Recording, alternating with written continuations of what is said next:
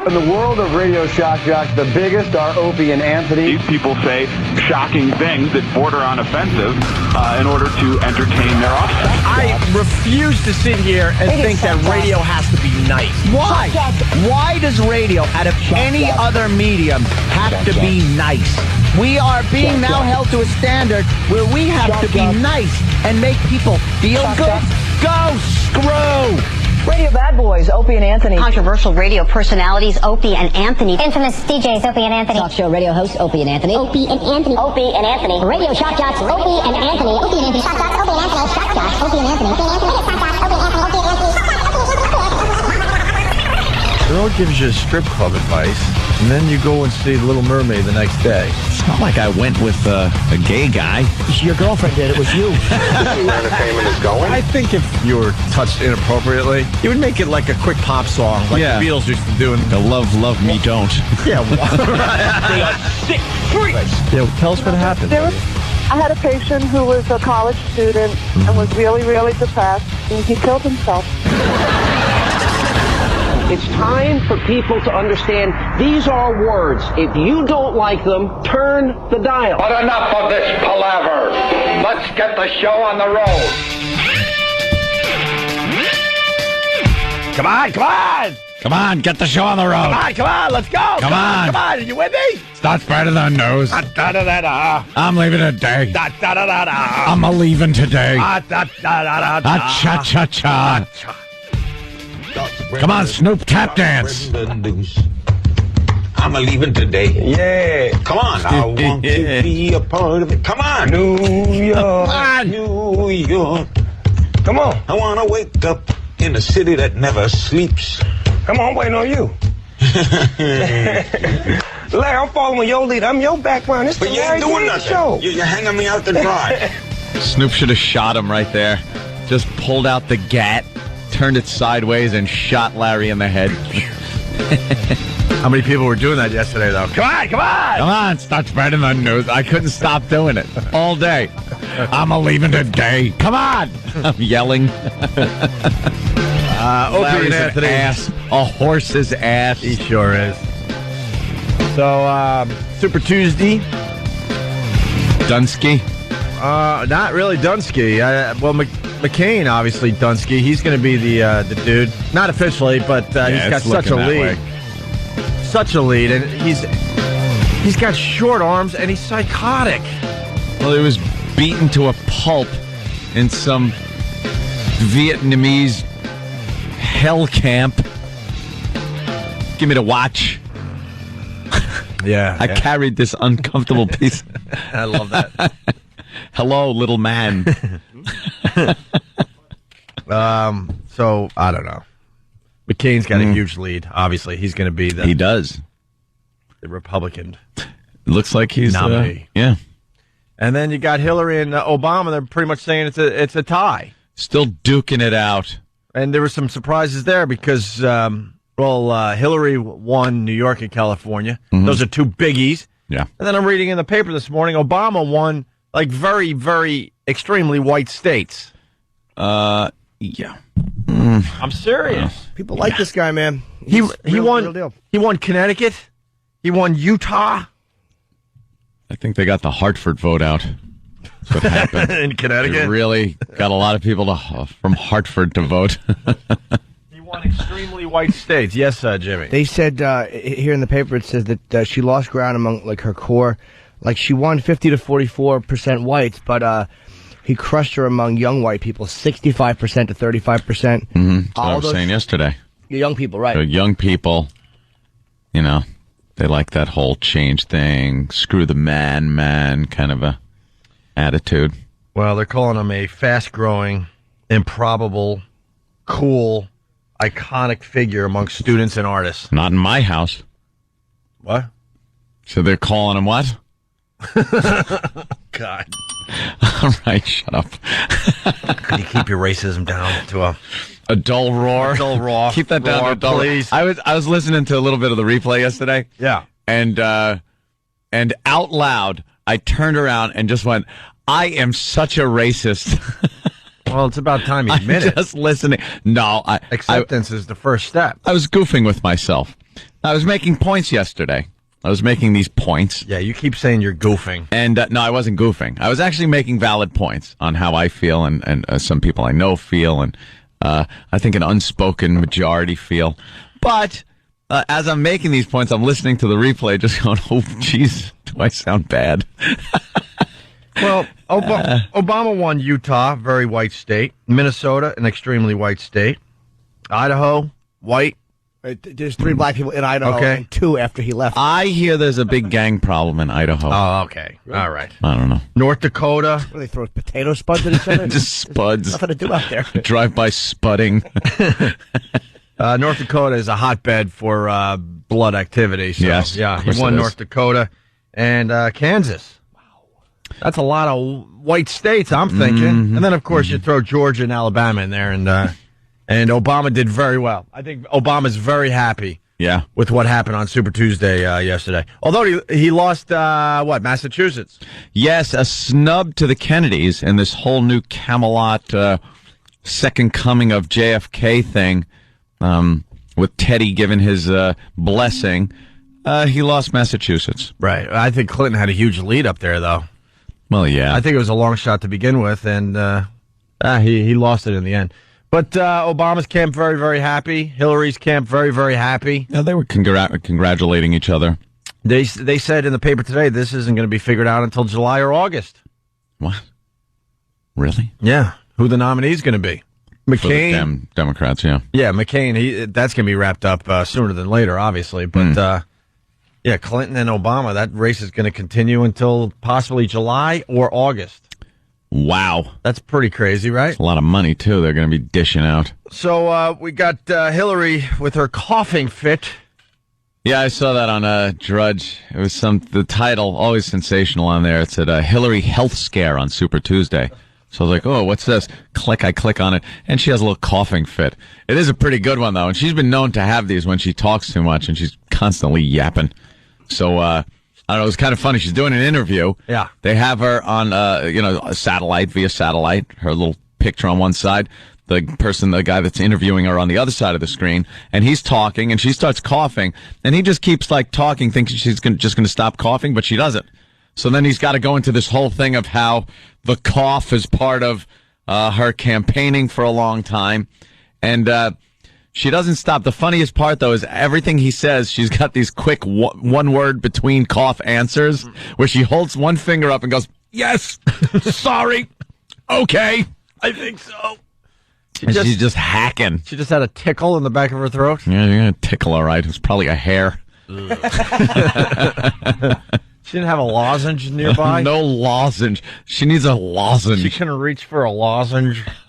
One of our old bits, words that we hate saying. One of them. Yeah, one of them certainly is lozenge. What a dumb word. Jimmy, say it. I love when you say lozenge. Lozenge.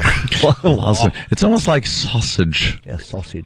Sausage. Say it at home, lozenge. Frank Santarelli, the comedian from Boston, he was on The Sopranos, he was Georgie, he was the driver that always... Sure, yeah. He's a funny comedian. He has a bit on words like that, and one of them is lozenge. Lozenge. Maybe that's where we got it from. Probably Santarelli, yeah. All right, here's Hillary coughing her brains out. How will you use your husband, Bill Clinton, in the administration? We assume you won't be... You know, this... Sorry.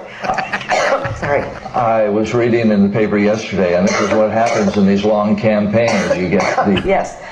Well, you know what? I won't hold you on here any longer because you probably could use some water there. Senator, thank you. Hillary Clinton, live from New York. Stop, you're spilling it.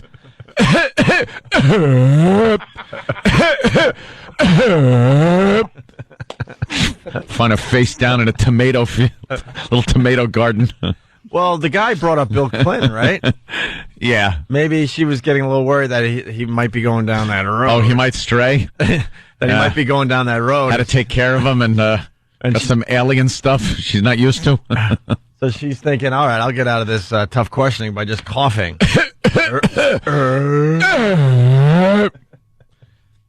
walking around doing the interview with an orange peel in her mouth, trying to scare the reporter.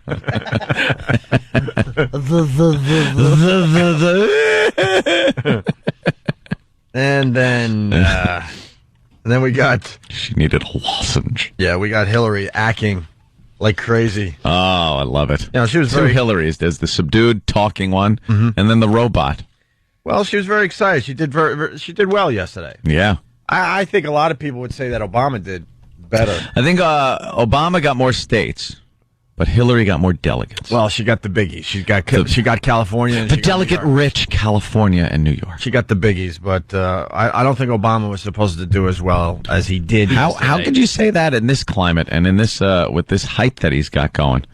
He has got some hype. I'm not surprised at anything that this guy does as far as results go. Well, that's why Hillary's camp very, very nervous because the momentum is continuing, and they don't know how to stop the Obama train. They don't know how to stop that momentum. I was listening to Ron and Fez yesterday, and Earl, Black Earl, was talking about Obama like he does constantly. All he does now is put up his fist like a black power sign and goes, Obama, 2008. Like, oh, just stop it. And he was like, the excitement behind this guy is amazing. Because I was in Brooklyn yesterday, and all I saw was signs and people just chanting Obama, Obama, and they're walking around. So I walk over to one of my windows, because I'm home listening, and I peek out. I don't see this excitement and signs that Earl's talking about. My neighborhood, I didn't see one sign. Not one person chanting Obama, Obama. You opened your window and heard fear. I just heard the silence of fear. You just heard a lot of fear. I heard deadbolts locking. That's all I hear in my neighborhood. I'm liking this Obama more and more every day, man. He's becoming a pop culture icon. Well, the youth of America just loving this guy. Oh, really? Yes! Will you wake up and read an article? Wake up. My eyes are open, my friend. The youth of America are loving this guy. We all know how smart they are. Well, they're coming out in record numbers to vote, too, so we'll see what happens. Here's Clinton after Super Tuesday talking to some peeps. I see an America where we stand up to the oil companies and the oil-producing countries, where we launch a clean energy revolution and finally confront the climate crisis.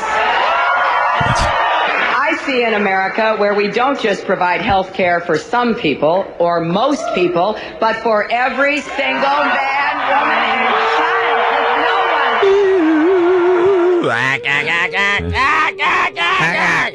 And I see everyone becoming a millionaire. How do you see that? How does she see everybody getting health care? I know. Tax the crap out of everybody that's worked hard their whole life to make something of themselves and turn the United States into a socialist nation. That's that. Whenever you hear change, big change in Washington, we need change. It's socialism. Will you relax? What? I'm doing very well these days. I worked my ass off my whole life. Finally, I get to sit back in a little bit of comfort, and I'm going to have to cough everything up for socialized goddamn medicine and socialized social programs because these idiots, it won't change their life one iota. Go screw. I've had it. I've had it with Democrats and liberals and people with this dream, this goddamn false dream that everyone's going to share. Go to Russia. You're goddamn communists. They're all communists. You're obviously on the fence. Yeah. How do you really feel? You know, Anthony, our lifestyles will not change. We like we like people to think we're white trash, shock jocks, but I have enough money to live. You do. Yes, I do. I don't. Well, stop spending your money because we got to retire soon. I'm not spending a lot of money. You just have this misconception of what being able to live the rest of your life with is. It ain't what we got. I can live the rest of my life with the money I got. Not in the comfort you are accustomed to. Are you insane? You can't. My comfort is different than your comfort. Believe me. I lived like a college kid until 6 months ago. Doesn't matter. Well, and now I'm going to live like I'm just out of college. A college kid with a hell of a mortgage. Because I know that mortgage I got ain't no fun. I'm not worried about the health care for every individual in the United States. You're not? Well, I'll tell Where's you. that money coming from? Well, that's what I want to know, Hillary and Obama. Where's the money coming from? Listen. So every Tom, Dick, and Harry can have health care. Listen, health care will get a little better if Clinton or Obama get into office. A little better. Dude, well, she's saying every American. It ain't gonna happen! She's preaching it. There's not a politician in the last 30, 40 years that have made drastic changes She's like going to that. try it. She's going to get it. She's going to get it where it's all a little better. Tax a little the better. crap out of everybody. It ain't happening. And that's the point I was trying to make here. These stupid politicians, they get up there and they just make up crap. Do you know what they consider wealthy? $100,000 a year per household.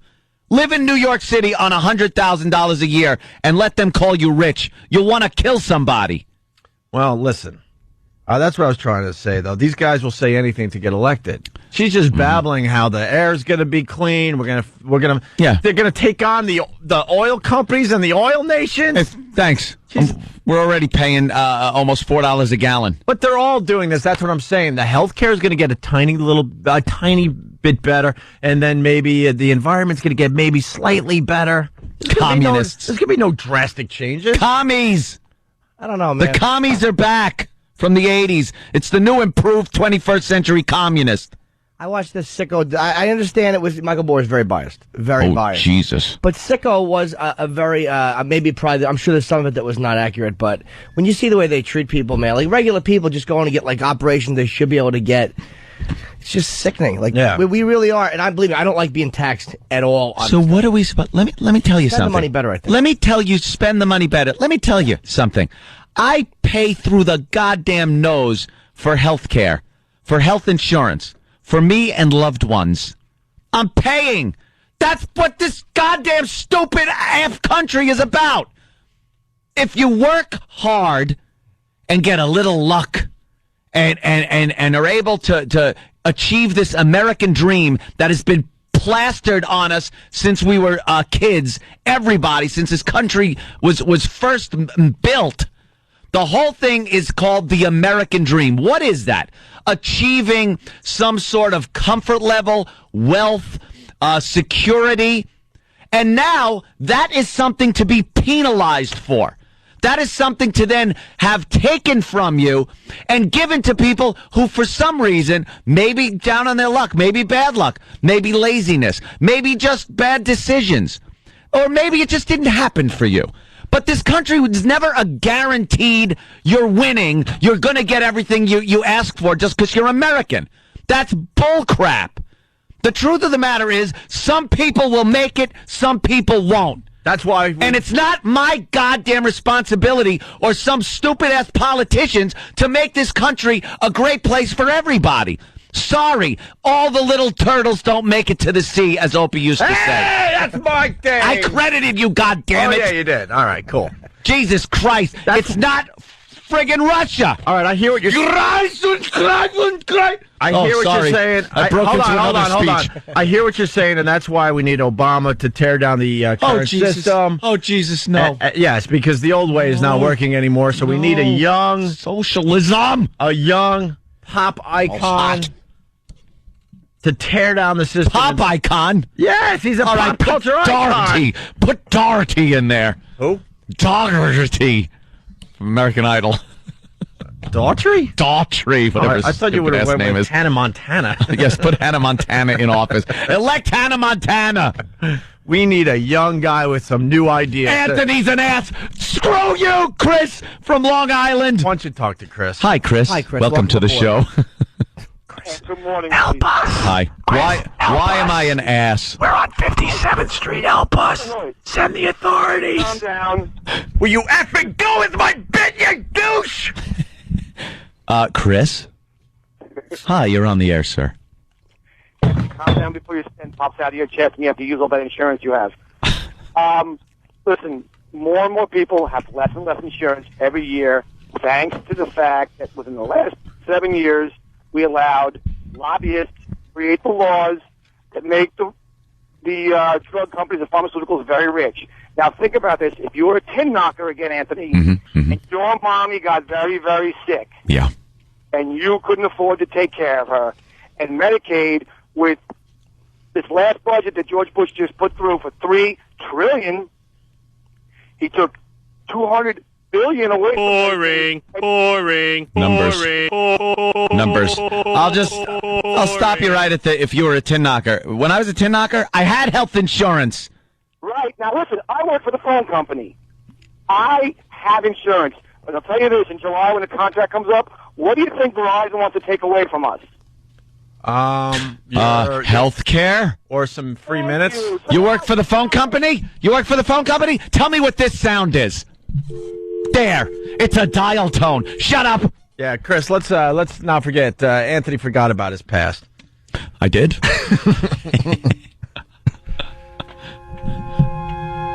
I was insured. Yeah. When I worked. Here it is. Here's the new national anthem. If Hillary or Obama is elected. Here it is, right here. We'll be asking for Russian blue jeans. I think you're getting. I want some of those Russian blue jeans, and we'll be online for toilet paper. I think Obama's making you a little nervous. A little. Jesus Christ. I think you're starting to realize that this guy's got some momentum. We will be... He is going to ride the momentum to the White House. A socialist nation where only the politicians are the wealthy elite because they run things. There will be no more classes. Everybody will be on the same level. The government is going to get their mitts into everything. Business. We're all going to be the same. We're going to get our bottles of vodka to go home with so we can drink and forget about the crap we're living in. This is not what this country is based on. Now I know what happened to working your way up to get what you have. That's what this country was. It's not easy. It's not supposed to be. It's not supposed to be. It never was. This country is never a place where somebody comes and goes, take care of me. When the frig did that happen? It's a place that you work your ass off and you might make it. You want a place where you're guaranteed to get stuff, but everything's mediocre and milquetoast? Move to Canada! That's why we need Obama. No! Holy Christ! Holy Jesus! All right, listen, we got to take a break. When is Premier Obama stepping in? The Premier! Don't call him President. Chairman Obama. He's got that momentum. I can't wait to see him bang his shoe at the UN. He's a pop culture icon. You can't stop him. Khrushchev reference. There's YouTube videos that are taking off. I went back a little too far. Well, yeah. Hey, give me the YouTube video of the Barack Obama YouTube video. I'm disgusted. Why do these people in this country feel they're guaranteed? It's not a guarantee, this country. There's not a right to health care. I'm sorry. I really am. Say it. Obama. No. Obama. Come on. Rock around Barack, remember? No, what? You know, rock around Barack. I'm not rocking around Barack. Yes, you are. Or Hillary. No, Hillary's out. The momentum is it's socialism. 1, 2, 3, 4, 5, 6, 7, 8, 9, 10, 11 o'clock. Barack around the clock. All right, it is catchy. Come on, everybody. Man, let's go, Barack. Woo!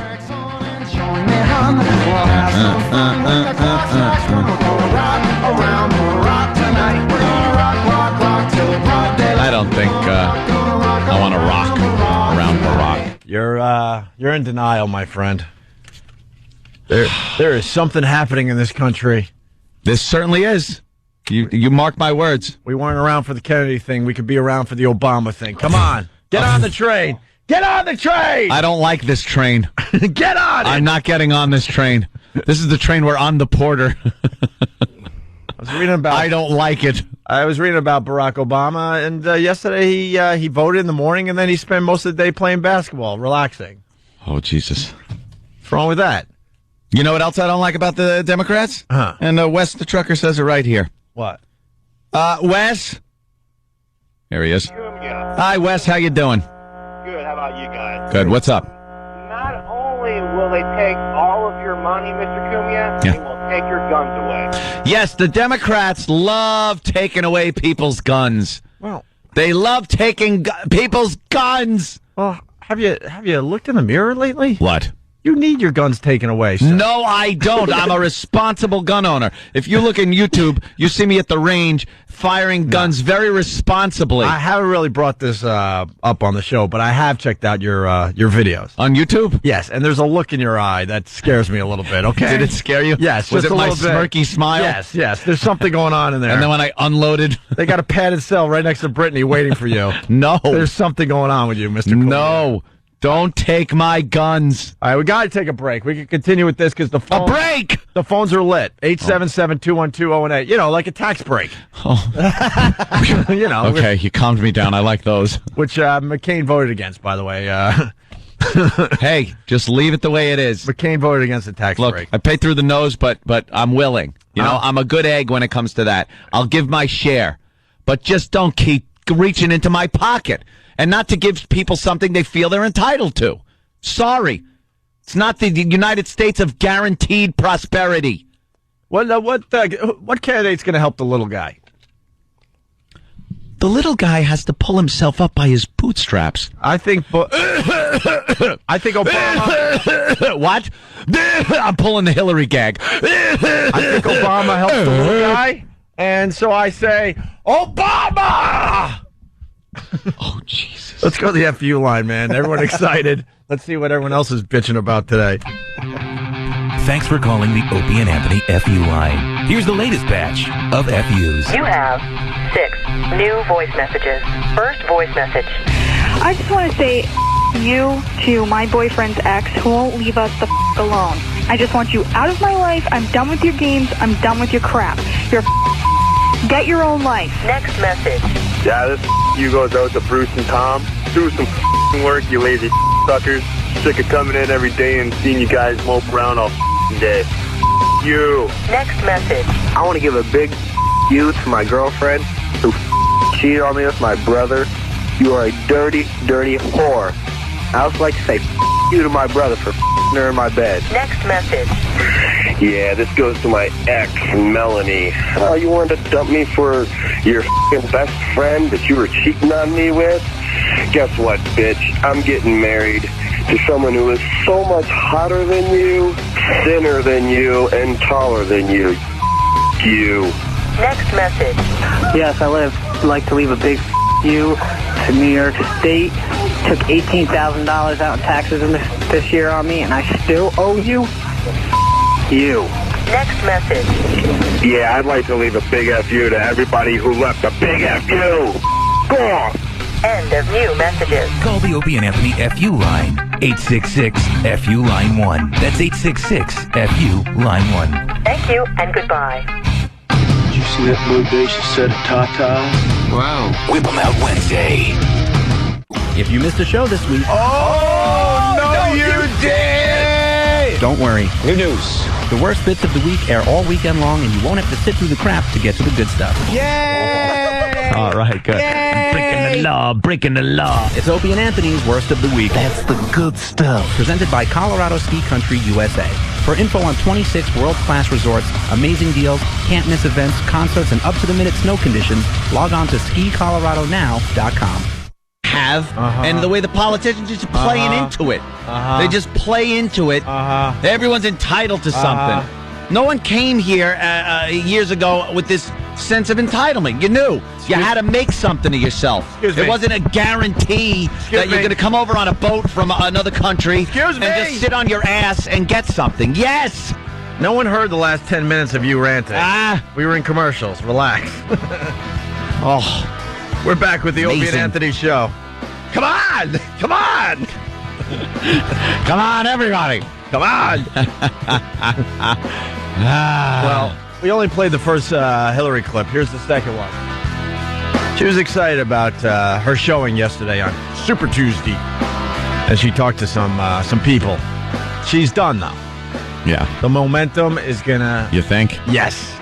It's going to be Obama, and it's going to be McCain, and Obama is going to win. All right, I just hope that goes hand in hand with your prediction of the Patriots victory. Yeah, well, a lot of people are starting to say that. And just like the Pats, I was on the Obama train very early. So yes, you were. Here we go. Hillary's little speech yesterday. Tonight, in record numbers. You voted not just to make history, but to remake America. People in America, Samoa, Arkansas, Massachusetts, New Jersey, Oklahoma, Tennessee, and the great state of New York. The great state of New York. She's screwed. You can just feel it. You can just feel it out there. Yes. I don't know. You got to at least agree that Obama's going to get the nominee, right? The nomination. You know something? I don't know. You really think Hillary could pull this out? I don't know. Because, pull it out. She's right there. She's actually. Well, they're calling it neck and neck, but they're saying Obama did much better than they thought he would on Super Tuesday. I don't think he won did more better states. Than they thought he would.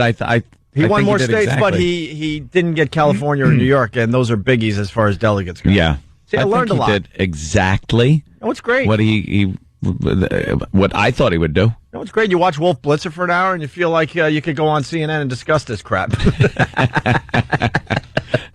Get on there. I don't think they want me on there. I yell too much. We got Scott from Hop Hog. He writes, rock around Barack tonight. Come on, let's go. Rock around Barack. Come on. We're going to rock around Barack tonight. Come on. All day long with that. Oh. That's why you got to linger longer, man. You got to get in on the inside jokes here. I just want more? I don't like the whole pitch with Obama is change. Going to change. We need change. It's time for change in America. It's time. Do we really want that much change? I say yes. Because we're going down the road to socialism with all the change I see that they want to do. With every one of these little things and programs and stuff. That's what I see. It sounds great. How about this, Ant? You love going to the casinos, and you love going all in, right? Yeah. And that's exciting, right? Very exciting. I say America goes all in, and let's see what happens. This is all in, but what if we get? I know we got a 2 and a 4 offsuit, but let's do it. What if someone sucks out on the river? and we lose. Let's just think in casino terms. Let's all get together and go all in and say, all right, I'm with you. I want to go all in on this hand. Oh, by the way, today's the day where we endorse one of the candidates. Oh, we do? Yeah, today's the day because everyone else is doing it. So, all right, is this going to be now? You look at a couple like Arnold Schwarzenegger. Well, he was called something else last night on the 10 o'clock news here in New York. No, they didn't. Oh, yeah, they did. Did they say Schwarzenegger? They said Schwartzright. What? They said Schwartzright. They messed up the second half of his name? Yeah. How did they do that? Oh, yeah. Oh, yeah. And I want to thank one of our fine, faithful listeners for bringing it to our attention today on the instant feedback. But I guess someone said it a little too fast and yeah, it was a biggie. Ooh, how? They got the first part right. Yeah. Let's just put it that way. Oh, God. All right. All right. I guess I don't think that us. Is that Imus? I don't think helping get most people health care within reason is socialism. Like, I don't want to. You don't. Of course, I don't want a redistribution of wealth. It is. I think that so much money is wasted. That's where the problem is, because the insurance companies, I don't trust them. Like, they really do have people whose whole job it is to make sure that the insurance company says no to legitimate requests. The pharmaceutical companies, I know it's a free market, but they are allowed to charge anything they want. I mean, there's no balance for them to have to if that was their plan, Jimmy, I would be all for it. Well, do you agree? Take that. I don't think there's any pill on the face of this earth where a prescription is worth $500 for a bottle of pills. It's ridiculous. Things like that. The insurance premiums from these insurance companies for health care is ridiculous. Every few months, my bill goes up for health insurance.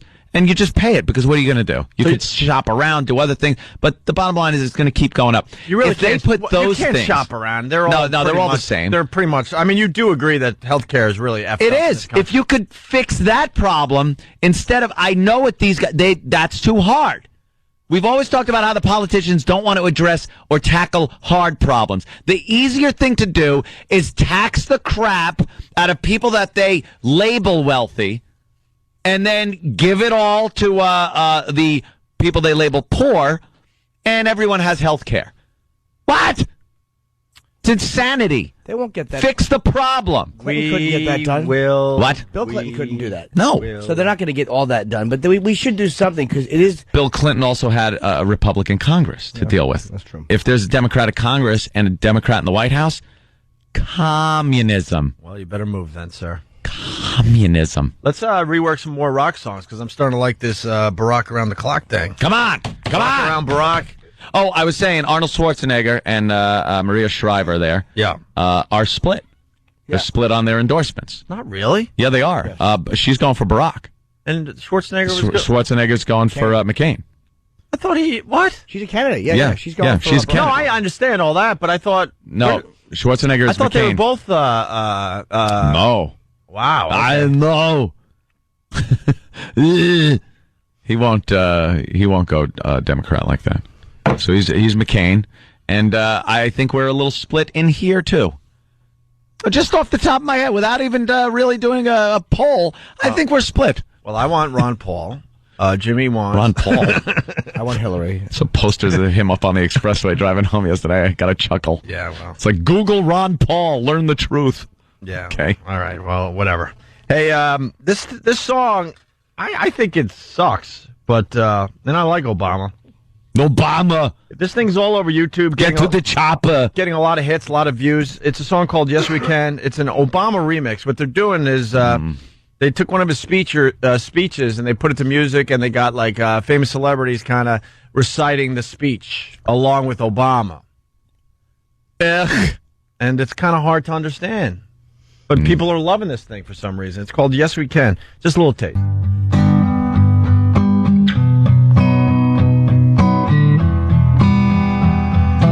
Should be called Yes We Can if Frank Sinatra says so. Wait a minute. Spinal Tap. Thank you. Cutthroat. He writes, what the F happened to Hawaii? America Samoa? Yeah, Hillary did say America Samoa. American Samoa. What is that? Hawaii.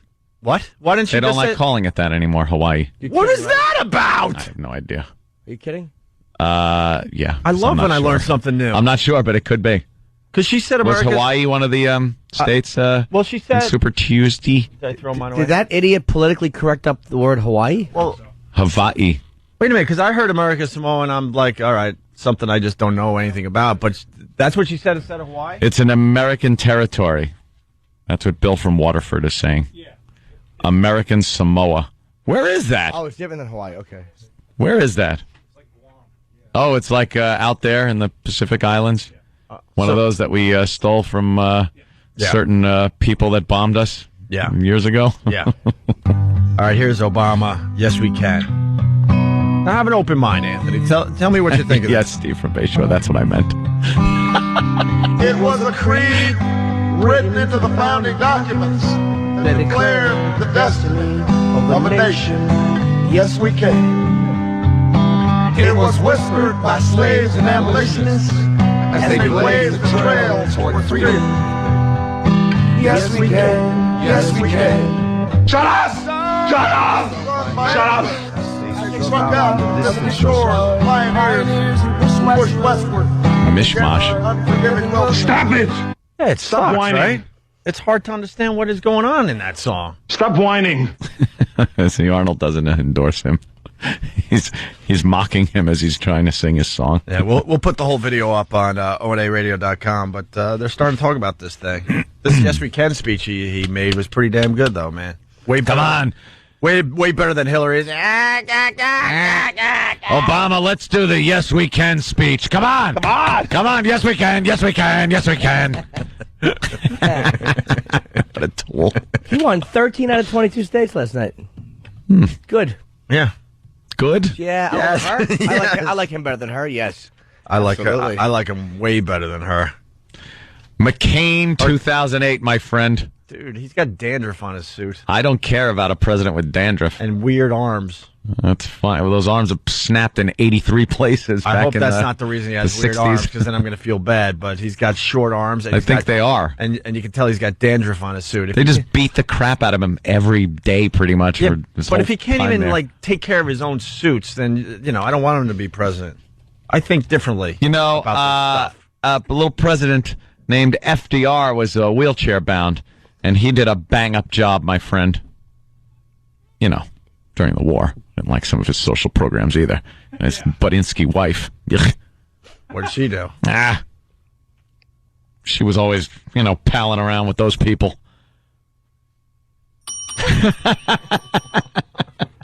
Hey, we got a... It's actually from an All in the Family episode. We got Josie. Josie's on the line from Long Island. Josie? Yeah? You're a young black woman? Yes. Yeah, but how black are you? Fully. Josie. Like how? Like, Like, remember that Caribbean chick from yesterday? Yes. Practically my mom. Okay. Oh, very nice. I saw a black girl yesterday crossing the street. I was going the other way, so we pass each other. And she was really hot. Really hot and real dark. Mm-hmm. And every so often I get this not really a fantasy. It's this thought in my head of going, and I get this thought like, I wonder how much my family would freak out and my grandma if I brought her over to like Christmas dinner. And just said hi and walked in the house. Be laughing on the air because I snort when I laugh, and that's the last thing I want to be on. Ooh, you like to snort a when you snorter. Laugh. What do you got, Josie? I completely agree with Anthony. Oh, do you? Like, I'll be honest. I've had a hard life. When I was 16, I got pulled out of my mom's house. And at that time, yeah, I did the food stamps thing. But as soon as I was 18, over and done with, did what I needed to. You got yourself a job and... You got yourself a pimp? Yeah, exactly. I went to school, I did what I needed to do, and I lived my life. Yeah. Okay? And that's the problem, In FDR, he put all these social programs in, but they keep forgetting it was short term. Yep. It's not meant to be forever. Well, they never take away and put things back the way they were when they say short term like that. Whether it's tolls or these social programs, or putting clothes on, strippers, things like that. Yeah. What they should be focusing on, instead of trying to pull more money out of our pockets, is instead like reallocating the budget, like putting it where it needs to be. Mm-hmm. Like, stop the cycle of deadbeat parents having kids who just become deadbeats and keep taxing on us.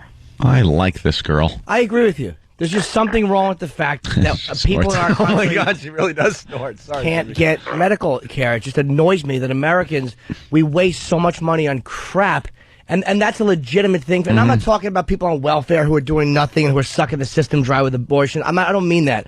I'm talking about people that legitimately work, just don't make enough money and can't get care because the insurance companies are vultures. Well, you know what then? True change in Washington would be true change. Not tax and spend Democrat crap, business as usual. True change. Tackle some of these issues with the healthcare providers, with the pharmaceutical companies, with the American government the way it is, with its irresponsible spending, and take all that revenue and use that to help the people instead of taxing the crap out of everybody again and having that money go to where it's not supposed to go. Why take more money out of our pockets so some fat chick down the street who has 3 kids at the age of like 22 can feed herself? Thank you. Oh. You know what? Open up. How about a state Anson Love. school? Anson Love. Josie's great. I got jungle fever now because of Josie. Now all we have to do is bleach you. But Aunt's really in love. No bleaching. Aunt's very in love. But... See, I'm not judging her on the color of her skin. I'm judging her on the content of her character. Are you? And I like the content of her character. If we were on TV, this would be a different interview. It would not. If you were able to see her. Where are you? Wyandanch or Brentwood? That would be black neighborhoods for the rest of America. She's from Long Island. Yeah, what part of Long Island? Bellport. Well, yeah, exactly. You're on the border. Let's be honest. There's the good part and the bad part. That's the true. Part is mostly white, and the bad part is basically black and Latino. All right, Josie, we got to go because we're heading toward a break here. But thank you so much. Thank you. Look at that. I'm endorsement. I listen to you all the time. And Anthony, don't listen to anything that these ignorant pillow-biting wussies want to say. Hey, our names Josie. are Opie and Jim Norton. Oh, no, don't even get me started. No, Norton's okay. Norton can be a pillow biter because he's cute.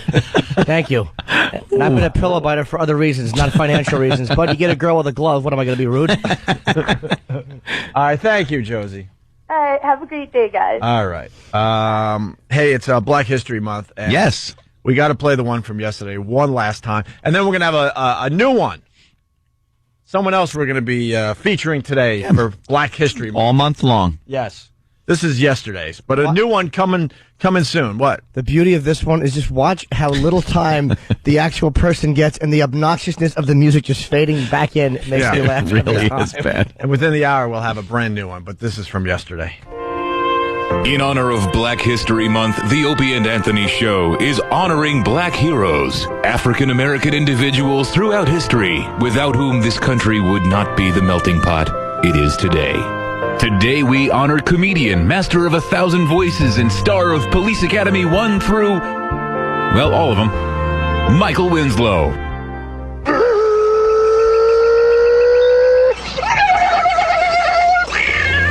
He does these impressions, it sounds just like the real thing. Stay tuned for more icons of black history on the Opie and Anthony Show.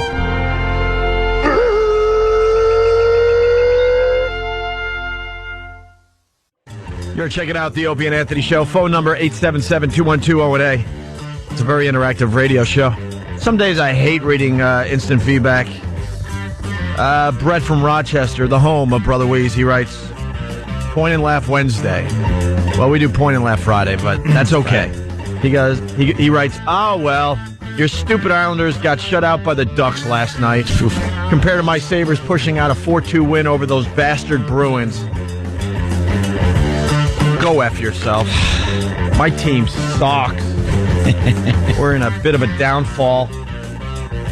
Downfall. And the stupid Giants and their... Good movie. And the stupid Giants and they're celebrating here in New York City. Enough! Yeah. The headlines of the paper. That's all it's been for the past couple of days. I want to just find the regular paper at this point. The papers here in New York, they have a special 50-page pullout that is covering the real paper. Yeah, you can't get to the paper. So I don't even know where the real paper begins anymore. I want to read about Obama and Clinton and Mitt Romney and Michael Huckabee. Who's just messing up everything. Go away. Just go away, Huckabee. It's McCain's time now. He's gonna get the nomination. If he doesn't have a temper tantrum, I'm thinking McCain's going to have a temper tantrum, and he's just going to completely blow it. And then next thing you know, it's going to be Huckabee up there. Like a president with a bad temper. Yeah. I don't want one of these guys in there all wishy-washy and not honest. I want to see someone get out there and get angry. Yeah. A lot of conservatives don't like him. Ann Coulter doesn't like him. Rush doesn't like him. Hannity, he's not conservative. Which makes me like him. Yeah, he's not as conservative nearly as Bush. I don't want a ultra-conservative, that's for sure. We've had that. Yeah, and like real talk shows are going after McCain, so who are they endorsing? I don't know, man. Because they usually... Romney? Just about all of them go Republican. They really want Romney. Yeah, that'll happen. Good. All right, let's say hi to Gennaro in Florida. Gennaro, changing gears a little bit. What do you got for the show? Good morning, fellas. How you doing? Pretty good. Hey, what's going on? Love the HBO special. Thanks, buddy.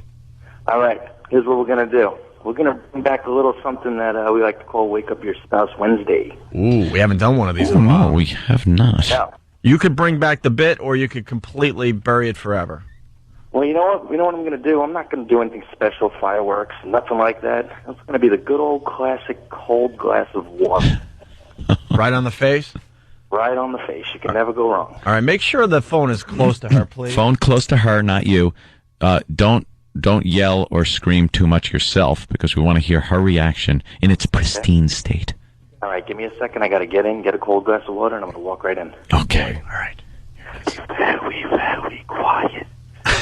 What a douche. Here it is. Gennaro from Florida. Wake up your spouse.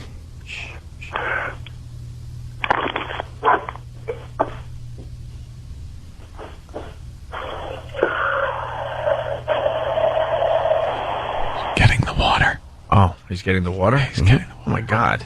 How about you prepare ahead of time? He wanted it to be cold. Oh, that's true. Gennaro. Yeah. Are you ready? I'm going in right now. All right, he's going in. Shh. All right, he's going in. Water in the face. Wake up your spouse Wednesday on the Opie and Anthony Show. Here we go.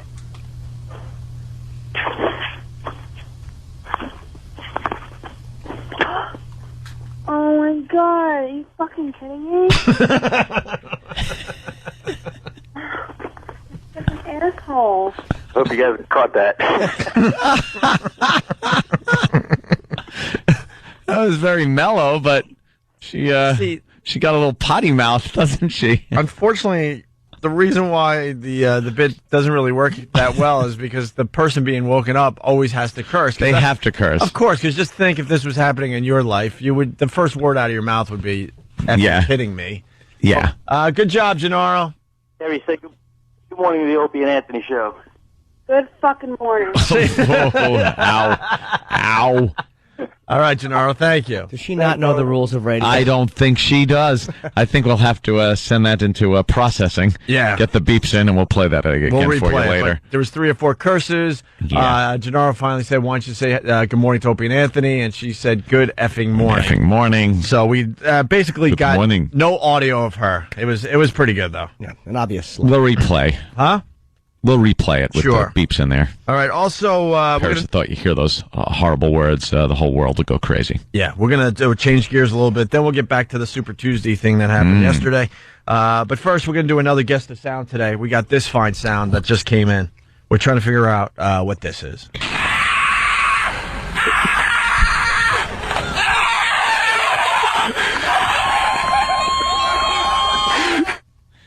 Me looking at Super Tuesday results. No? Bob Kelly in the fourth quarter of a Patriots.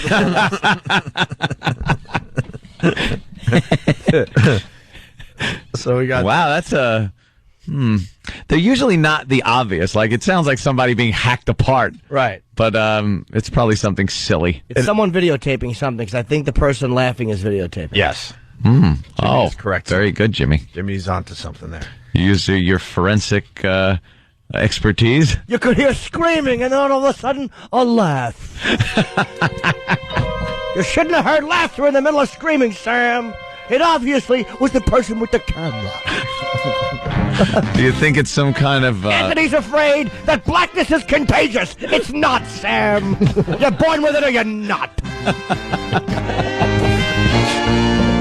Does it sound like that person was in some kind of distress? Alive, dead? Do you think it was natural causes? What did that sound like? I don't know. I can't tell because of the 80 decibel song coming through my head. Sounds of one thing, E-Rock. I'm going to be deaf, and you're going to be accused of murder. Jim C. I love Jim C. I can't get enough of Jim C. With his flat-ass girlfriend. Turn the music louder. They can't hear it, Sam. Well, Clarence, get your tiny genitals away from me, Sam. Stop with the magnifying glass underwear. You're not fooling anyone. Jim C. Jim C's a 5-line pony. I love him, though. Those 5 lines are gold. I was thinking of Jimmy yesterday. I think it was on TMZ. They had a little audio of 50 Cent. Mm-hmm. And he said there's only one celebrity out there that would make him very, very nervous. Or has made him nervous, whatever. And that would be Robert De Niro. Really? Yeah. Good old Bobby De Niro. And it just made me laugh because I was thinking of Jimmy's De Niro impression. Do we have De Niro's speech that he made? He made like a little speech about backing Obama. Yeah, where is that? We asked for that. Where's that? Do we have that? Do we? Because from what I hear, I haven't heard it, but from what I hear, it is exactly as Jimmy describes him. I want to hear that, because now that I know he's afraid of 50 Cent, that's even funnier. And they say 50 Cent is worried about me. I'll give you $1. Fidgeting papers, stupid. All tentative with his talking. And awful jokes. It's just horrid jokes based on his movies. Yeah. Do we have that audio? Fantastic. What? Well, let me see. I look on Foundry. Steve is just wandering. You all right? What are you doing? No, we did not play it yesterday. I like your shirt, Steve. It looks like the big bird of Foundry crapped on your shoulder. All right, get out. Put a big logo. Will you go find the De Niro audio? Please. For the love of God. Executive producer, please. Jesse in Jersey, what's up? He had his stomach stapled, Sam. Go ahead, Jesse. Hey, I just wanted to guess the sound. Hey, Anthony, does that happen to be your liver? My liver.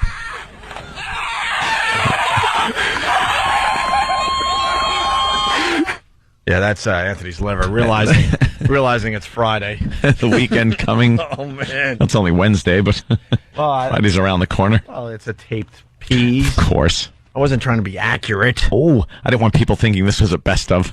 Oh, okay. Hey, could they?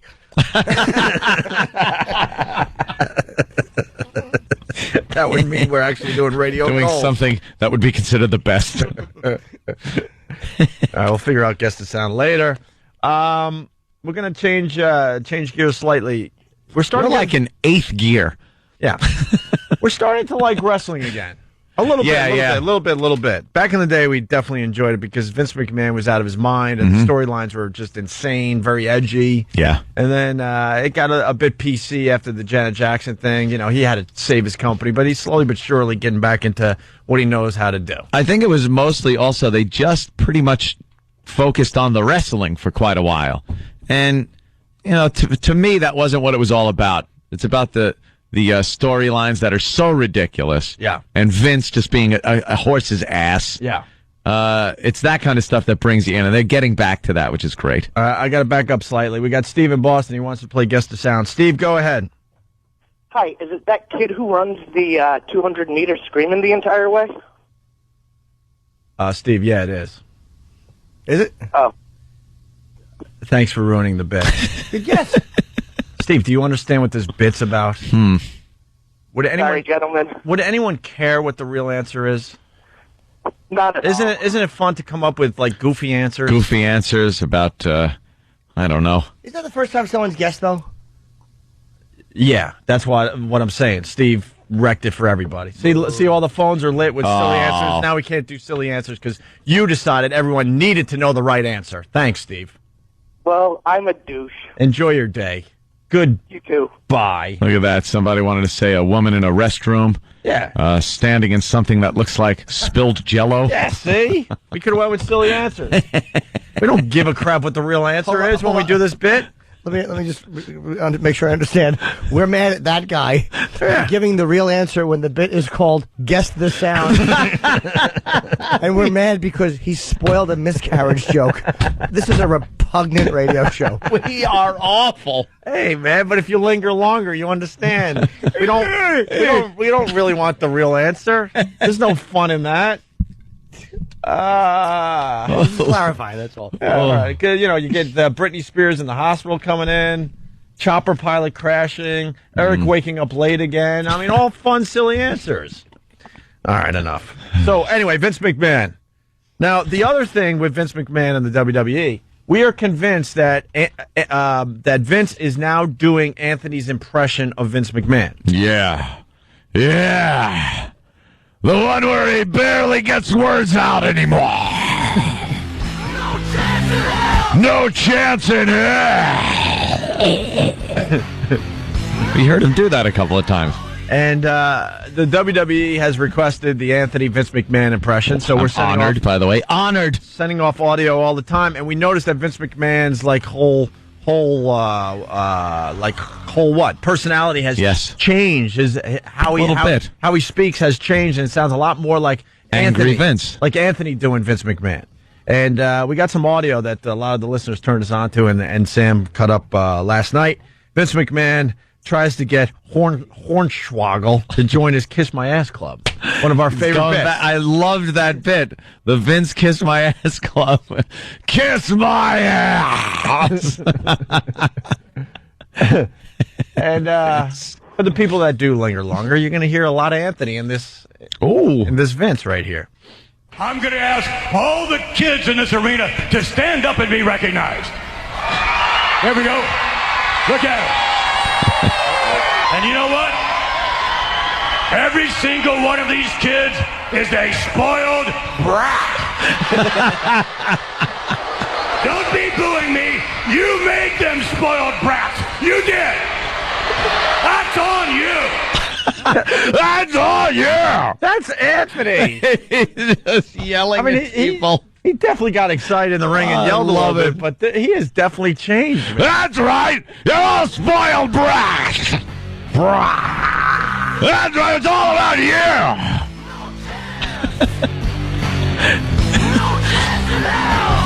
Kiss my ass. The Kiss My Ass Club. What the hell is that? Very exclusive. Can I go backwards again? Because someone on in reverse, someone on instant feedback doesn't get it. See, there's many layers. I hate to like say this today, but there's many layers to my genius. Ooh, many layers, like an onion. Someone on instant feedback, Opie, why did you take the call? Stop bitching. That was another layer of my genius. I knew exactly what I was doing there. You dope. Why'd you take the call? Why'd you take the call then? See, that was today's bit where I wanted to make the guy uncomfortable because he was guessing the right answer. And scene. Right. You idiot. And pun. I mean, just listen. My acting sucks. Of course I knew the guy was going to give the right answer. And then, how dare you? The whole bit was to make the guy uncomfortable for doing the right thing and guessing the sound. Your acting really was awful. Sir, this is the bit. You spoiled. You were raising the hand at the wrong time, gesticulating after you were done talking. You put that up while you're talking. And so, see, another great answer. Scott S. from Quakertown. Guess the sound, that screaming? Yeah. This person Scott writes, is that Lily leaving Aunt's house after paying off her bet? Her Super Bowl bet. Yes. When is that happening? You get I think she's busy this weekend. But probably next weekend. For the people that are too lazy sleepover to linger longer, Anthony won a Super Bowl bet, and he gets Lily from the Ron and Fez show to sleep over. Yeah, the lovely Lily is coming over to my house, and she's got to spend the night. It's like a horror movie. You got to survive 24 hours in my house. Yeah. All right, back. Is that Valentine's Day weekend or no? Oh, it might be. That's good. That's a healthy, loving atmosphere for Lily to be in. That's funny. A World War II loving gun nut. That's very romantic, Lily.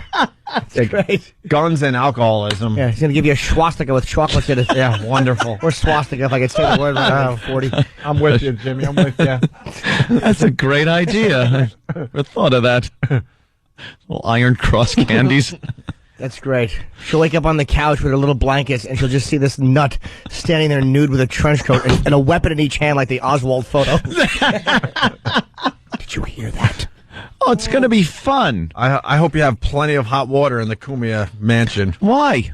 For the... the shower afterwards, so she could be in the fetal position? So she could take her crying shower. Over and over and over again. Oh. Hey, more Vince McMahon. Okay. I'm suggesting to you tonight, you parents, the only way to discipline your children so they'll never forget it, and I mean every mother, I mean every father, is to literally make your kids kiss your ass. He didn't even say ass. Kiss your ass. He never used to do that, I'm telling you. He didn't say the word ass. Right. Garlic butter slaw. Beep, beep, beep. So literally, kiss your rock. There you are. I can't believe we're actually taking a phone call from Flea, man. Flea. Oh. Flea's terrific. Yeah, is he? At what? Flea. Hi. Welcome aboard, kid. Hey. Hi, Flea. What do you got for the show? Jesus. Okay. I think it's pretty cool that you guys take my call. Hi. It's like, cool to call in because then I get on message boards and people go like, hey, Flea, I heard you. Hi, I'm Flea. Go ahead, Flea. No, the best part right before that bit is that Vince McMahon is bending down and they have a guy who's professionally buffing his ass. That is pretty funny. buffing his ass. A professional ass buffer. A professional ass buffer. Then he has to be like, oh my God, Vince McMahon's ass in HD. Hey, are your feet still yellow, Flea? What happened? Well, Flea Man was on Pal Talk the other night and letting everybody know what he does to keep his feet soft. And apparently, when he's in the shower, he does something all over his feet. Something you would usually use the toilet for. Well, not really. You would use the shower for that. Well, you can do it in the shower, too. Every morning. There are times. You know, Every morning. Make sure you aim for the drain. That's what I do. But the bottoms of his feet were yellow. It's just because of the camera. The camera? No, it's not the camera. And my lips are red because of the Accutane. Yeah. That's great. What do you do to keep your feet soft besides allow another gentleman to pin them behind your ears? And Flea, I got a question for you, Flea. My girl took notice that when I was hanging out watching the great radio show that is Than and Sam, you were staring at my crotch the entire time. Oh, God. And even Sam is nodding his head. You saw that, too? Yeah, there's a picture on the Than and Sam website that if you look at it, it looks like Flea is looking directly at your crotch through the window. Wow. You were creeping out my girl. How did I creep her out? You were staring at my crotch. I don't think I was. We got photo evidence. I don't think I was. You're like the retarded Keanu Reeves, and that's bad. He talks like he has a razor on the roof and on the bottom of his mouth, and he's afraid to close it too far, or they're going to cut him. Yeah. There's the picture of him looking right at. There's the picture of Flea lovingly looking at my crotch. God, Flea. Look at that. His head is tilted to the side a little bit. That can be found on thanandsam.com. Whoa. Oh, well. Is that look at that. Well, how about that? Hey, Our own little website. How cute. Watch out. We're going to have to... Teasing, of course. We're going to have to break out our A game eventually to make sure these guys don't... It's my third favorite show. Come on. Well, Opie, I'm sorry for... This show, Ron and Fez. All right. You guys. All right. Flea Man. Steve, maybe. All right. Dr. Steve. All right. You guys. All right, listen. Flea's gone. We got to take a break. We got Vince bringing out his son, Hornswoggle. That's the little thing, right? That's his, bastard leprechaun son. He's what, like 4 foot tall, tops? Yeah. We got him coming out and then doing the ass kissing. So please don't go anywhere. Really. Yeah. All right? It's Opie and Anthony. Man, we have lots to do still. Now, yesterday, we hit the streets of New York City, and we talked to a lot of black people to see who they were voting for. Yes. And I believe it was 6 out of the 7 said Obama, and one person said Clinton. Mm-hmm. And they didn't even acknowledge Republicans. No. They didn't even acknowledge. We forgot to talk about that yesterday. Well, today... We have white people on the street and who they're voting for. All right. We're going to get to that in a little bit, but we got to get back to the Vince McMahon thing. So, where were we? Vince was getting his ass buffed professionally, and he had addressed the crowd of children in the audience and told the parents that the only way to really discipline the children is and treat them is to have them kiss your ass as a parent. Right. And I gather now that his illegitimate son, what's his name? Hornswoggle. Now will have to kiss Vince's ass as an example. Is that what I'm led to believe? Yeah, well, it's all about tough love. Tough love. And if anyone could give tough love, it's Vince McMahon. So is this a lesson to other parents? It's a lesson, to both Hornswoggle and to other parents. Yeah. Hornswoggle. And we're flattered because it's very obvious that Vince is now doing Angry Vince, Anthony's impression. But he's Vince McMahon, so why would he do someone else's impression of himself? I'm really confused. I love this Vince. He's just upped it a bit. Yeah, he cranked it up. He's always been like this, but he went the exaggerated route, which I really like. Yeah, because Anthony really threw it over the top with his impression where, he doesn't finish words and all that. And now he's not finishing words. He's really angry. Look at his face. That picture's great. It's just amazing. He's such an ass. I love him. I wish he was my dad. He plays it perfect. Right. That's the ass buffer. Look at them buffing his ass. He's a grown man. You can go His pants are down. You could go to YouTube.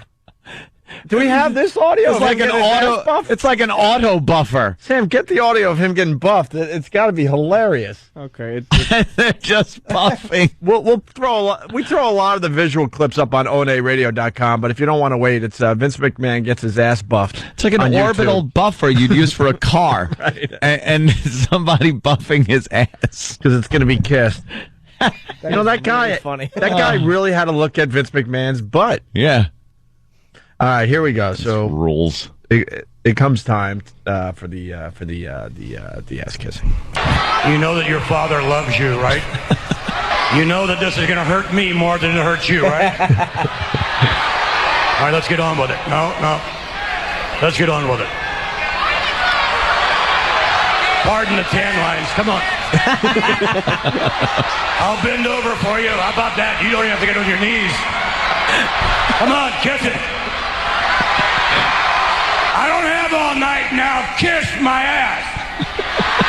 I said kiss it, you little bastard. Jesus. You little bastard. It's just hilarious. Oh, God, I love this Vince McMahon. More of this, Vince. More of this. More Vince. More Vince, more edginess. More of these storylines. Absolutely. Oh, that's too goddamn funny. More hotness. All right, kiss it. Come on, Hornswoggle. I don't have all night. I'm your father, and I said kiss it. And I mean kiss it right now.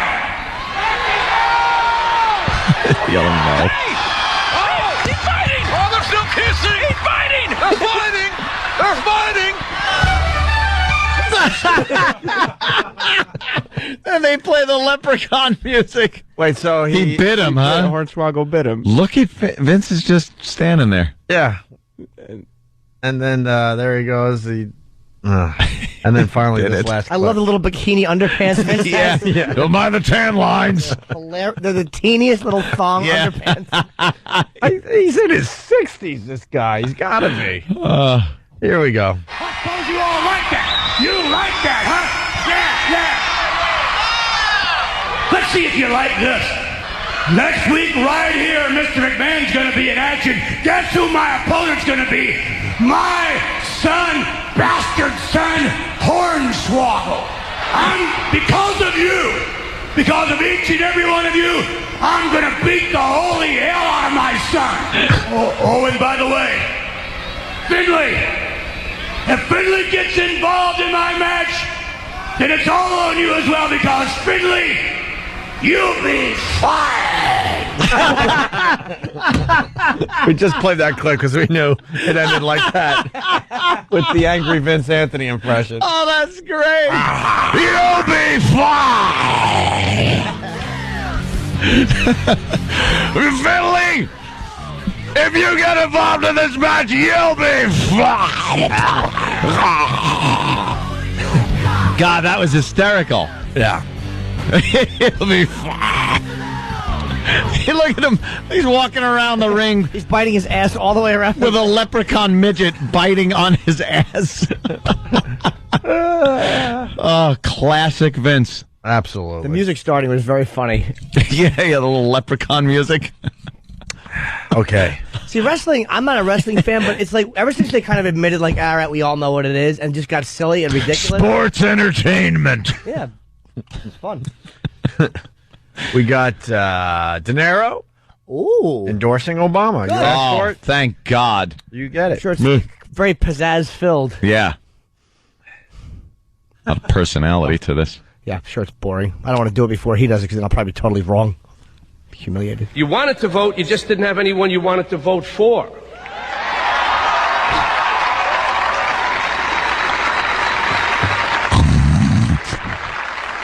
Well, you know what? I felt the same. I felt the same. Until now. With youth leading the way, we are answering Barack Obama's call. It is a call to action. Can you pause that for 1 second? Just a correction, Bob. You are wonderful, but you don't say with youth leading the way, we, as if you are one of the youth. He did a movie called Bang the Drum Slowly when I was 1. This sounds very different. Doesn't sound as scary. No. Action. It is a call to take back our government. It is a call for change we can believe in. They don't even know when to applaud. A call to band together, all of us, to elect the next president of the United States, Barack Obama. All right. It wasn't that bad, but There's no pizzazz in there whatsoever. The people don't even know when to start applauding because he's just like, yeah. Usually there's a lot more energy when that goes down, right? A call to arms. Everybody has to elect this guy. It's like, excuse me, could you act? How about this? Do Jake LaMotta endorsing him. Yeah, just grab one of your characters. Yeah, or do Jimmy Conaway and then choke Hillary with a phone cord while you introduce him. All right, Super Tuesday was yesterday. We sent one of our guys out onto the street, and his job was to talk to white people to see who they're voting for. Now, yesterday... Well, actually, if I could just comment on something that we just listened to, De Niro, I think it'd be funny if some guy walked in as he's giving his speech and goes, hey, some just stole the election.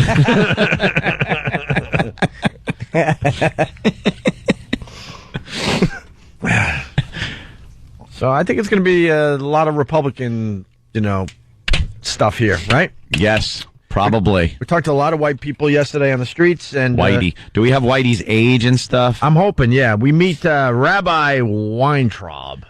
Whoa, that's not going to be a Republican. I'm Simcha Weintraub from Brooklyn, New York. How old are you, sir? 54. 54. What do you do for a living? I'm a rabbi and a social worker. Didn't he say I'm rabbi? So why would you? Yeah. All right. I'm a rabbi and a bartender. 54-year-old rabbi. Who is he voting for? Jewish guilt. I'm guessing Hillary. But then, yeah, I would say Hillary. He's probably liberal, but he's probably from Crown Heights. We all Yeah. put a little bit of strife there. Yeah. I'm voting for Barack Obama. Wow. Oh, wow. Because I see him as a man of integrity with a lot of good ideas and possibility for real change here. Okay. All right. There you go. Anything else with the rabbi? No, the good rabbi threw me for a loop there. Okay. Let's meet Charlie. From New York City, and my name is Charles Welch. Charles, how old are you? I'm 67. What do you do for a living? Big lamb. What does he do? Bake lamb? Oh. Bricklayer. Oh, bricklayer. Oh, he's McCain. He's voting for McCain. McCain all the way? Yeah. What do you think, Hillary. Jim? Oh, Any particular reason why? Yeah, she's for the union, she's for the people. Oh, okay. You're a union man. Yep. How long you been in the union? 1955. It's a long time. Got that right. I'm not interested. 1,955 years? Yep. We're 19 minutes, 55 seconds. He just joined. He was a scab all his life, and they finally caught up with him. Now he's all dedicated. Yeah, now he's got his card. They made him wait. Yeah, a lot of those union guys will probably go for Hillary because they're probably like, I don't know if he wants a black president, but they got to go with a Democrat. Let me hear the last part of that clip. 1955. It's a long time. Got that right. I'm not interested in anybody but Hillary. Wow.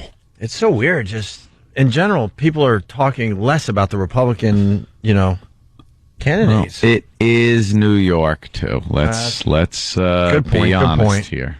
All right. Next, we meet David. Wow. These are all white people, by the way. David Johnson from Westchester. All right, what do you do for a living? Lawyer.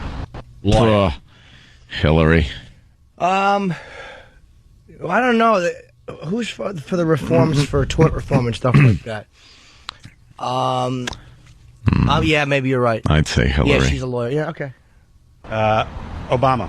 Obama? Why is that? Batting 1,000. Because he's right. He is change, and everyone else has been around the block a few too many times. As far as I'm concerned, I don't like the block they're on anymore. Ugh. Nice analogy. Shut up. I hope a bus jumps the curb on that block and runs you over. Lawyer scum. Yeah, enough about the block. All right. Moving along here, we meet Dom. How you doing, sir? What's your name and where you from? Tobacco. Yeah, it's a horrible habit. I'm sick. Oh, wait, I smoke too much pot. That's okay. Okay, that's what's your telling. name? Where you from? No, my name is Don. I've been living in New York all my life, almost, just about. How old are you, Don? 68. Oh, you're good for 68, Don. Must be all that. Must be all that weed. Restylane and Botox and marijuana. I guess Hillary. There's a bit of flirting. There's some got a flirting love going on connection there. here. What is She certainly does. Poor Tony. We sent Tony out this time around, right? So now, who you planning on voting for in I'm the going to upcoming guess Hillary election? Clinton right here because I think he sounds to me gay, and she seems like the most friendly candidate. I'd say Hillary. Am I being led to believe, though, from listening to that audio that he's conducting these interviews as he's chewing tobacco? Yeah, that's Tony, though. Okay. All right. You gotta love Tony for that. That's professional. Wait, Tony's the big dude, right? Oh, yeah. That's nice. Good. Yeah, go tell That's Tony. good. Where are you spitting? By swallowing it. Yeah. Now, who you planning on voting for in the upcoming election, Don? Hillary. My friend sent me from Massachusetts a picture of Hillary and Omar, and they're all standing there doing the Pledge of Allegiance, and he wouldn't put up his hand into the. He's the only one that didn't do it. Really? And I said, that really enforced it for me too. I like to wear fingernail polish. All right, well. It kind of sounded like him a little bit. Just a little. He was there a little bit. My name is William. William. And I like fingernail polish. Polish. I'm gonna get rid of all my male clothes and get only girl clothes. I would be happy looking like a woman. I'm voting for Hillary. Mostly Democratic, but this election, I like what she said. She says that she knows who's going to be wearing the pantsuit in the White House. Yeah, I think it's about time for her. Oh my God! Well said. There, thanks for that. Moving right along, we meet Stone. I'm Stone. I'm from New York. How old are you, Stone? 47. You mind telling us what you do for a Millions of living? years old. I'm retired. Stone. Dumb joke. His friends Rock and Dirk are right behind him. Stone. I want to be a dentist. Stone. Hear the voice. I want to be a dentist. Stone. I say Stone is an Obama man. I'm going to go Hillary again because Stone could be one of those who, let's say, enjoys touching his own toes. Really? Physically fit, then, you're saying? Yeah. Yeah.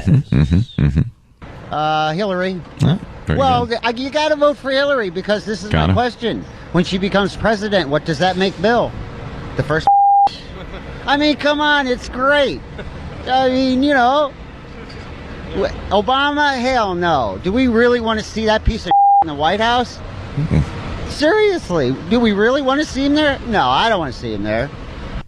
All right. Twinkle toes. Wow. What did he call the first beep? The first, I would go with C for men.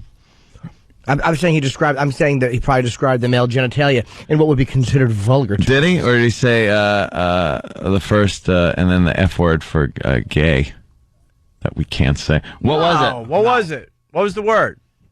He said the first something. Yeah, it's all right. You don't just bend over and talk into the mic. Fiddle with it for a while. The first bitch. Yeah, I thought so. Wait, first bitch? Yeah. Yes. Why can't we beep? Why can't we say I just did it to be safe. I didn't know. Wow, you beeped really bitch? are a Yes. safe guy. Well, where's the executive producer? Yeah, how about we unbeep bitch? That's executive producing. He said sugar plum. I didn't know if I could get away with that. And that's how you executive produce. You can say. You just let the interns decide. You could Way to say go, bitch. Steve. Way to go. Bitch is good. Oh. Yeah, All right. Yeah, we could do the bitch thing. All right, and finally we meet an old man, an anonymous old man. All right. Do I have to tell you? No, you don't. I suppose you don't want to tell me your age or what you do for a living either. 92. I'm retired. I got it. He's voting for God. Truman. No, actually Dewey. 92. Wow. All right. This guy has got to be voting Republican. Nope. He's got to be voting McCain or Romney. It can't be a Democrat, and it can't be a black guy or a woman. The guy's 92. His mind shut years ago. He wants Social Security. He wants what old people are supposed to get. He's 92. Old people. I'm guaranteed. Hillary. He's not going Republican. Well, I don't know. These old codgers, they don't even acknowledge that the Democrats exist. My dad barely acknowledged that they were a political party. Who's the AARP endorsing? It's got to be Republican. Yeah, I would say Republican. It's All right, let's see what happens. The old guy. It depends on whether Bloomberg runs or not. Oh, I like him. I hope he runs. I don't know. He's got enough money. Hey, Methuselah, how about someone who is running? Yeah, how about somebody who's in the contest? Bloomberg, the mayor of New York City. Yeah. Well, you know, if my grandson runs, I'd vote for him. Well, and then he proceeds to tell us what's wrong with the country. Great.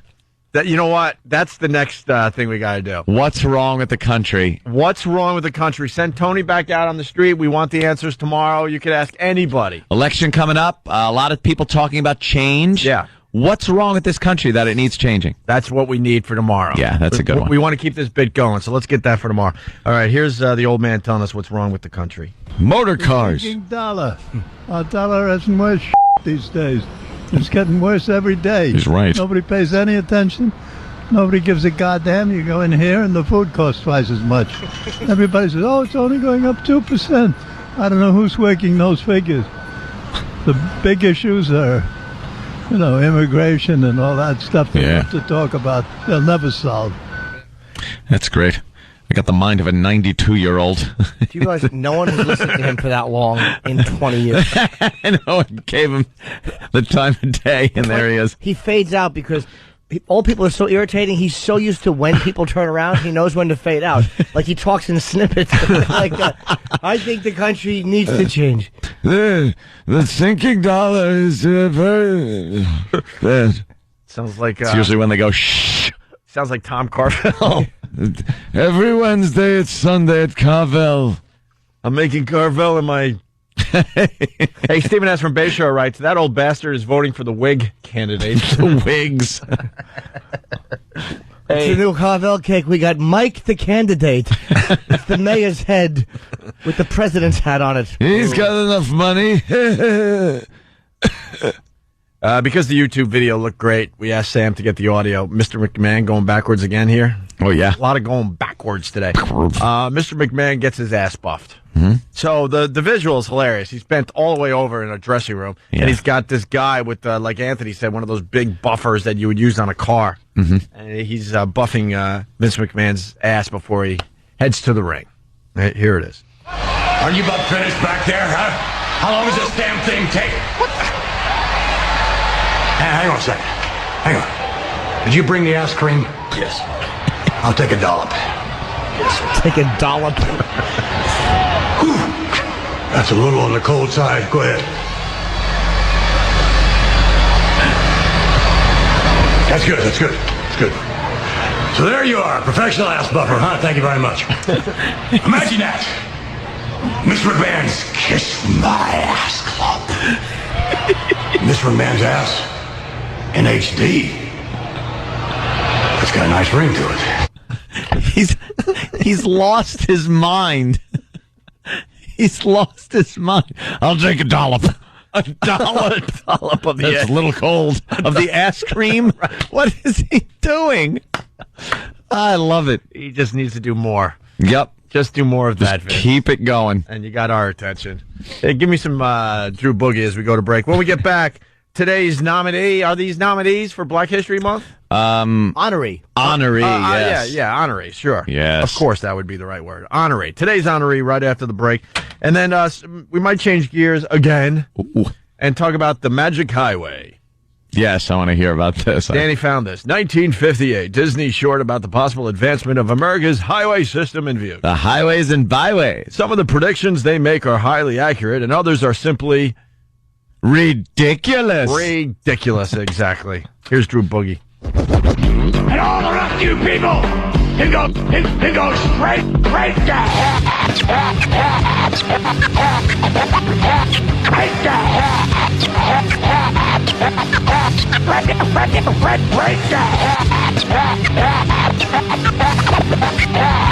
Straight to hell.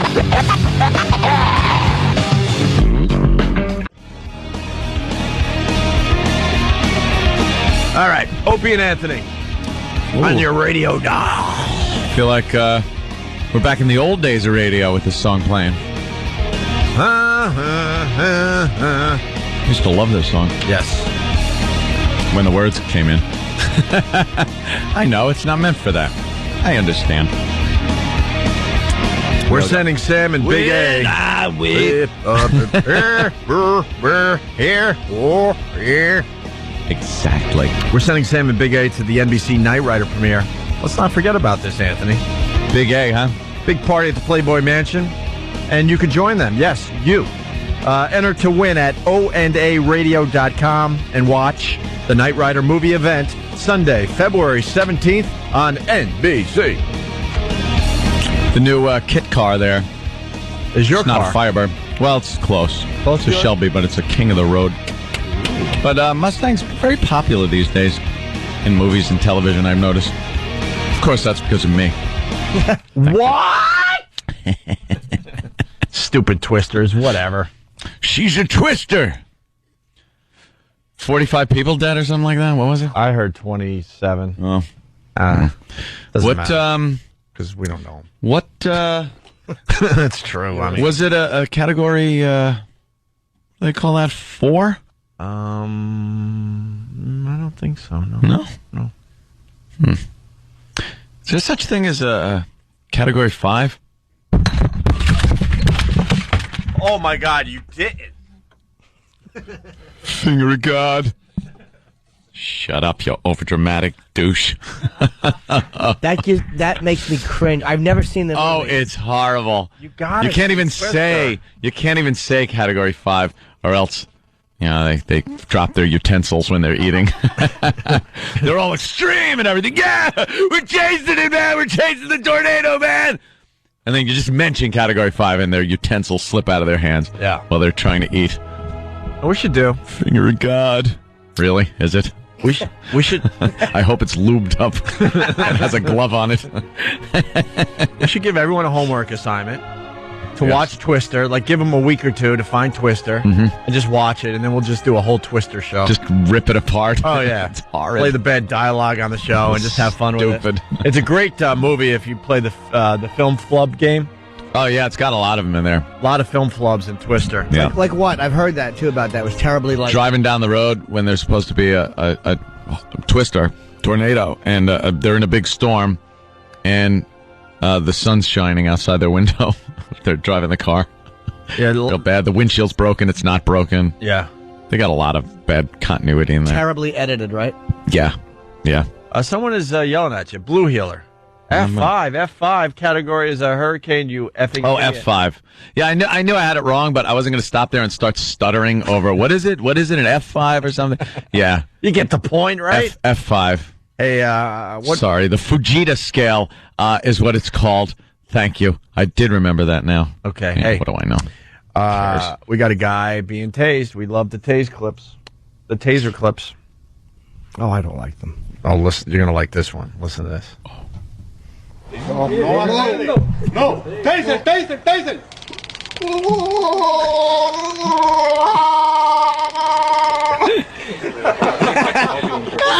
It's Chewbacca getting tased. Who's laughing at that? Danny got this. We gotta, or Steve or whatever. No. Taser.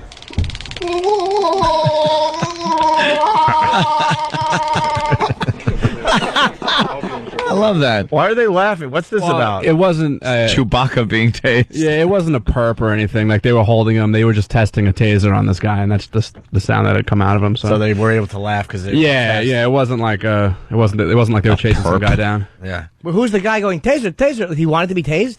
Yeah, it's all in Spanish, so I don't really know what they were talking about, but. Yeah, apparently because one guy was holding him on one arm, one guy was holding him on the other arm, so he wouldn't fall down. So I think they were just testing the power of this specific taser. Yeah. Do you have video of that? Yeah, it's up on break. Oh, and we'll throw it up on onaradio.com later too. No. Taser.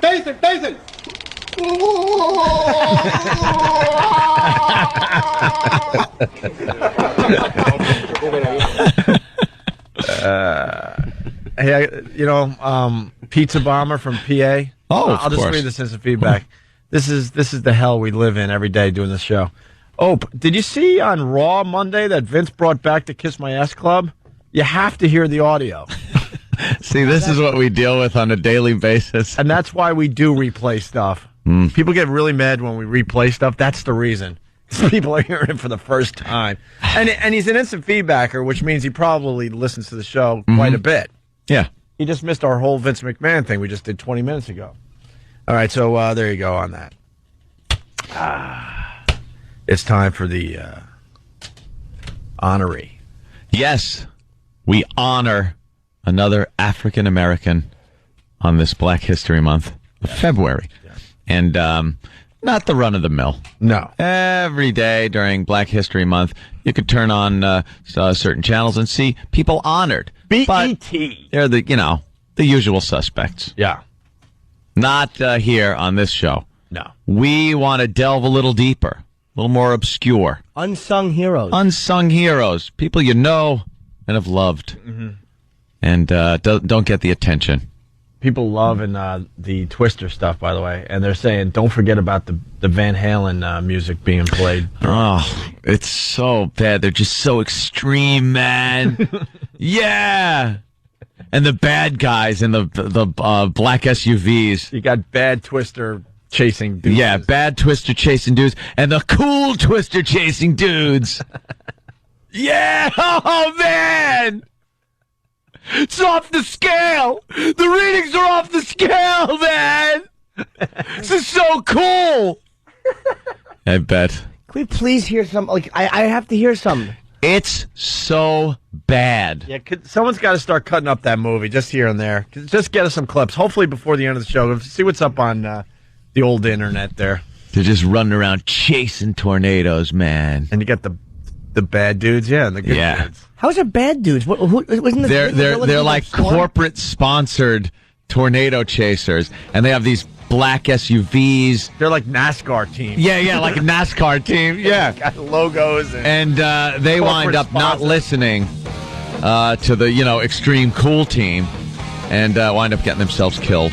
Thanks for blowing it. Well, what are you gonna do? Movie's been out forever. The bad guy is the clouds. No. The bad guy is the bad guys. And they're ripping off the idea that the cool extreme dudes have of getting this little contraption that opens up and all these little sensors fly into the tornado and you get these better readings of the tornado. And the way they have to place it is absolutely ridiculous. Why does it have to be put in the middle of the street? Because the Philip Seymour Hoffman, who else? Yeah, he's real bad in that. He is real bad as far as being an extreme dude. And Bill Paxton's in it. Yeah. What the hell are we supposed to do now? Why don't you put her in charge? We're doomed, man. Oh, here it is. I got a copy. I can run it over to your apartment today. It's so bad. It's hilarious to watch. With embarrassing, douchey bad. Yeah. Helen Hunt? You said Helen Hunt in her huge forehead. They got cows flying by the windshields and stuff. Yeah. Helen Hunt looks like Barry Katz. I wish more people knew who he was. He's Dane's manager, and he was my manager. She always has that perpetually surprised look on her face. Like Elon Gold, she looks. Stupid Helen Hunt. So here's today's honoree for Black History Month. Yes. Getting back to that. In honor of Black History Month, the Opie and Anthony Show is honoring black heroes, African American individuals throughout history, without whom this country would not be the melting pot it is today. Today we honor talk show host, supermodel, and sometimes actress Tyra Banks. So I have something to say. To all of you that have something nasty to say about me or other women that are built like me, women that sometimes or all the time look like this, women whose names you know, women whose names you don't, women who've been picked on, women whose husbands put them down, women at work or girls in school. I have one thing to say to you. Kiss my fat ass. That's right. It's never about you, Tyra. Just keep giving and giving. Betty Porter! Stay tuned for more icons of black history. on the Opie and Anthony Show. Oh. We give it to Tyra. Tribute to Tyra. Yeah. Kiss my fat ass. All right. All right, then. Vinny's here. Vinny Brandt from the Stress Factory. Wow. I couldn't be more excited. Yeah. Thank God himself. Let's say hi to Dave in New Jersey. Dave. Hey, how's it going, boys? Hey, Dave. Hey. Hey. And you're forgetting the best part of that movie. The name of the contraption was Dorothy. Dorothy, yeah, because of the Wizard of Oz. Yeah, and it had a little picture of Dorothy on Didn't it. Didn't they all have like cool nicknames too? I'm trying to remember. Some of the why nicknames. wouldn't they? I forgot their names. One guy was named Rabbit. Rabbit? Yeah, man. Out the maps. Yeah, Rabbit. From Sin City. Why Rabbit? Why? Ugh, just getting chills. What else were their names? So Rabbit and who else? I don't know. Philip Seymour Hoffman was walking around with a hoodie on his head and not on his body the whole time. He was a moron. And everything was just so extreme and exciting for him. All right, we had Preacher. Thank you. We had Preacher. We had Belzer. We had Rabbit. I think that's about it. Douche. Yeah, the executive producer. Yeah. Just awful. I want to find some. I'm gonna find some lines from that. Let's go to Ricky in Massachusetts. Ricky. Hey guys. Hey. Hey, Rick. Didn't somebody else in '96 make a overreacting one audio? Oh boy, you trip over your own ass on that one. You got caught in a twister. Yeah. He basically wanted to say it was a good line too. You think Twister was overacting? What about bra bombing? The finger of God was in his mouth. Couldn't talk. Dummy. Hoffman was dusty. Okay, very good. Dusty. Philip Seymour Hoffman's nickname was Dusty. Preacher and Rabbit and Dusty. They probably thought they were such cool. Yeah. His name in the movie was Dustin, but they changed it to Dusty. They should have, because it blows. He won an Oscar after that, though. Not for that role, obviously. Everyone knows that, but. Let's see. God, I hate pop-up ads that come up right in the middle of what you're trying to read. There we go. All right. All right, sir. Oh, God. Rabbit talks to himself in the first person. Yeah, trust me. Rabbit is good. Rabbit is wise. That's some of the dialogue? Yeah. No, it's not. Yes, it is. Who said that? Rabbit. Rabbit. Said it about himself. He couldn't have talked about himself in the third person. Oh, third person. I don't believe it. Yes, he did. He did. Oh, yeah, they were full of themselves. I don't buy it. It couldn't be that. What you just said made me want to hit you for reading it. It is amazing how great this movie is, because it's so bad. Sounds wonderful. Let's say hi to Nick in Westport. Nick. Hey, what's up, guys? Yeah, another great, funny scene is there's that nice old lady who slaughters cows to feed the guys and gives them steak and eggs one morning, and it's just, like, ridiculous how she just comes off as this real nice lady, and they're like, oh, so where do you get the steaks? And she's like, well, you know, out back we just take them and basically slaughter them. It's ridiculous. Yeah. Dusty is the, and Dusty is Philip Seymour Hoffman? Dusty has a line, and I swear, it's right here. The extreme! It's the extreme! He actually says that. And then he goes, ha ha, it's the wonder in nature, baby! We got Chris from Texas. Another horrible Twister quote. I'm talking imminent ruage. What's ruage? You know, rue the day. Oh, my God. Yeah, it's he's going to rue the day he came up against the extreme, baby. Bill, I'm talking imminent ruage. That's a line from Dusty. I'd love to find out who wrote this movie. Let's say hi to Scott in Louisiana. Scott. Oh, and then this is watching Joe and Bill approaching a tornado on a video camera. Dusty goes, "They're in the bear cage," because that's just extreme. Why can't you just say they're coming up to the storm? This is so bad. Let's go to Scott, Louisiana. What's up? Oh, hey, what's up? What's up, little Jimmy? Hi. Hey, one of the big movie flubs was they're supposed to be in Kansas or Oklahoma, and every time they were driving down the road, they had a big sign that said Texas, the Texas state logo. Really? And everything. Yeah. Didn't notice that. Now another film flub. Here's another Dusty line. The suck zone. It's the point basically when the twister sucks you up. Let's say hi to Spencer. Spencer, what's up? Hey, how's it going? Hi to everybody. Yeah. I wanted to talk about how the cell phone use was able to go on when the middle of the twister was happening. Yeah. Yeah. And the second thing is, how gay was it when he told us, Bill Paxton told the story about how he went naked in front of a twister? Wouldn't it just kill him? Why? Did he want to be like one with nature or something? Probably. Yeah, exactly. Yeah. He's trying to get, in his vision quest or something. Yeah. Dusty sucks. Well, Bob has a question for Jim. Bob in New Jersey? Yeah. Hello, boys. Hey. Bob? I want to ask Jimmy, do you think these storm chasers like twisters? Apparently they don't like these twisters. They love them. Catchphrase. Iraq, you got my favorite scene on there? Oh, you do? We got volume? All right, hold on. Love it. This I don't know why I'm fascinated by the awfulness of this movie. You like this scene? I don't just like it. I love it. Paxton's nickname was The Extreme. Of course. Why wouldn't it be? And then they had, let's not forget, they had a love triangle in the middle of a tornado. Thank you, Pat from Philly, for that. We're ready? What? What happened? What happened? I can't pot audio from here. All right. Why don't they allow that? I don't understand. What's the law? Streaming from the internet is the it's the law. Okay. Oh, stop it. It's not. I don't want to go to jail. Who said that? Stupid laws. All right. We'll have to play that after the break, I guess. Yeah. We have Vinny Brand coming in. He'll comment. He's been here a while. Has he? Yeah. I don't like Vinny having to wait. We bring him in at 9. We acknowledge he was here. The owner of the Stress Factory. We acknowledge he was here. I said it 15 minutes ago. I go, Vinny Brandt's here. I knew. Just sitting there. Let me take down the fifth wall here. I knew, but I have to face Vinny now. So I was going to say, oh, dude, I didn't even know you were here. But of course you did. Did they really play Riding the Storm Out by REO?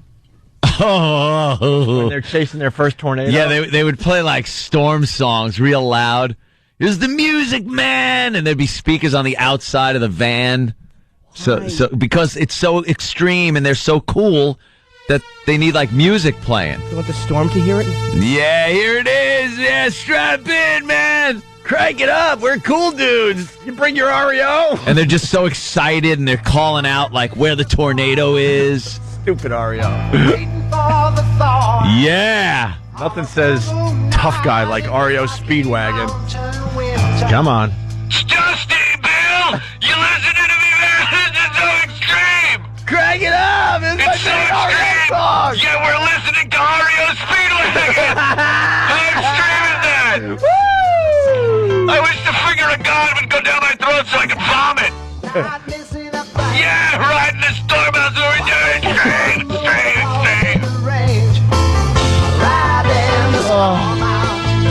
Yeah. They're the good guy storm chasers. The bad guy storm chasers are just listening to the weather. Riding the storm out. A twister filled with T cells. It's just awful. No, my God, I can't do it. Can't do it. Enough. Can't do it. Vinny Brandt better get in here because he's got a live read for his own club that we're going to make him do. That's right. That's what we do now. All right, we'll be back. Hopefully, they're paying for it. You'll read it. That's right. That's right. I can't believe we didn't really play Larry King today. No. Not a lot, anyway. We should have played that like every 10 minutes. A little Larry King. Dusty drove the barn burner. That was what it was called. The barn burner. John from Port Jeff, thank you. Yuck. What did they say? Oh, yeah, I remember this line, too. Steve, Niagara Falls, listening on, I would assume, The Edge. What's up, Steve? What's up, brother? How you doing? Pretty good, man. Little Jimmy, how you doing? I'd be better, but I'm okay. I wouldn't say great. I wouldn't say terrific. Somewhere in the middle, perhaps a bit tired. Didn't sleep as well as I would like to have slept. I tried to get to bed a little earlier, but I'm feeling okay thanks to 2 cups of coffee. How are you? Jimmy, we love you. Listen, my favorite part that I love in that movie is so gay is when they're in the one, in the part of the tornado splits and they're like, oh, we got sisters. Yeah. Yeah, we got sisters. Every line stinks. Every line.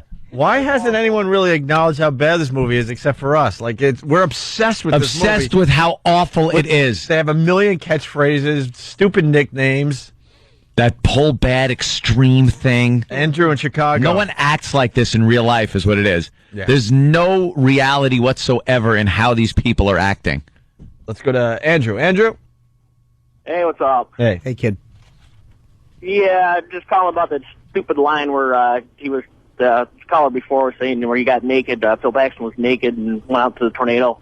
It's because he said he was drunk on Jack Daniels and he threw the bottle, and the great thing was that the bottle never touched the ground. Didn't Dusty tell that story, though?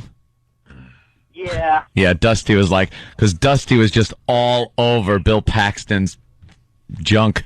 Right. Oh, he was in love with him. Yeah.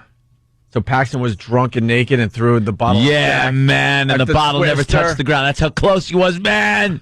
Extreme! Yeah, the movie was huge. It made a boatload of money. I would like to say everyone was talking about it and the effects and everything for the time. Everyone was like, "Oh, did you see the tornado? It looked great." But it was horrible. Horrid movie that I will watch every single time it's on. Well, let's get some real clips in the coming days. All right, Steve? Sam's going through it right now, actually. All right, maybe we'll get a few before the break. Okay. Let's say hi to Ryan in South Dakota. Ryan. Hey, boys. Hey. Hey, man.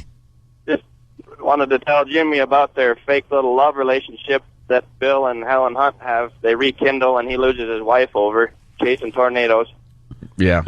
Yeah, he just came there to, like, get the divorce papers finalized with Helen Hunt, who was still a tornado chaser, and he ends up being, like, I think trying to be a weatherman or some crap like that. And he got a fiance, and that's all he's doing.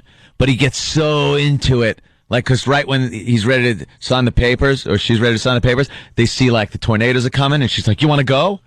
"Yeah, man." Extreme! Because he's got it in his blood, man. He's extreme. Tornadoes in his blood.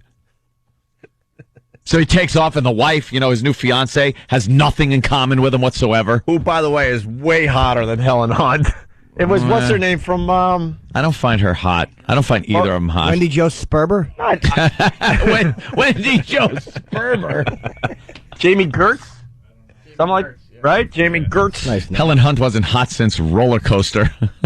I think she was 10 in it. Yeah. Thank you. 10-year-old joke.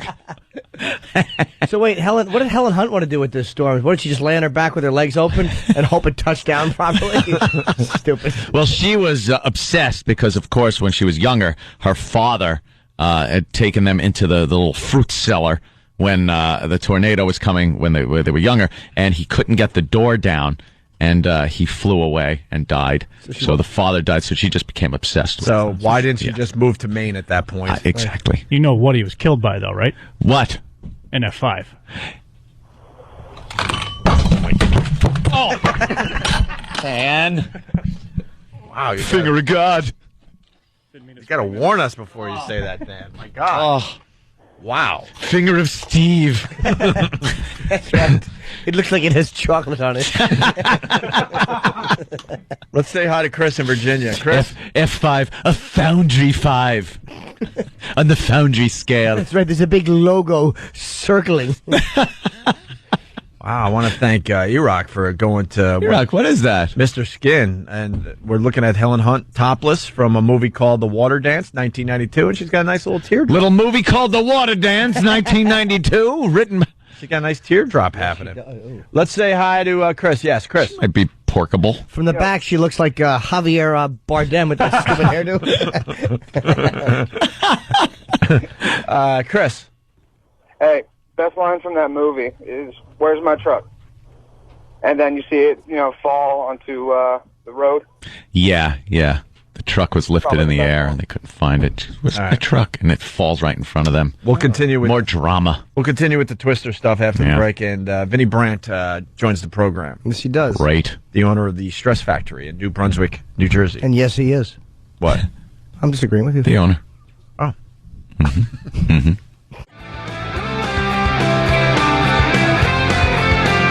You got Opie, you got Anthony, you got Jim Norton, and you got Vinnie Brandt from the Stress Factory. Nice. All Very much so. doing the Opie and Anthony show. You got to say what you said during the live break for New York. Vinny just did his own live read for the Stress Factory in New Brunswick, New Jersey. The rest of the country doesn't really hear those live reads, obviously. Right. And you were explaining, you were a little confused, right? Yeah, because before you used to talk about me very nicely. Yeah. Right? And then, and I was like, all right, I have no money. I can't advertise on your show. But as your numbers went down and advertising became cheaper, I was able to jump on board and throw my support. And then, what a dick! I love it. That's funny. And then as soon as I did, you start really dumping on me bad, which cracks me up because now I can't not pay for it because now I think you won't talk about me at all. Which is terrible. A couple weeks ago, Norton called me dumb as a box of rocks. And seconds later, my ad rep called and said, I need more money. Do you know how many emails I got from Box of Rocks complaining about the association? So, Vinny's like, oh, these guys talk nicely about my club and all. I'm going to start advertising. And then he advertises and we just beat him up. Well, Vinny's a good comic, too. We always tease him. But he's actually a really good stand-up. Yeah. Very, very good. Good writer, conservative guy. Thank you. And this, too. We live on a 33-acre farm in Oregon. It's a very special place. God, that sounds just like him. It's frightening. Yeah, here's what happens. I'll be standing out front of my club talking, and I'll know that the L&A people are in because they literally just stand there and call me midget. Matt Roloff, midget. God. It's really hysterical. And people that don't listen to the show are always like, oh, that's not nice. He's not that short. And they don't get it. They don't get that you sound just like the father from Little People, Big World. We came out, everybody, thought faith was an important value to them. Everybody thought, family pride was important to Is that show still on the air? Yeah. I don't know, is it? Yeah, it got a little messed up because he was caught drinking and driving, so they had a whole trial, and I think they had to shut down production for a while. While he's in the clink. I think he was found innocent in the end, and I don't know when the new episodes start running. But probably had a bud nip. Yeah, they're one beer. A pony. 0.4 blood alcohol. I had a beer. My name is Matt Roloff, and this is my wife, Amy. We're little people. When you're only 4 foot tall, you're feeling like you're living in a world that wasn't made for you. I feel like I'm on a radio show that was not made for me. It's just amazing how close it is. After we're little people, how great would it be if you just heard a splat? Yeah. We're little people. The end of that show. You were. All right, enough about Matt Roloff, but we got Vinny Brandt in studio. And we just found some Twister lines. We got to get more. Yeah, definitely. We're obsessed with how bad this movie is. I don't know why. It was put out friggin' years ago, 10 years ago, 12 years ago. And it's a perfect day for this because, you got the big tornado that hit wherever it hit. It's on CNN. 45 people, Rick. It's up to 45 people killed by the tornadoes. Wow. 5. So this is kind of perfect that we're doing this today. So, Twister. The awful Twister clips. Here we go. We got a couple for today. We'll have more, hopefully, tomorrow. Listen to this, Jimmy. This is especially for you because you've never seen the movie. Turn him off. But we hope to change all that with a system. Little setup. They're watching TV, and I believe they're watching evil storm chasers. Evil storm chasers talking about what they're gonna do. Yeah. Okay. Turn him off. But we hope to change all that with a system that I have devised. God, he sucks. No, shut up! Turn him off. Sure. What a wiener. He really is in love with himself. I thought it was just a summer thing. Dude, he's gonna rue the day. He's gonna rue the day he came up against the extreme, baby. Yeah. Amen, man. Bill, I'm talking imminent ruinage. Imminent ruinage. I was just wondering, why do you call Billy the extreme? Because Billy is the extreme. Bill's the most out of control son of a bitch in the game. Wow, they even feel uncomfortable doing that dialogue. Yeah, you can tell. Hear in their voices. It's horrid. How do we make dialogue. this sound real? He's the extreme. Why wouldn't you just say no? I'm not going to say that. Rewrite this. Imminent ruinage. And that movie was huge, right? Oh, it was massive. Yeah. But it's one of the worst written things ever, and I've never even seen it. Just the lines they're quoting. But he had to say imminent ruinage, like you'll be ruining something. And why didn't he just say, look, you have to rewrite that. Yeah. I won't say it. You'll be filming me sitting here. It's amazing that they made a theme park ride out of that movie.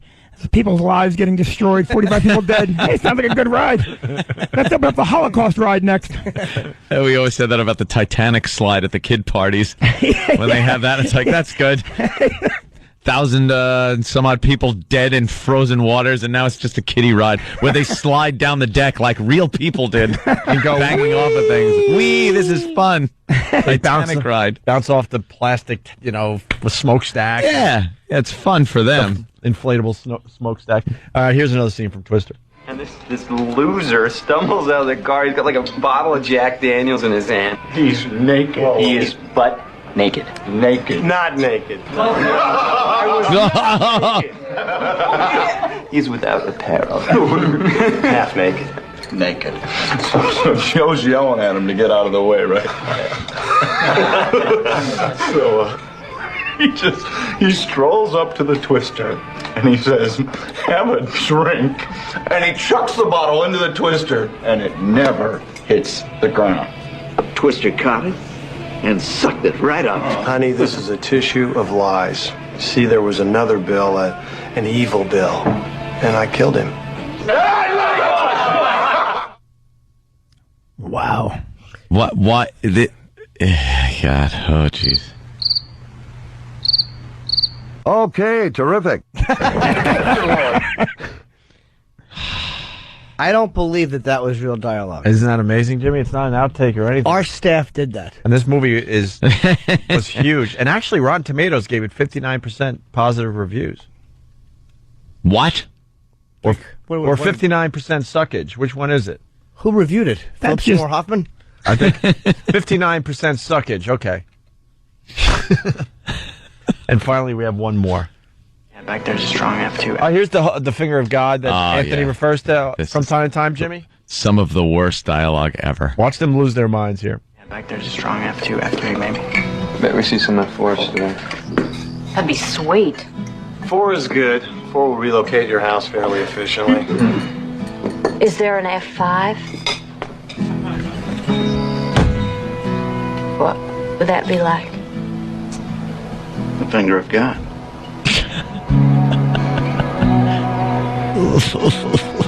None of you have ever seen an F5? Just one of us.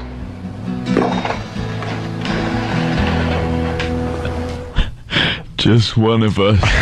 We're doomed. My back is tingling. Isn't it uncomfortable to listen to? The dropping of the fork. Yeah. Clang. They're just talking about, F4, that'll work. What about F5? Oh, yeah, it's F5 too. That's like, Mm-hmm. They could have made But no, movie. it's like F4, F5. Ah! Now you've gone too far. Don't discuss that. They could have just made that movie with stuff blowing around. That's all you really want to see is crap get ripped through the sky and cows get sucked up into the hurricane. Well, that was pretty much it. The special effects that's what made that movie. Like, that's why it did so well, because everybody pushed the fact that the special effects were really amazing for the time, I guess. Let's go to Kevin in New York. Kevin. Hey, what's up, guys? Hi. He's got the part where he's driving through the house, and just before he hits it, we're going in! Well, the house kind of, if I remember correctly, kind of rolls across the roadway, and it never really breaks apart, and then they actually drive right through it. Yeah. Yeah, up the stairs, out the back window. Right, exactly. Let's go to Mitch in Florida. Mitch. I like the part where they're driving in a small pickup truck and a semi-truck blows right by them. Yeah, big semi-truck full of oil, gas or something. Wouldn't that weigh a bit more? Yeah. They're not going anywhere, but the semi-truck's blowing by with cows and crap around them. Yeah, exactly. But that's the magic of the Twister. You could be right next to it, and something else could get sucked up, but you could be right there. That's the magic. You're extreme. Yeah, well, dude. it was F5. Matt in Jersey. Matt. Drop my stuff. Yeah, pick your fork up. I dropped it instead of 5. Hold on, Matt. What? Hello. Yeah. Matt. You're on. Yeah, Go. I just want to tell Vinny, first of all, love your club. I'm there about once a month, man. Thanks, man. Keep coming. Another crappy line from the movie. They're driving, the new fiance's in the truck, and she's on the phone with a client, and she's like, I got to call you back. We've got cows. According to Iraq, $494,471,524 worldwide. Yeah. And that's 1996 $1 billion. dollars. And because you guys are talking about it today, it'll do more money tomorrow. Yeah, because The people will rental rent business it will now, go up. so Yeah. they could just watch it. You got to rent it. Be 'cause embarrassed. It's so bad. All right, so we'll get more Twister lines tomorrow. Tim Tim came up with something called Rock Like Barack. What? It's Tim. Okay. It's a takeoff on Rock Around Barack. I thought you were gonna. Let's take a listen to it. See what it's all about. Introducing the new LP from Going Commie Records, Rock Like Barack. Here I am. Rock you like a hurricane. Here's some of the greatest tunes of all time set to America's next premiere, Barack Obama. Want to rock and roll all night and party every day. Get on the campaign trail and rock like Barack. Rock, rock, rock, rock, rock and roll.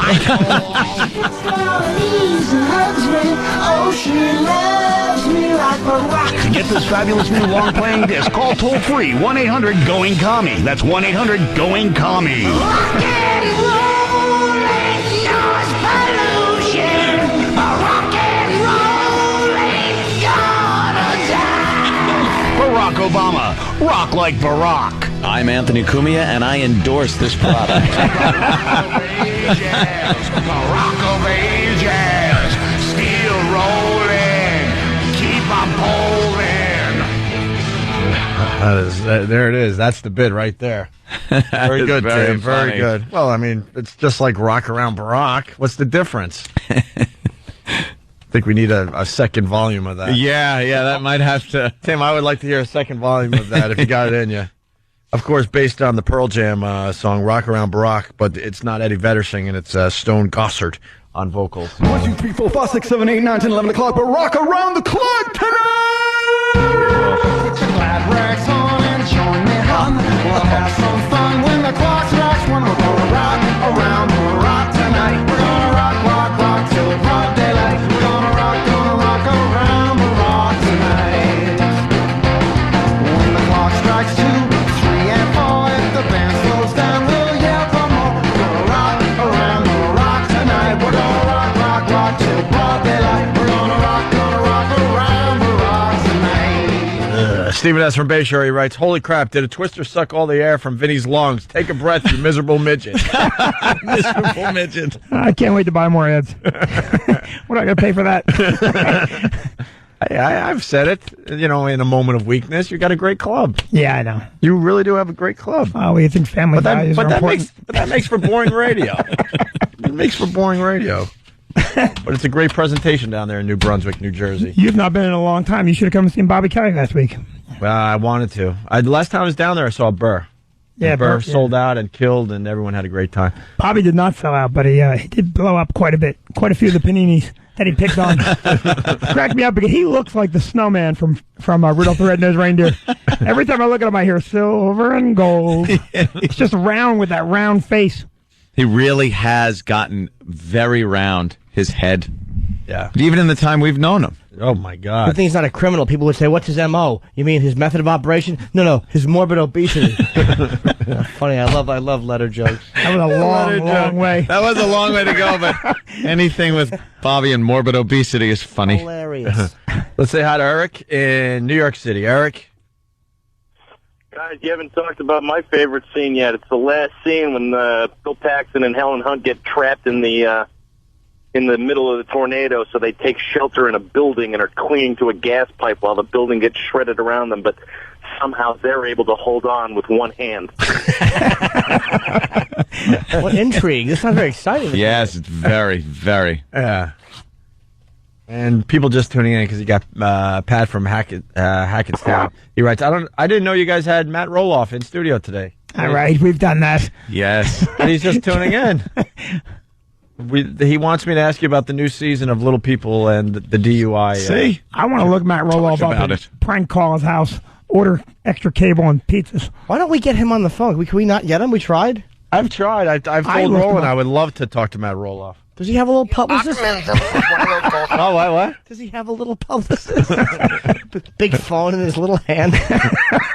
Nice guys. He's talking halfway into the thing like his little mouth doesn't reach the receiver. It's cute.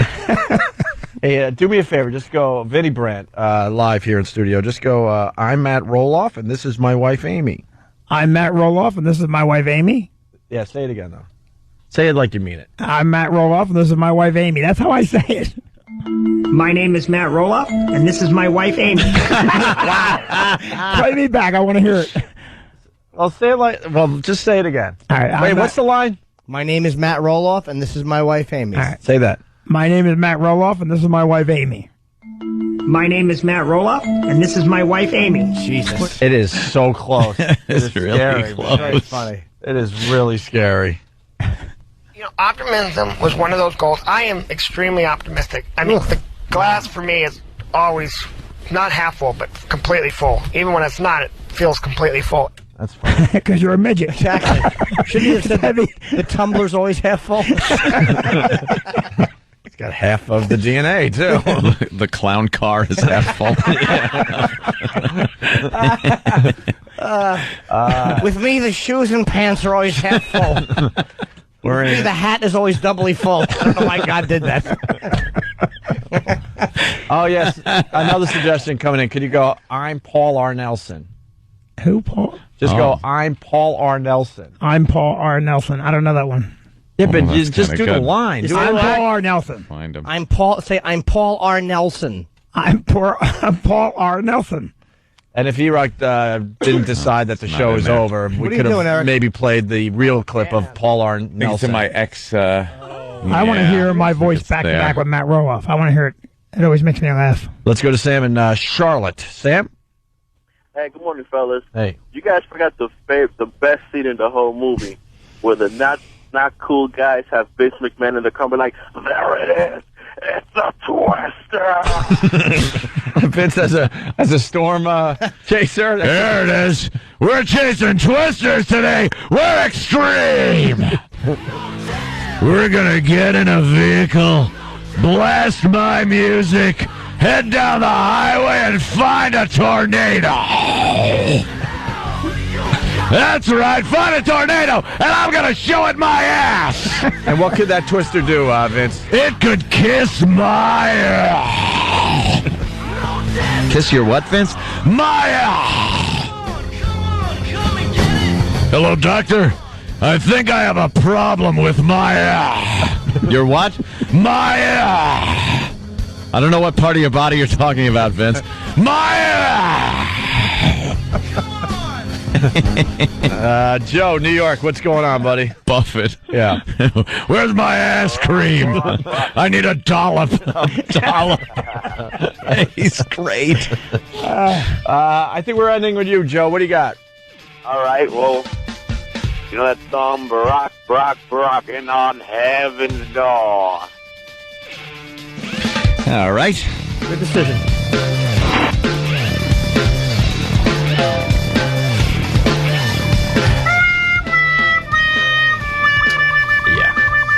Vinny, thank you so much. Thank you. That was fun. And Thanks for doing 7 minutes with us. 7 minutes. I'm sorry.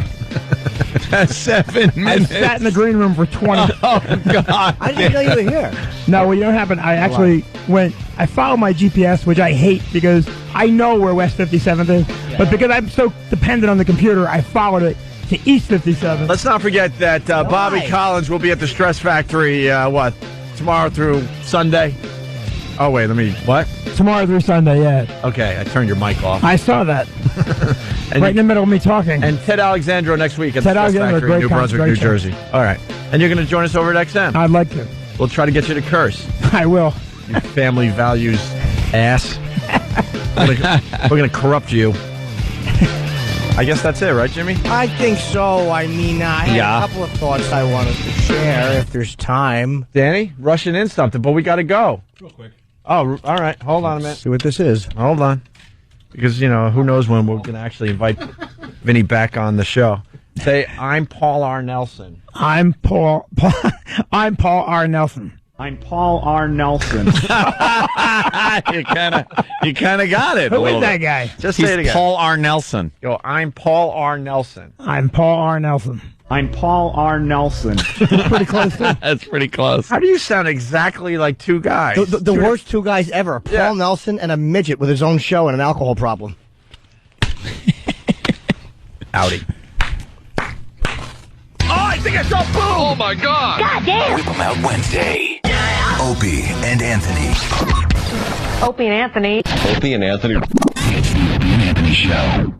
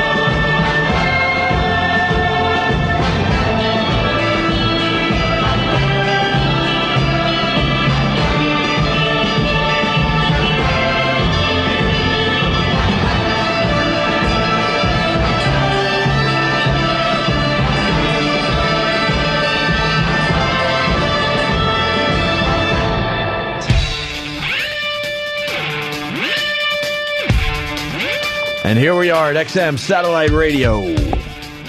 We're very excited. Yes, absolutely. Right off the bat. This is the way to start the XM portion of the show, Anthony.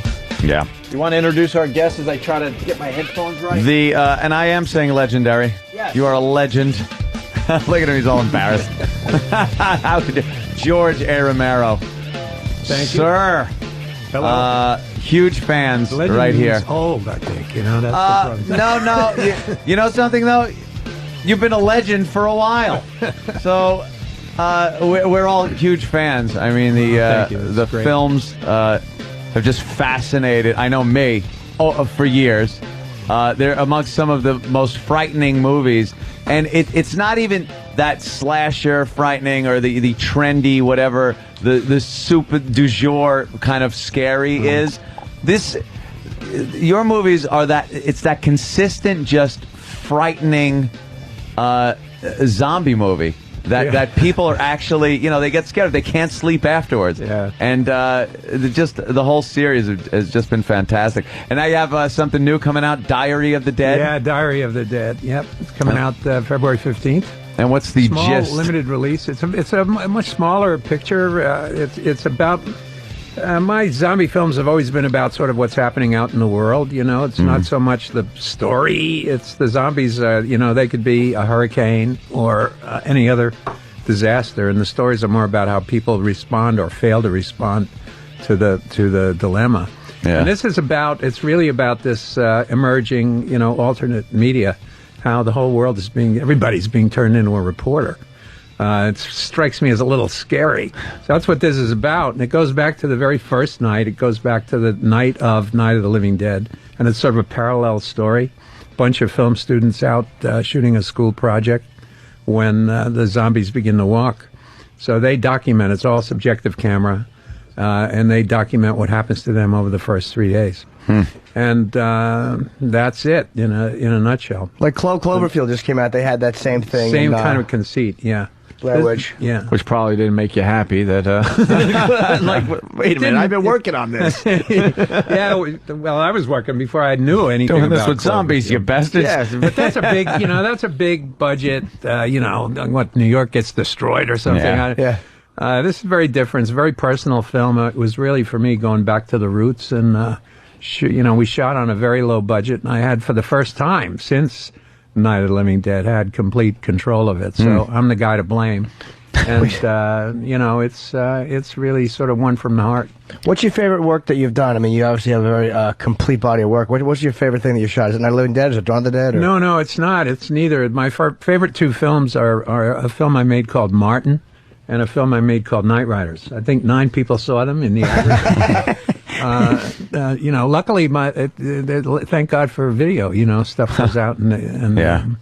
So I have 65-year-old fans and 16-year-old fans thanks to video. So yeah, absolutely. What the fascination with zombies? I mean, it's.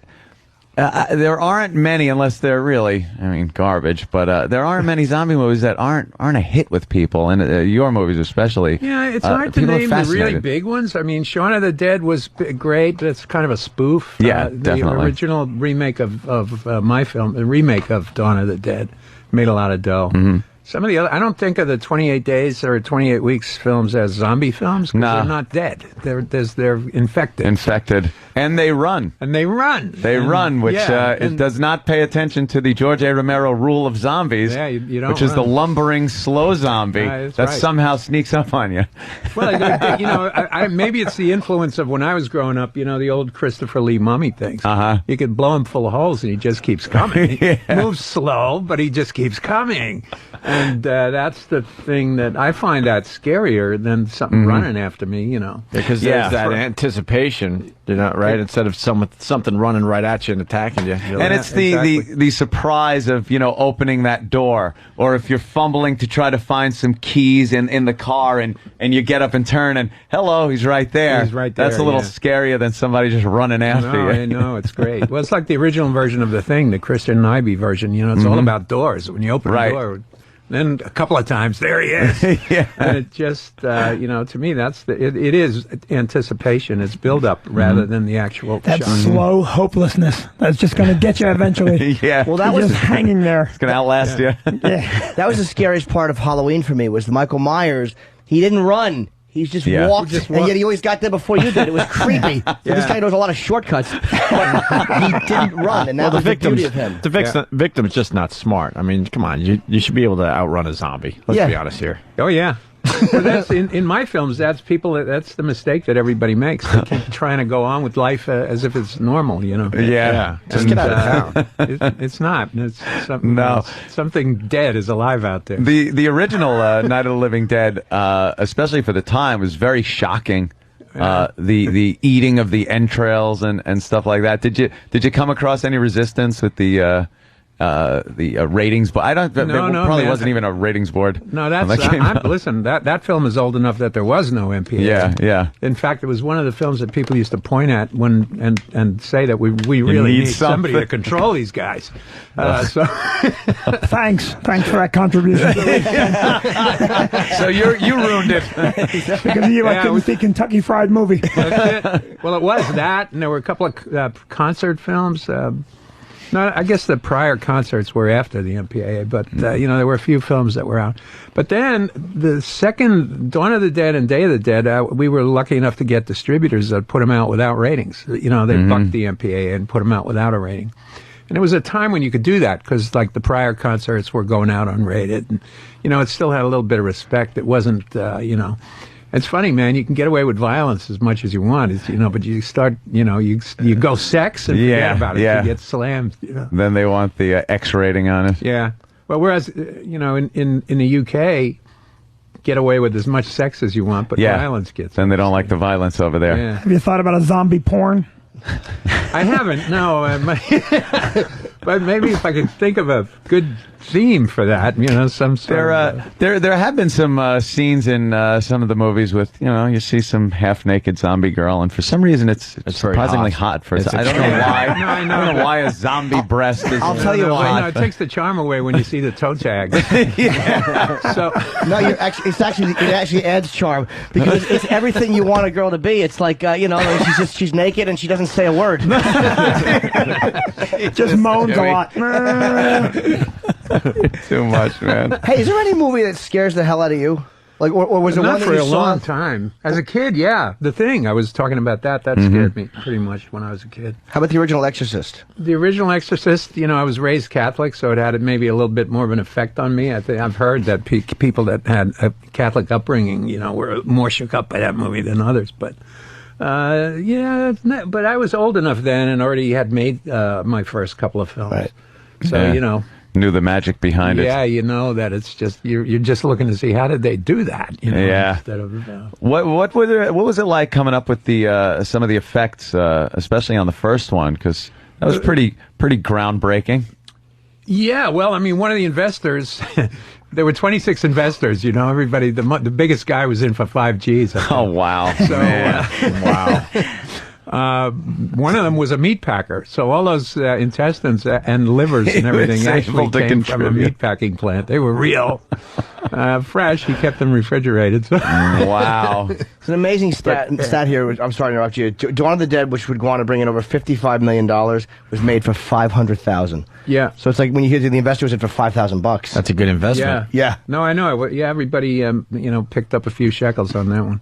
But that was the biggest one. That would be went out and because it was very successful. It opened in Europe first. It was actually partially financed by an Italian director, Dario Argento. I don't know if any of you guys know his stuff. Suspiria. Oh, Suspiria was that was creepy. I remember the commercial for that. Suspiria with the girl brushing her hair. Yeah. And she'd turn around and have a skeleton face. Yeah. Scared the crap out of me as a kid. How do you remember that? I sat in front of the TV a lot when I was a kid. You're supposed to remember that. Very good looking. What Anthony remembers, just amazes us. Hey, we got Danny in the studio. Danny has been freaked out ever since he knew you were coming in. Well, I'm a big. That's right. You always wear the shirt. I'm a huge Romero fan. Oh, you're kidding me. Oh, he's the biggest. Absolutely. Well, thank you. You got a few questions? Yeah, I did prepare. And I do have some prepared. If you understood how amazing this is, what a sign of respect this is for anybody on the staff to prepare for anything. Oh man, to prepare, yeah, right. Yeah. I did write some typical fanboy questions. Oh boy. Oh, all right. Well, let's go with it. You're just trying to get on message you've boards. answered a million times, but I will try anyway. You did mention the Italian release of Dawn of the Dead, and I do know that. I believe the pronunciation of his name is Lucio Fulci, if I'm not mistaken. Yes. He came out with Zombie 2, which was kind of like... But the pronunciation of pronunciation is pronunciation, you're told.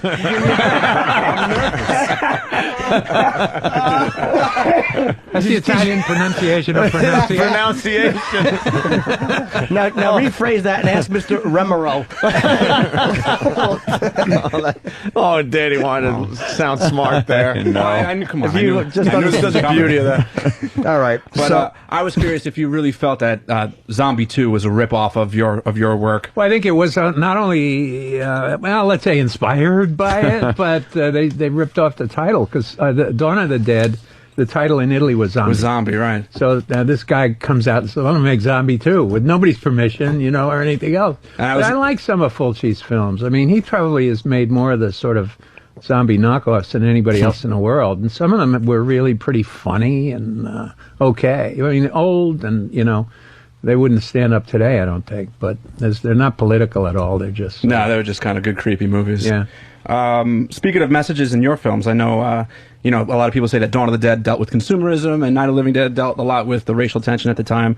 But Day of the Dead, the third installment, a lot of people say that focused really around the AIDS virus and the fear of AIDS at the time. And now I don't know if that's true. No, it's not. Wasn't in what was in my mind. To me, it was all about mistrust. I mean, it seems like that was right around the time when we were starting to lose faith in everything. You know, the military, the government, institutions, church, and individuals. I mean, losing faith in each other. So to me, that's what I was working with that film. It's just this breakdown of society because nobody trusts anybody. You know, even in that little community, living in a cave. That's what's so sorry, Danny. That's what's so intriguing about the movies too, is that slow kind of breakdown of society.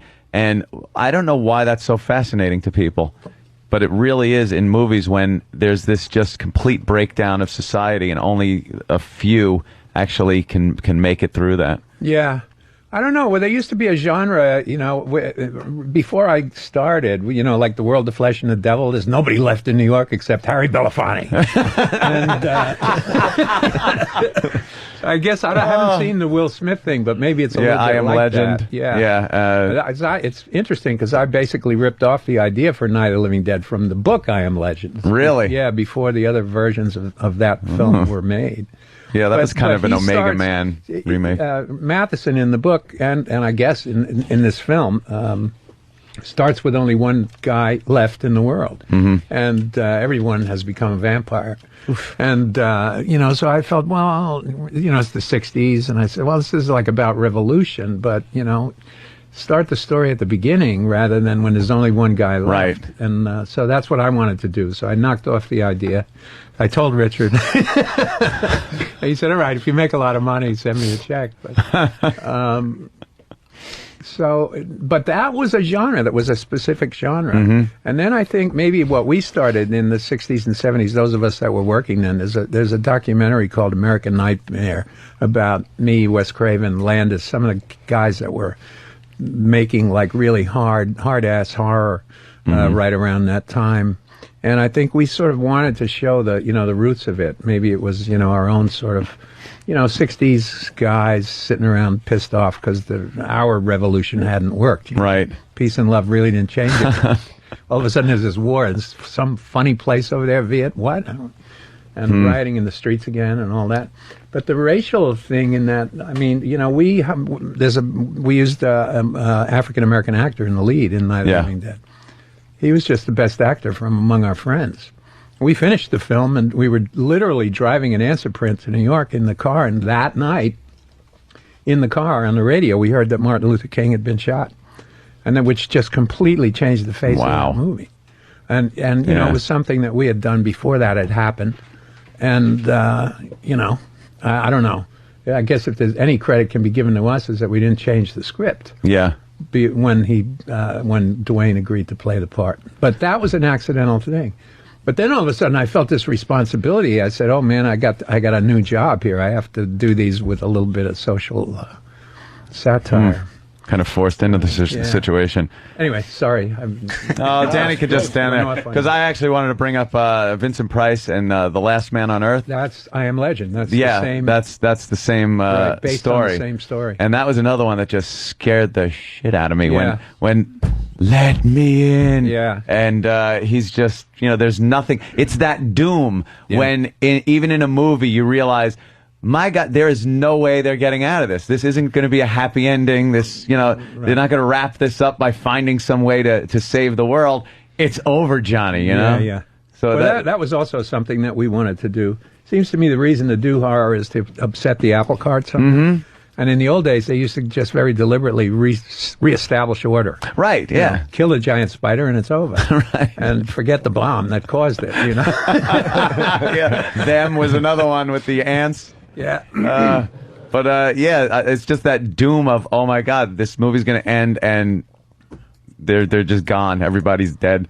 It's fascinating stuff. I love it. Love that. Danny, another question? Sure. Well, I'm curious if you feel any kind of responsibility for a lot of the gaming industry today. A lot of video games have to deal with, a lot of the more popular video games have to deal with zombies like Resident Evil and there's one called Stubbs the Zombie, and also anomalies in my Silent Hill? The Silent Hill series a little bit? And I think a lot of it really establishes a base on a lot of your films. And I was wondering if you felt the same way. Well, I think that maybe my series of films, particularly Dawn of the Dead, caused a lot of that. But I think the thing that is most responsible for the zombie becoming sort of a popular, it's entered the lexicon. It's idiomatic. The rules are becoming idiomatic. Pretty soon there'll be a zombie on Sesame Street hanging out with the cow. And I think it's video games more than movies that have really popularized the new American zombie. Yeah. Were you upset with... it has made transformation, some of the zombies. There's one in particular, Dead Rising. I mean, it's basically Dawn of the Dead, the video. You're a guy in a mall. Yeah. And there's zombies everywhere. So, yeah. I mean, that's just they a blatant seem to have gotten rip-off. that idea from somebody. Yeah. I think so. That mall atmosphere, though, is classic. It's just so great because that is the definition of who we are and what we do, and then to have that as your last castle, your last bastion of hope is really great in those movies, and just surrounded by thousands of these creatures. Yeah. And then it's other humans that win it, that win the day when the bikers show up. But I'm sorry. Oh, no, please. Yeah. I'm such a dope. I honest to God never see social messages until they're explaining them. I'm like, oh yeah. Honest to God, I would go, wow, that's kind of cool. A mall. I go there a lot. Yeah, I'm sitting there thinking the same thing. I'm like, I must be an idiot because I look at it and like, oh, these zombies are eating people. That's all I think. And they needed to do it somewhere. Why not a mall? That's true. I thought it was all product placement you were looking for. Trying to do a little more idea. The zombies are at Starbucks. The zombie is gargling with LaForest. I mean, you said earlier that the racial thing was accidental, right? I mean, so you didn't do that with that. You weren't shooting that to make a statement. The first film, no. I mean, you got lucky when Martin Luther King caught a bullet. Yeah, as we were starting to shoot it, though, we became aware of it. And Dwayne, the actor, was much more sensitive to it than I was. I mean, he actually pulled me aside and he said, "You want me to slug this white woman? You know what's going to happen when I walk out of the theater?" Oh, jeez. He was sensitive to all those issues when we were shooting it. Did you? Oh, sorry, go ahead. Yeah, no. I don't want to interrupt you. I'm sorry, George. So, but then when I finally decided to do the second film, it was because I met the people, I knew the people socially that developed that shopping mall. And I went out to visit the place, and just before it was open, the trucks were coming in bringing all this stuff, man, And I said, wow. And perfect timing, too, Perfect timing. And he said, there's civil defense supplies upstairs, bomb shelters, everything. He said, you could survive in this place. And I, bing, light bulb. So and this was 10 years after the first film.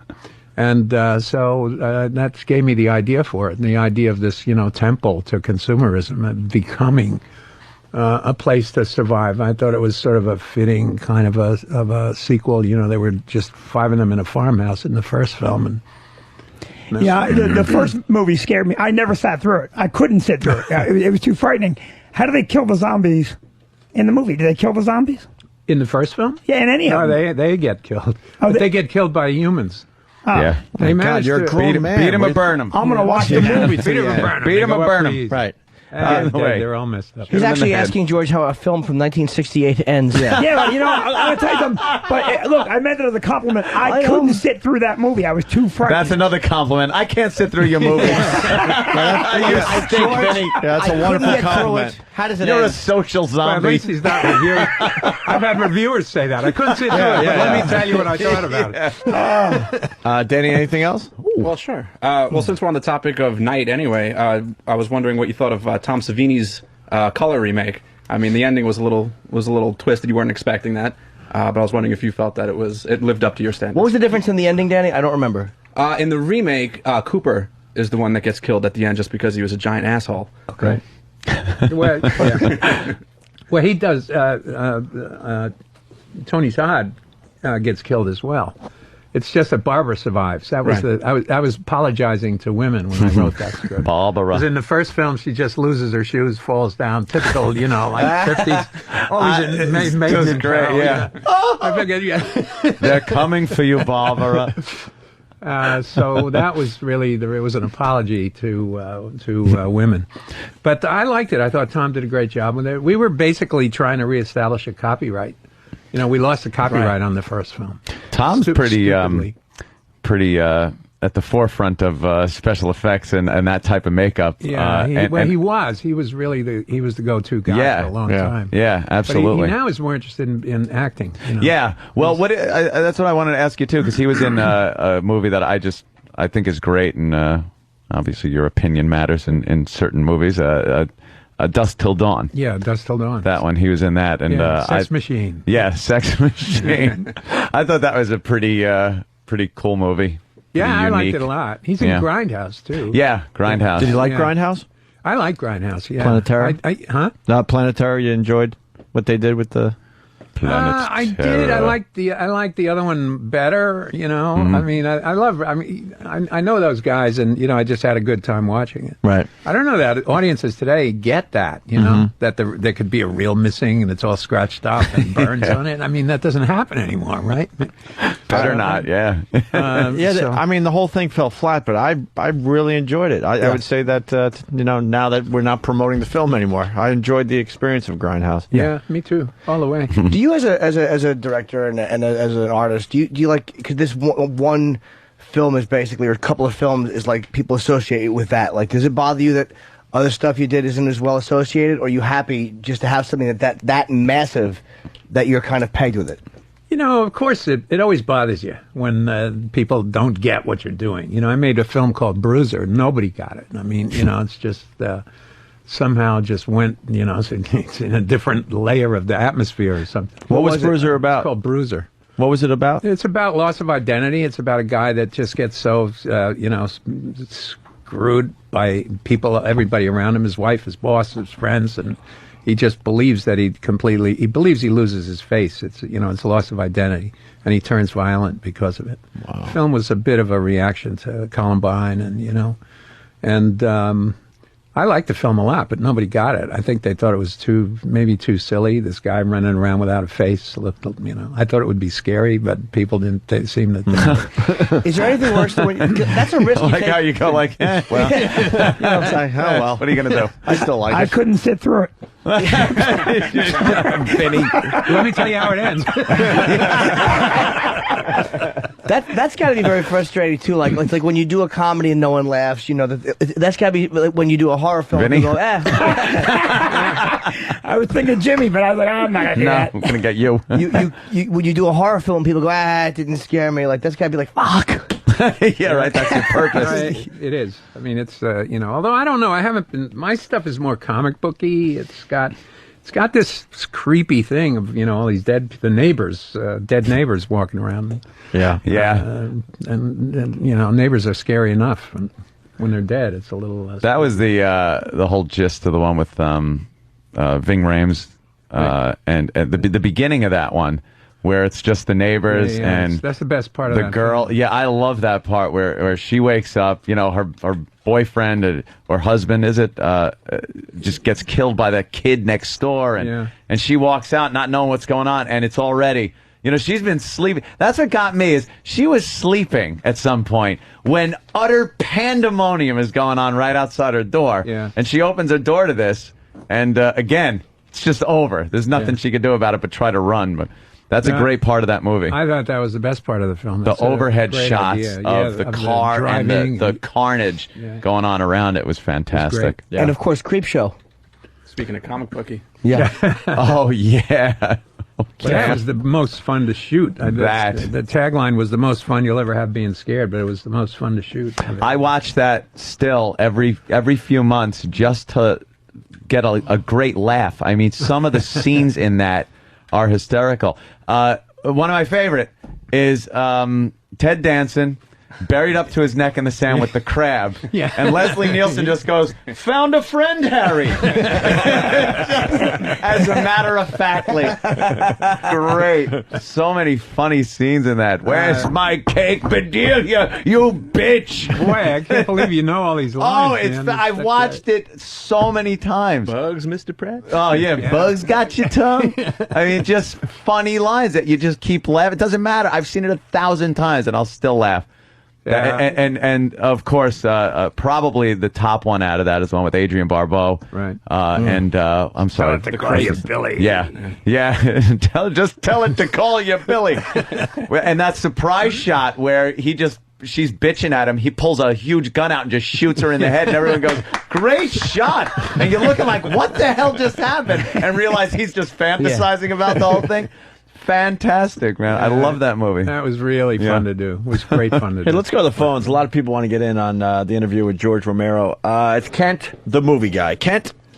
Hey, Kent. Hold on, Mr. Romero. Oh, I'm sorry. We got to hold on. We got to get some headphones on. Okay, I got it. Sorry about that. I should have warned you. You're on the air. Kent, go ahead. Nope, not hearing it. Sorry. I went and saw I got it. Land of the Dead in Japan with my dad, totally coincidentally, and my dad's never seen a horror movie in his entire life. And he got so scared, he didn't know how to deal with it at the end, so he just slugged me. We're walking out of this movie theater, and the biggest compliment you can get in Japan, I hear, is just complete silence. Like, that's how they respect the movie over there. Oh, wow. And they were all walking out, they're all talking about it and everything. Oh, so they weren't being all silent. All the girls are scared, and then all of a sudden my dad, this 6'4" white guy, slugs me, and we're just getting stared at by maybe 50 to 70 Japanese people. Wow. Can I tell you what a great point George just made? The guy goes, the biggest compliment you can give a movie is to not talk about it. And then he goes, and everybody in Japan is walking and chit-chatting about it. It's like, gee, thanks. I mean, like here, if a movie's really good, they'll give applause at the end of the movie. There, it's just like everyone gets up. And, I see. Right. Yeah. Hey, George, are you how bad was it? Well, how bad did he hit? How tough was it, man? I didn't want to miss the moment. Are you casting for new zombies? Not right now. Oh, we got the perfect guy. He just walked in with our food. You got to meet. Club Soda Kenny could be the star of. He's got no personality.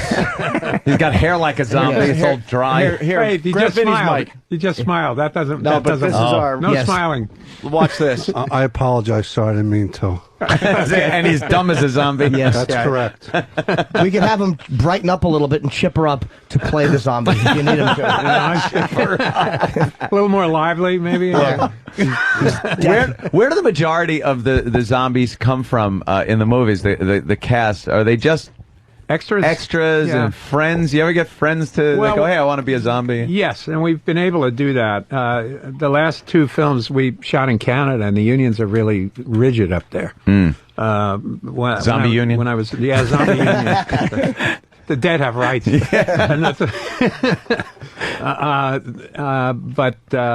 So you can only use friends on days when you have hired a certain amount of union extras.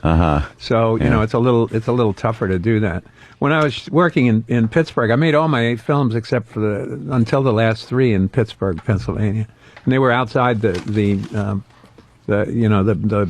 circle of, I think there's a 300-mile limit on the New York Extras Union. Oh, really? So, we were able to do whatever we wanted to do. But up in Canada, it's pretty rigid. And you've had But they come from, and I'm telling you, man, sometimes professionals are worse. I'd much rather have buddies or, neighbors, literally the neighbors. I would guess people that are familiar with your work probably know how to imitate what you want better than somebody you're trying to actually direct. I think we've all kind of done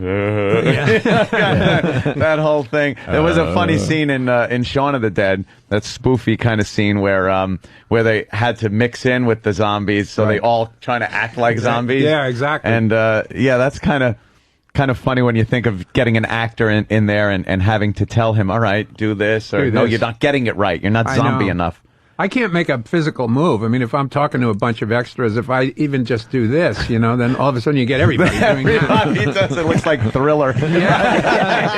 Choreographed. But, so people, I find that it's best to leave people up to, let them do their interpretation. Yeah. And sometimes you get great stuff. Sometimes you get these really exaggerated, things you have to cut around or cut out. But you very often get some really creative stuff. Some of the creepiest ones are that emotionless, dropped face where it's just, it's just some mindless thing coming after you. Yeah. And those are the creepiest ones, drooling maybe. I want a zombie that snaps his fingers.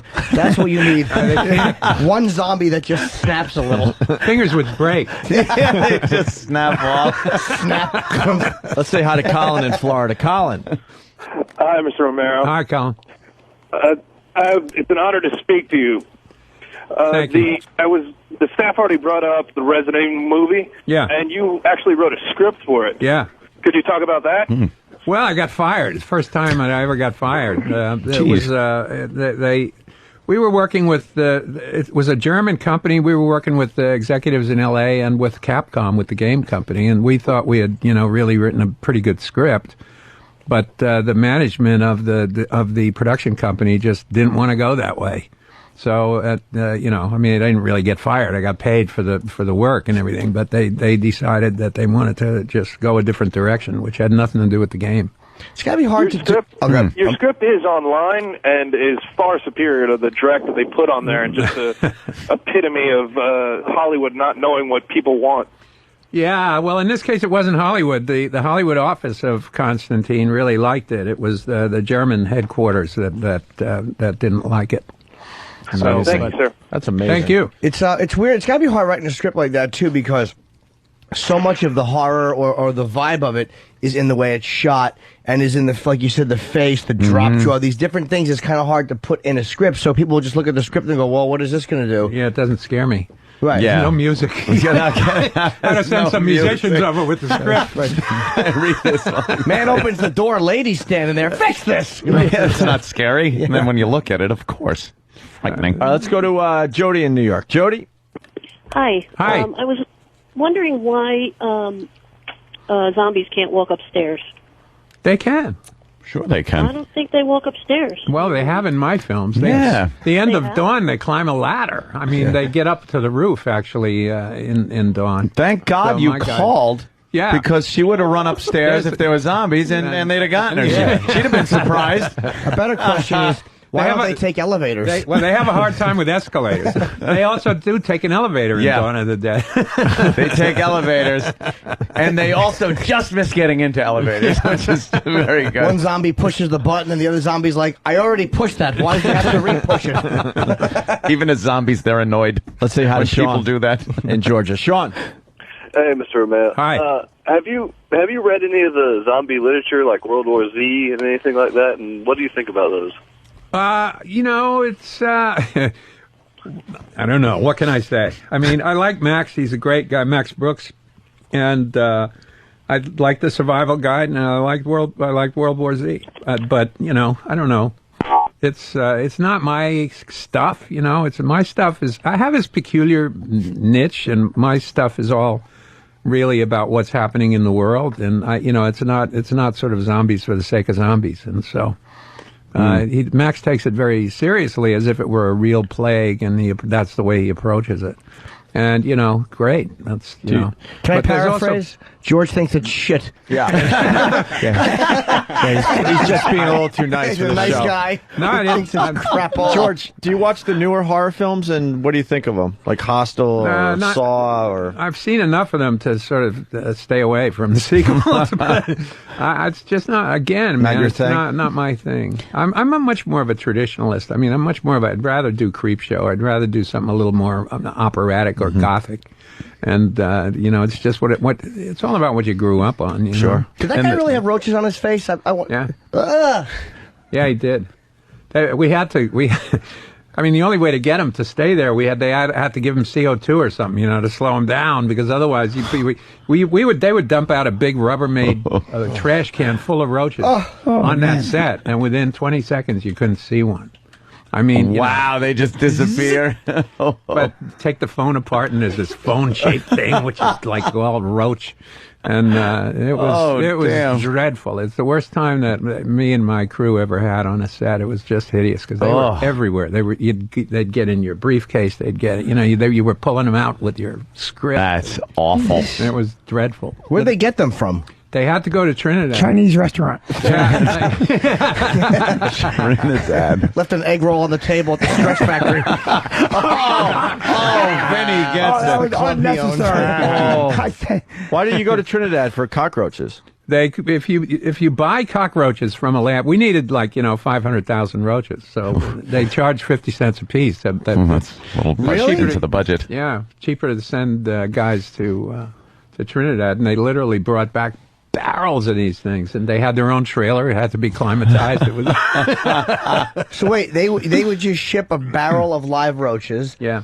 What do they put food-wise in there for them? How do they eat? You know, I don't know that. I don't know. These guys, A piece of cheese. Anything. You throw anything. Eat anything. I have to shit. Well, there's the barrel. They eat each other. You know, I don't know. I don't know what they did that way. I don't know. There's a Creep Show entry on the IMDb listed for release this year. Now, I mean, I was wondering if that was is that a remake or a sequel? Yeah. And do you have anything to do with that at all? No, it's a remake, and I had nothing to do with it. Neither did Steve. Oh, Stephen King. Stephen King. Do you have any plans with Stephen King for any upcoming?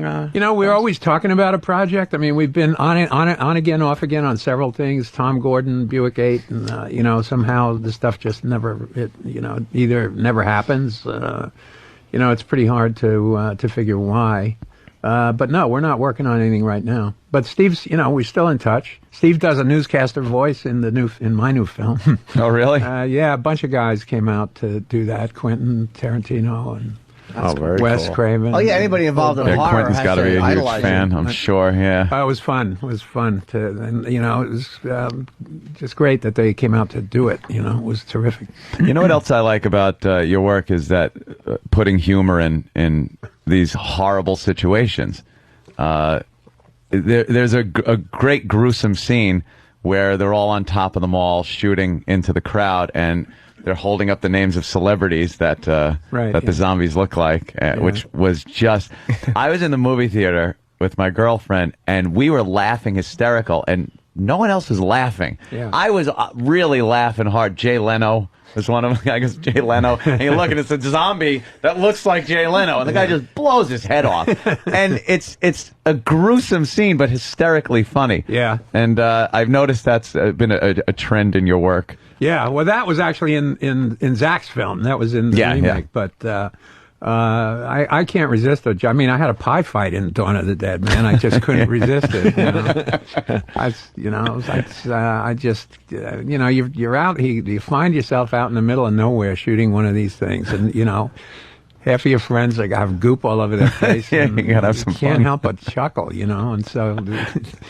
I can't resist jokes. There's a few of them in the new film too. There's one that I thought was just going to be way too slapstick, but I won't tell people what it is. But it's turned out to be one of the favorite scenes in it. So I guess there's room for humor. The movie comes out, by the way. It's called Diary of the Dead, and it's in theaters Friday, February 15th.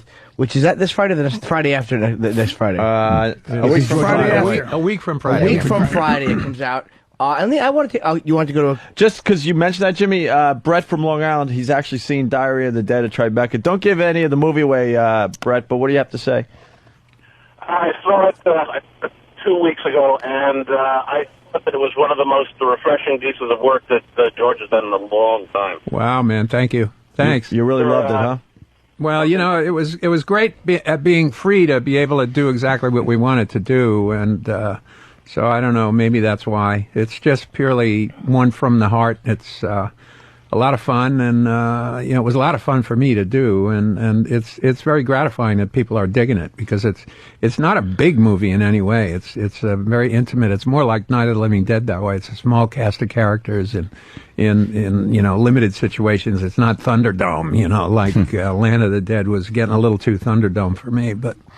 This film seems to be working. So, what do you think of the CGI and stuff like that? Is that something, obviously, over the years, that computer animation, stuff like that in a film, has that really jumped into your movies, or are you still a little bit more traditional? I would prefer to be able to do everything mechanically and on the set. I'm a purist that way. I mean, I like the old King Kong, even though the thing looks like a... but there are just some things you just can't do.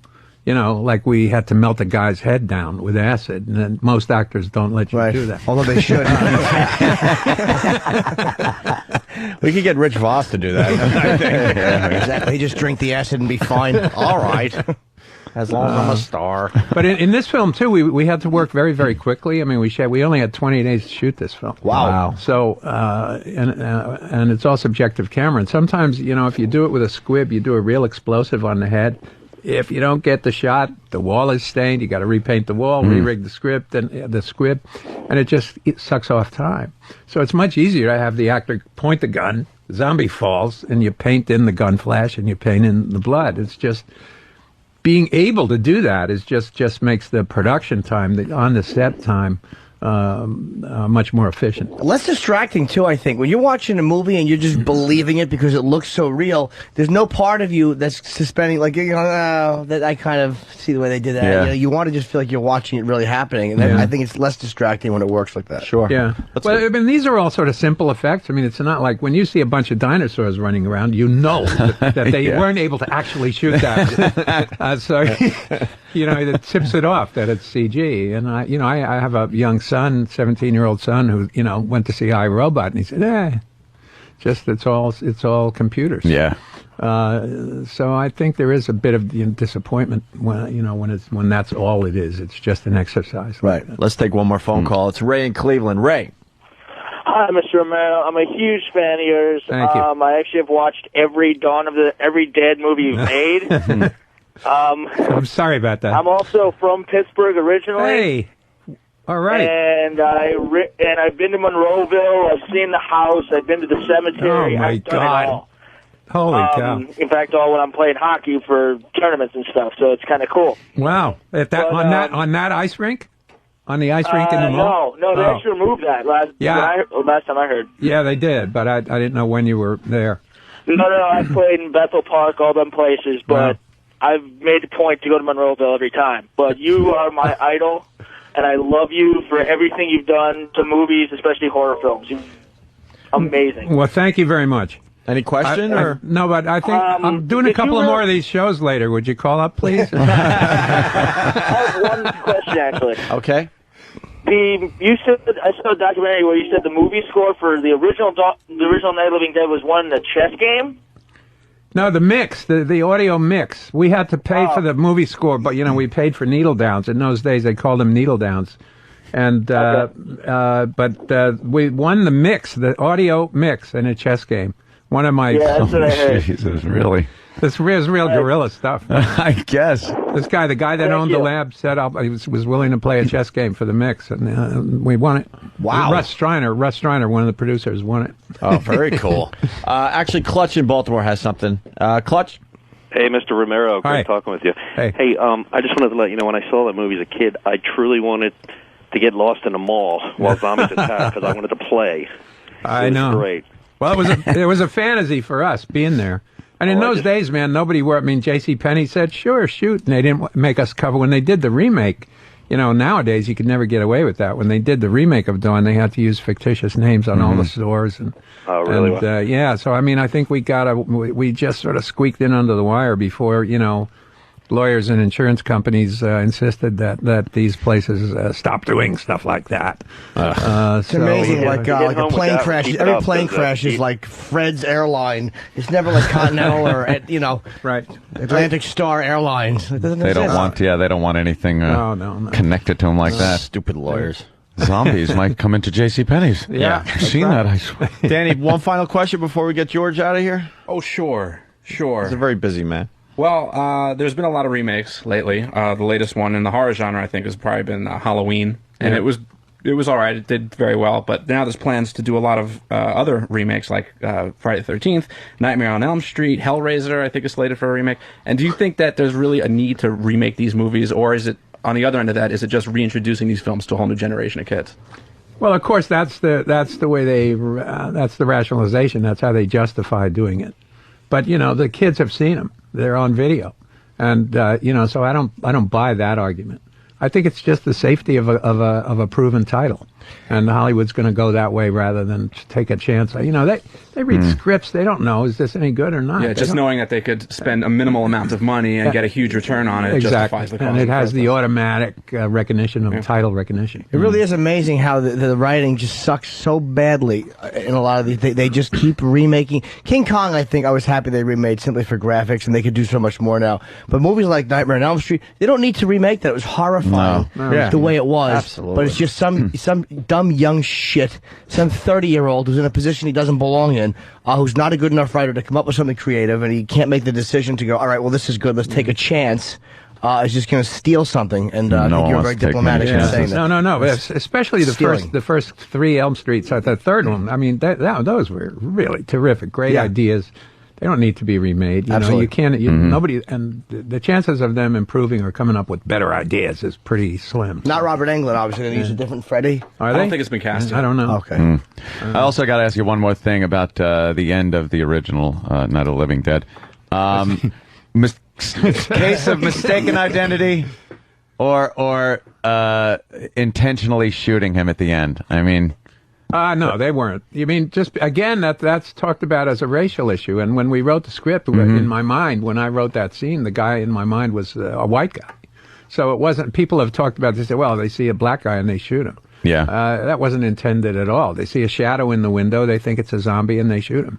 So in my mind, it was always just mistaken identity. For a smart guy, he was pretty stupid, just kind of poking his head up like that. Yeah. You know? Yeah.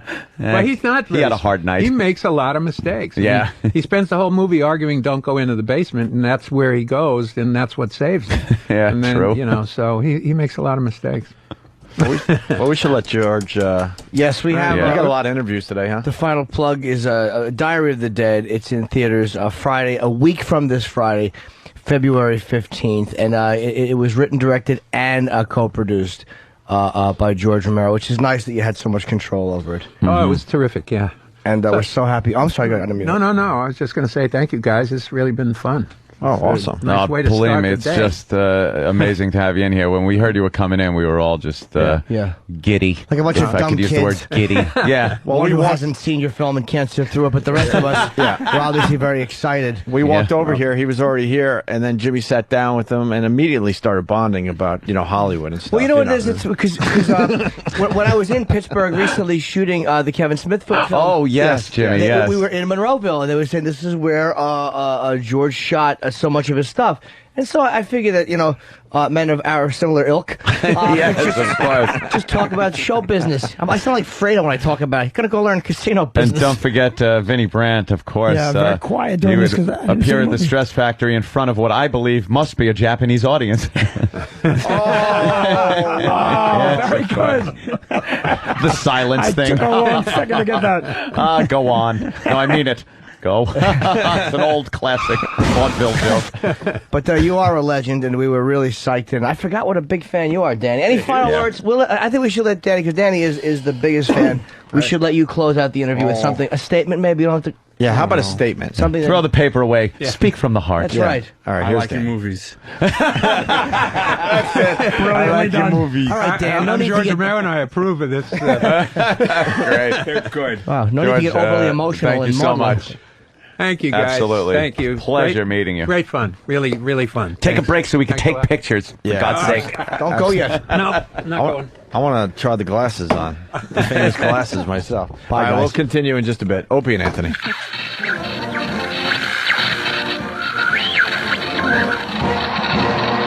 Let me tell you something. Whenever you hear change, big change in Washington, we need change. It's socialism. I've had it. I've had it with Democrats and liberals and people with this dream, this goddamn false dream that everyone's going to share. Go to Russia. Goddamn communists. They're all communists. The commies are back from the 80s. It's the new improved 21st century communist. This country's never a place where somebody comes and goes, take care of me. When the frig did that happen? It's a place that you work your ass off and you might make it. Some people will make it, some people won't. Jesus Christ, it's not friggin' Russia. Goddamn communists. Opie and Anthony.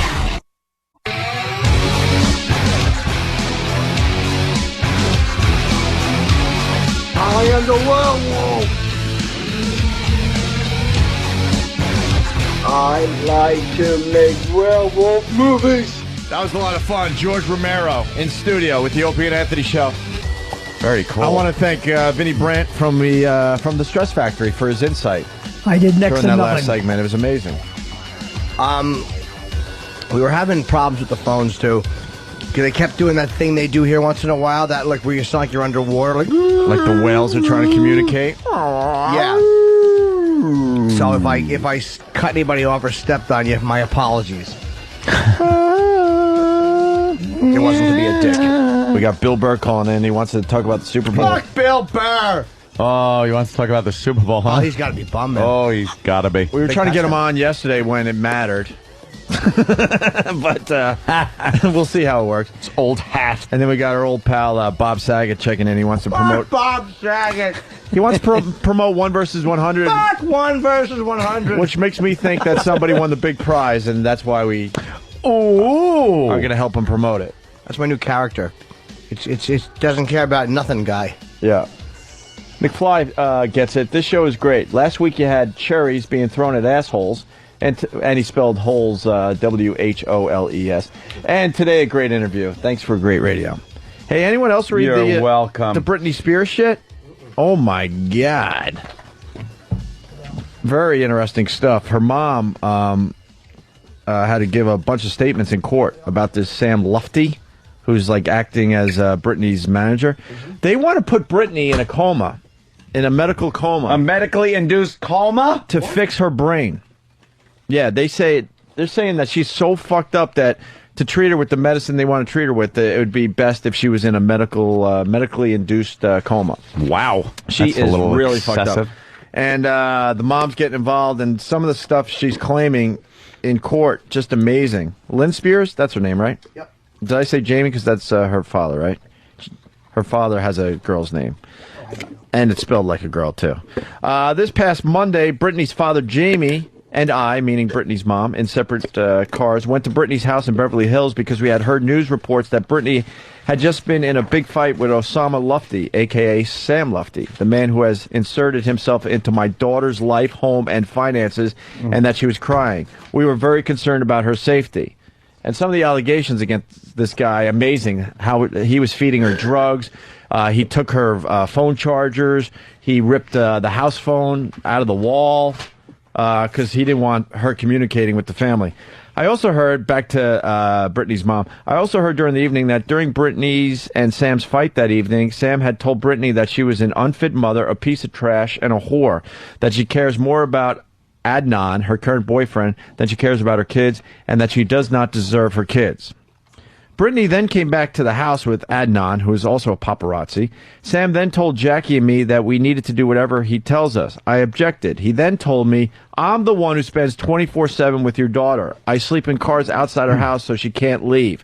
Sam then said, you people throw everyone under the bus. If you don't listen to me, I'm going to make your name shit in the papers.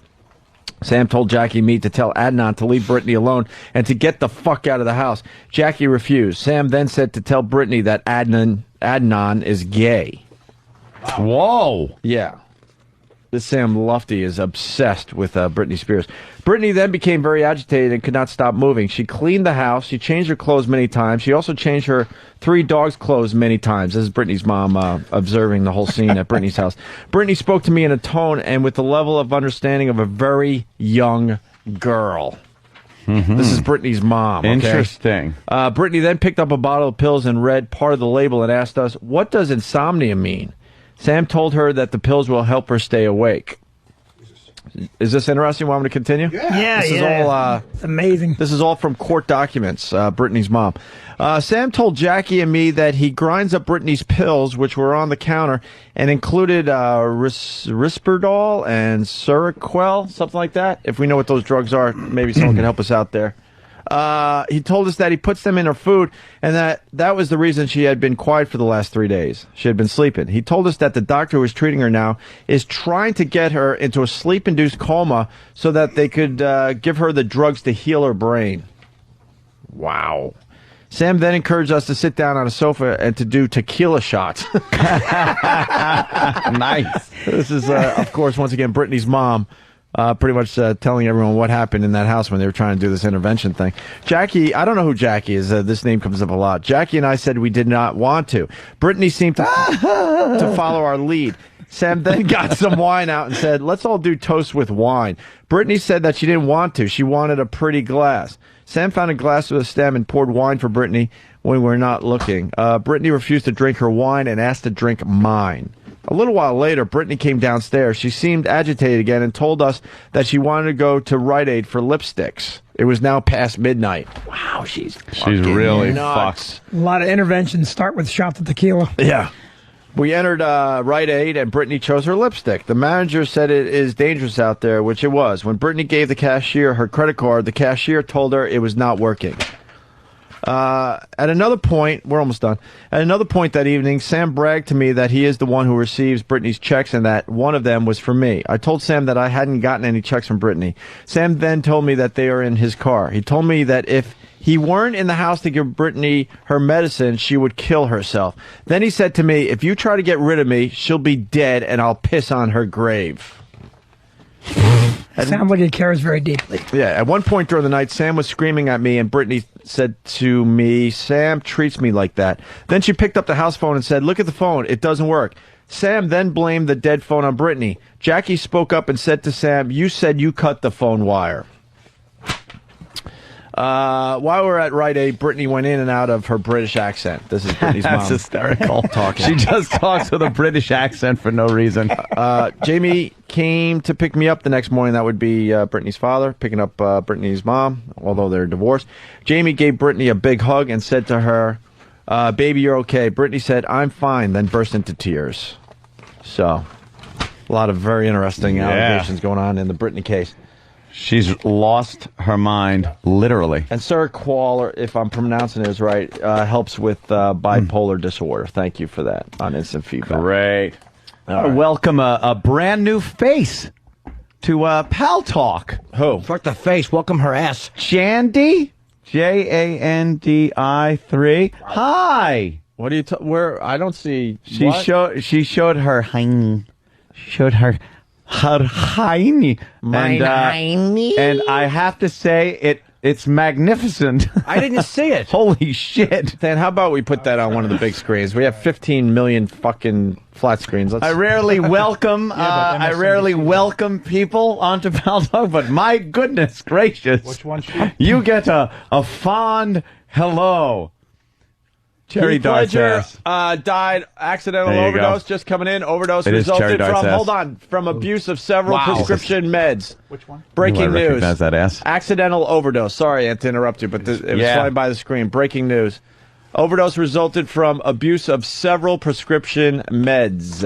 Oh, okay. So it's prescription meds and an accidental overdose for Heath Ledger. Wow. Yeah, good for him. So whoever got that won the pot. She's Cherry Dart's ass girl. Who? What's her The girl on the Jan. Is that the one you really? Yes, I was getting annoyed when anybody was in the way. You really want to get into her name? A premiere. Here it goes. She's showing it. There it is. Wow. Holy fuck. Vinny, what do you think? Look at that. That is quite an ass. That actually makes me angry. That is an angering ass. Vinny's all about the family values. Don't ask him questions like that, please. Oh, you're a faggot. Look at the fucking thing. I can tell you it's that's like a work ass. of art. You can comment on the beauty of a work of art. I can say that ass is nice because my wife did not have XM. That is a fine ass. And it's a little bizarre. I don't know why people do that. That's very bizarre. Was she in studio? Why is that bizarre? She's got a little halter top on and tiny little panties, and she's showing off her ass to the folks. Jimmy. Oh. Would you? Makes us make the face Jimmy makes. Like a rat face. Makes a little rat face, you're right. Smelling some cheese. She'd put it over my nose, and she'd go, now I walked a long distance, and I'd go, hush now. No, I wasn't able to shower last night. I hope that doesn't. Shh. It's rat face. Can we get back to Vinny though? Why do you find that bizarre? I think it's weird that for some reason I think it's weird that people would just jump on a computer screen and show their ass. I don't know why. But they're safe. They're in their homes. Yeah, you gotta understand. Vinny's a daddy. His daughter. That's one. It's also that I have that whole fear. Like, in other words, your fear is that your daughter will be one of these girls when they grow up. 4 daughters, or Right. I mean, you got to make sure they're all not. I'm still holding out hope that I'm going to be a father. I can't even imagine having a freaking daughter. And you have 4? I have 4, and I'm going to tell you them right now, nothing is worse than a 16-year-old daughter. Fucking mind abusive. It's horrendous being around them. 16, so, I mean, huh? 16 the bitch age. Yeah. I got an 18-year-old. She wakes up in the morning. Merry Christmas. It's like I sacrificed my entire life so I could hear Christmas morning. Angry at everything. Angry and talk nonstop. Your fucking head will explode. And she'll talk for 2 hours and say nothing. It's like you're sitting there going, I couldn't even say because there was nothing to It's fucking horrendous. I'm telling you, fucking torture. Wow. I have one boy who's a kick in the cock a different way. Like he smoked pot in my house when I was changing a baby, 4 o'clock in the afternoon. That's ridiculous, right? But at least that you can wrap your mind around. An 18-year-old daughter is just nonstop miserable. My 22-year-old's miserable. My 7 and 4-year-old, very nice, happy. When does it change? What age? Where they go from daddy's little girl to go fuck yourself, dad? My oldest, up until 14, was great. From 14 till this very minute, complete bag of dicks. From 14 to 22? Yeah. That's a whole decade? And let me tell you, I don't even know Do if you yell at her and go, the sacrifices I made? Yes. And it's not like they don't have shit. It's not like we're not eating dirt sandwiches like the people in Haiti. Dirt cookies. Yeah, dirt cookies. We have nice shit, and they're just not happy people. My son is more happy, but even all teenagers just really suck. They suck. They really I've heard suck. that over and over again. Yeah, it's not fun. That's too bad. And I'm worried about one of them doing this on Pal Talk is really what the point is. Because that's the ultimate way to say fuck you to dad. Right. Like, because not that she's doing anything bad. This girl's really in the equivalent of a bathing suit. She's really not horning it up too bad. But you're a dad. That's how a dad would look at it, though. Yeah. Dad would look at it like his Well, son. ask and she'll whore it up for you. I mean, Vinny, jeez. I mean, stop talking about around the bush here. I was going to say bush and butt at the same time. Let's say hi to Bill Burr, the great Bill Burr. Bill. Hey, what's up, guys? Sorry to make you wait. We were trying to get to that Britney stuff, and we went along with George Romero. And no, man, that stuff was funny. I was actually been on hold. I kind of forgot I was on hold. I thought I was just listening to the show. Yeah, sorry. What do you think of Britney? What's Dude, that? I'll tell you, after that Super Bowl, I could have used some of those meds. Oh, my God. That's right, big Pats fan. That's what I was thinking. Bill Burr's got to be beside himself. The Pats went into that. They were supposed to win. It was destiny. Can I tell you something? Honestly, I thought after the Colts game in October, I kind of had this awful feeling that we were going to lose to the Colts in the AFC Championship game. But once they were out of it, the only other team I was kind of nervous about was the Cowboys. And I don't know. I was kind of, I don't know, but I thought we were going to eke out a win against the Giants, but yeah. You know what sucks? It was one of the best Super Bowls ever. And I mean, and this is another thing too. Like the Giants totally kicked our ass. I'm one of those guys who's going to be like, there was no bullshit referee call or anything. They played fucking awesome, but actually 2 days after, yesterday was the first day it's kind of sunk in. I was just like 18-0 down the fucking tube. Yeah, it is, dude. But you know what? I mean, I was rooting very heavily for the Giants.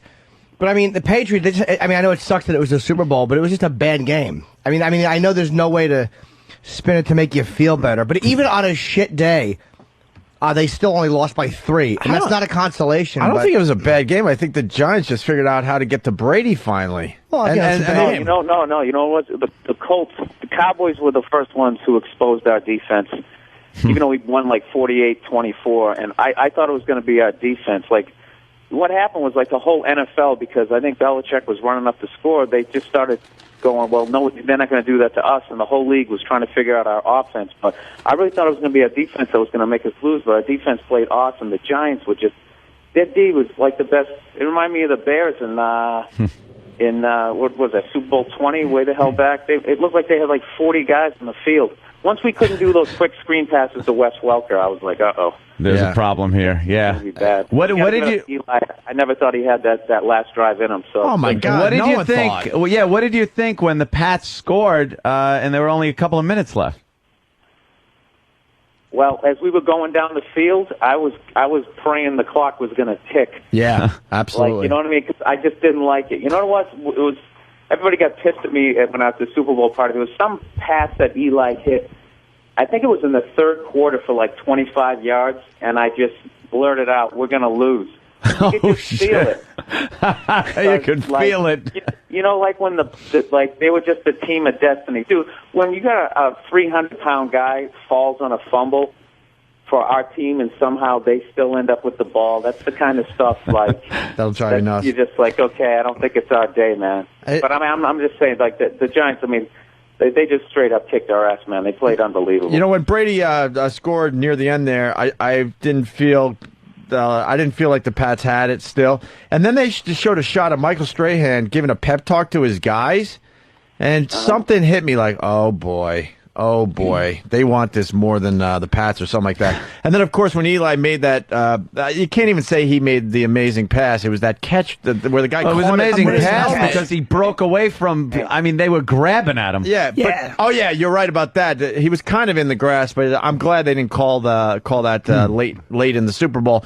But then Eli Manning, passed and the guy catching it with his helmet, one hand falling backwards. I said to myself, there's no way the Giants lose this now after that catch. No fucking way. Hold on a second, but every time that was just an instant classic. I'll tell you what's funny is like before the Super Bowl, I maybe got 3 emails from Giants fans who were actually saying that they were going to win. But dude, the second they won, I should save some of them and come in and read them to you. Yeah. Everybody all of a sudden, what up now, bitch? everybody was being the, dude, what did I say guy? Dude, I called it. It's like, what the fuck are you talking about? It's my first email I got from you. Yeah, I thought the Giants were going to lose. I mean, and when the Patriots scored with 2:42 left, I was hating them. I was like, you know what? This is why they fucking win everything. They're unbeatable. But you know what I thought? I thought during the game, anytime they cut to Brady after the first quarter, anytime they cut to him, he looked nervous. Yes, he did not look like he was in command at all. We said that too, Vinny. Yeah, something didn't seem right. Like he had the flu, or he was scared, or I mean, how many times? What did the guy? I mean, he definitely he didn't have his best day or whatever. But dude, when it came down to it, the guy drove the team down the field. He scored the touchdown. I mean, that last drive, what's he supposed to play defense too? Yeah, Brady did his job in the end. You're absolutely right. Yeah, but you know what? You got to score more than that in the Super Bowl. I mean, I'm surprised it was such a low-scoring game. I thought it was going to be 31-28 Giants. That's what I predicted all along. Yeah. But Vinny, what? Didn't you notice what the Giants did, man? First of all, they only lost to the Patriots by 3. They beat the Cowboys on the road. They beat the Packers on the road. It's one of the most undeniable championships ever, and I don't know why. Like I was saying, take the Giants in the under. I thought the Patriots were still going to win, but for people who just had those first 6-7 games in their head where we were scoring 50 on like the fucking Buffalo Bills, and they kind of forgot that the Eagles almost beat us, the Ravens almost beat us. I swear to God, man, I kind of wish we lost one in the regular season to take the pressure off. But the only good thing about us losing was I think it kind of squashed. I don't know. I haven't watched ESPN for the last couple of days, but I think it squashed that crap that was coming out about the Patriots filming the Rams before the games. You guys hear about you know what? Yeah. It hasn't squashed. Spygate too. They're still saying, looking into it. Yeah. And that is the stupidest thing ever. Even if they did it, right? Let's just say, for argument, they did it. Isn't that on the Rams? I mean, you're in the Super Bowl. Why don't you get some fucking security? Have Master your final run through your game plan. Hey, who's that guy up in the stands? That's just some Make-A-Wish kid with the Patriots hat and a video camera. You know what I mean? Get some. It's like the videotaping caused Kurt Warner to throw off his back foot a pick six. Vinatieri kicking a 48-yard field goal to win it because you taped the game. It's such bullshit. No, right on. Yeah, the Giants won, 11 in a row on the road? Dude, yeah, they were awesome. I think it was 11 in a row on the road. Wow. Insane. That's like the best defense, I think, most dominating defense I've seen. I don't know, maybe because I remember the Patriots getting their ass kicked by the Bears, but it really reminded me of that. Jesus Christ, do they have like 20 guys on the field? Yeah. They did once. They got a penalty for that. They had 12 guys on the field. I thought they looked awesome in the opening drive. When you hold the ball 9 minutes on the opening drive of the Super Bowl, I thought, you know what, this team can win the game. And I didn't care if the Giants made it until they beat Dallas Cowboys And instead of just saying Eli Manning beat the Cowboys, they had to say, oh, Tony Romo was distracted by Jessica. That pissed me off. Like, well, I got to say this credit about the Dallas game. Giants played well, but Dallas gave them that game because their defense was disgustingly sloppy. The tackling was fucking horrendous. When you watch I watched that Super Bowl, some of the open field tackles that both teams made, that's the way you tackle a guy. Yeah. And Dallas, the Amani Tuma, the opening drive touchdown, the guys are, it's like, this is not flag football, you cunts. This is a fucking a playoff game. Yeah. They deserve to lose, and Dallas would not have beaten the Patriots. They were not well coached enough to beat the Patriots, to be as disciplined on defense. Dallas would have lost to the Patriots. I'm still not convinced that Romo's a big game quarterback. That's just me. All right, Bill. Everything else all right? Yeah, everything else is cool, man. Other than 18-0 down the fucking tube, yeah, everything's pretty bright and cheery. Bill, lemons to lemonade, 18-1's okay. Just lost one game. There's something really funny about that level of disappointment, even though I'm in it. I mean, if I saw it happen to another team, I would have laughed my ass off, so I can't get too pissed at the email. You can't even spin it. I mean, it's just got to hurt, very deeply. I was at the cellar the other night with Nick DiPaolo and actually last night, and Ben Bailey.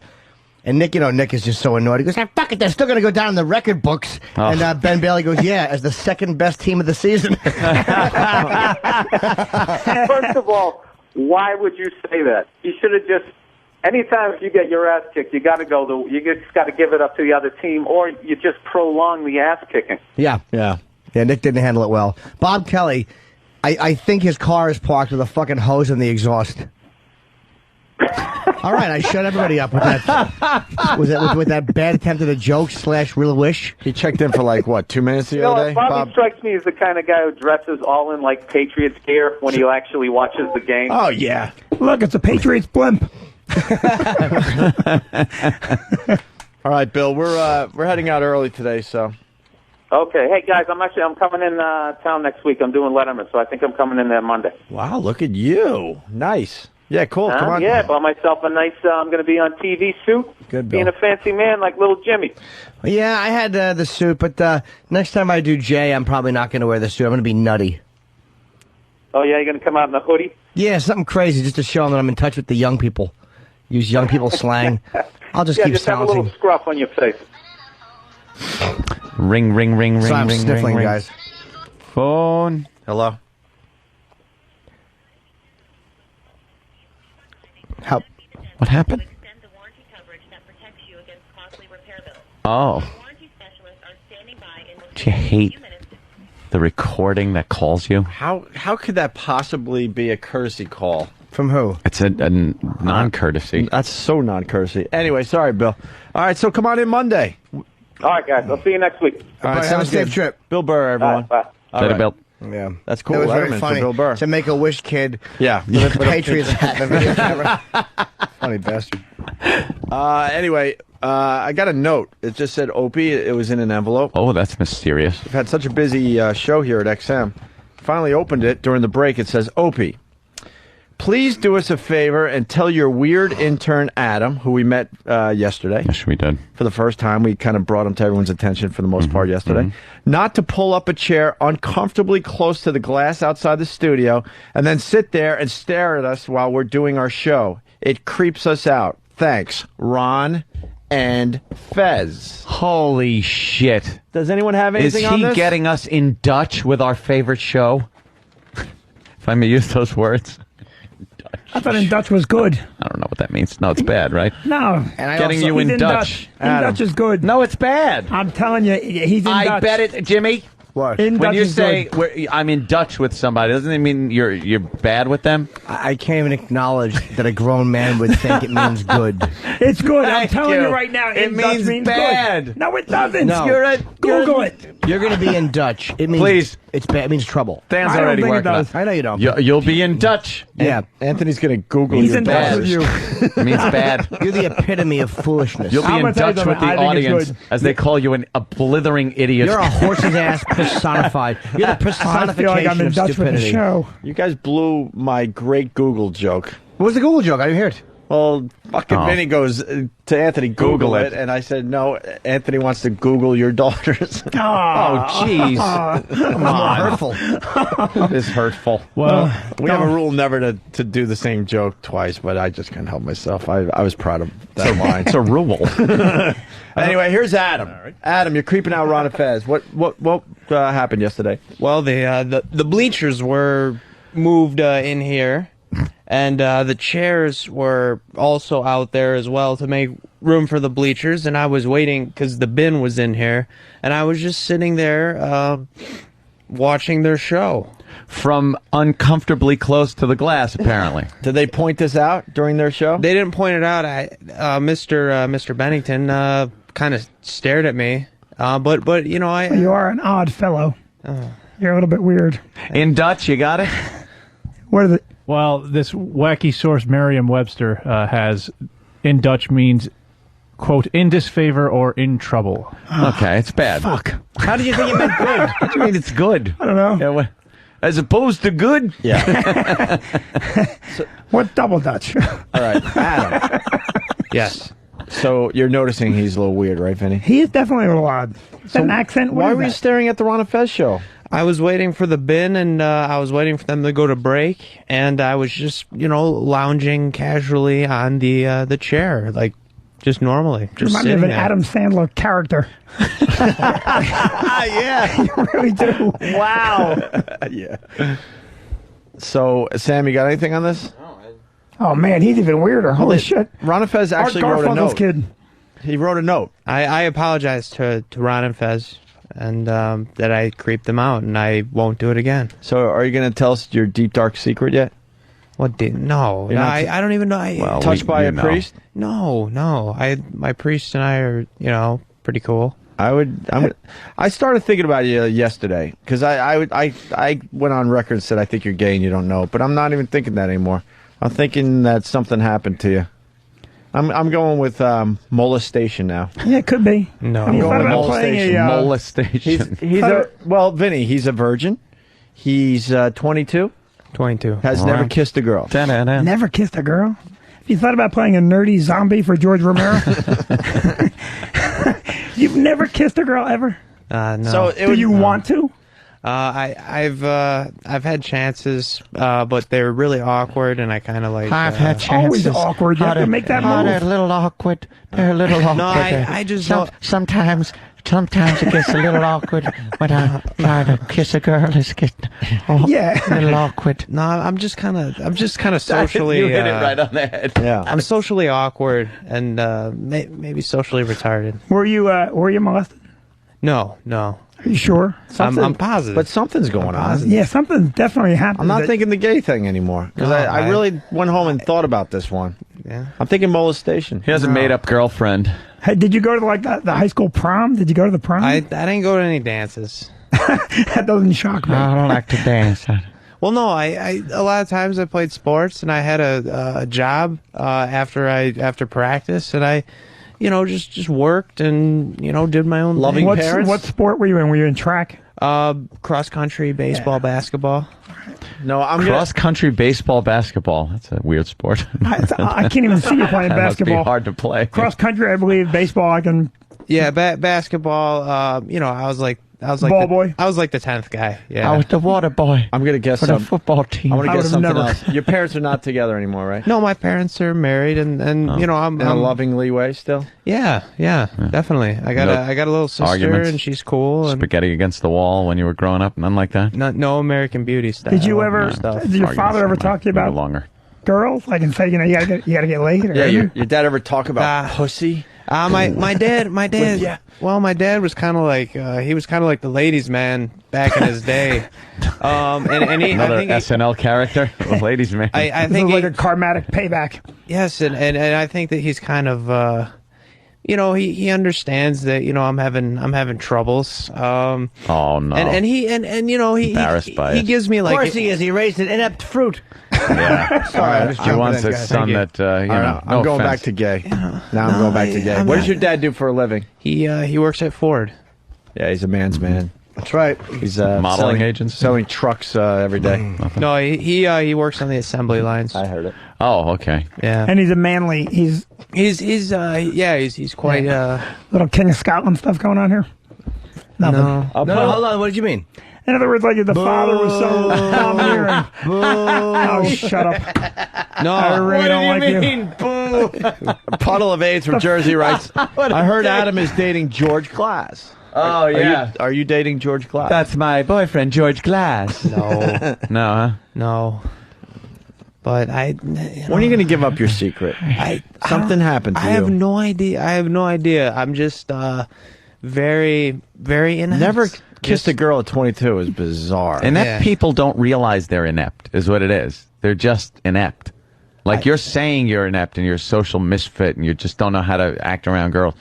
Yeah, you should be able to turn that around. You know, keep your chin up. Yeah. Yeah, but you can't. You're part of a successful radio show. I am. Pussy flying through the doors in this place. What do you do? Yeah, all right. By that I mean cocks. Do you have any girl that you want to date right now? Like you see a girl around that you're like, I want to date that girl. No. There was one back in the day I had a big crush on, and she kind of Wednesday. Yeah. She kind of like rejected me. But that's how is mom? That's it. You have to get used to that. You have to get used to that feeling and get past it. Norton did, and now he's got a girlfriend. Yeah. You got to get past the rejection thing. Well, I am past that, but that was like the only girl that I liked. Hold on. know? Don't do it. You raised the girlfriend example. You're right. I did get past it. Now I have a girlfriend. Stay where you are. You're better off jerking off into a napkin and crying yourself to sleep. Trust me, kid. Can I jump in here? Hector V is sticking up for me, and I appreciate it. I'm pissed. Opie pointed out the Adam Sandler thing yesterday. Sorry, Opie. Guess you're right. Just a button pusher. Yeah, half the time these guys don't listen to what I have to say because they don't think I'm actually going to say anything that's relevant to the radio Who doesn't show. listen?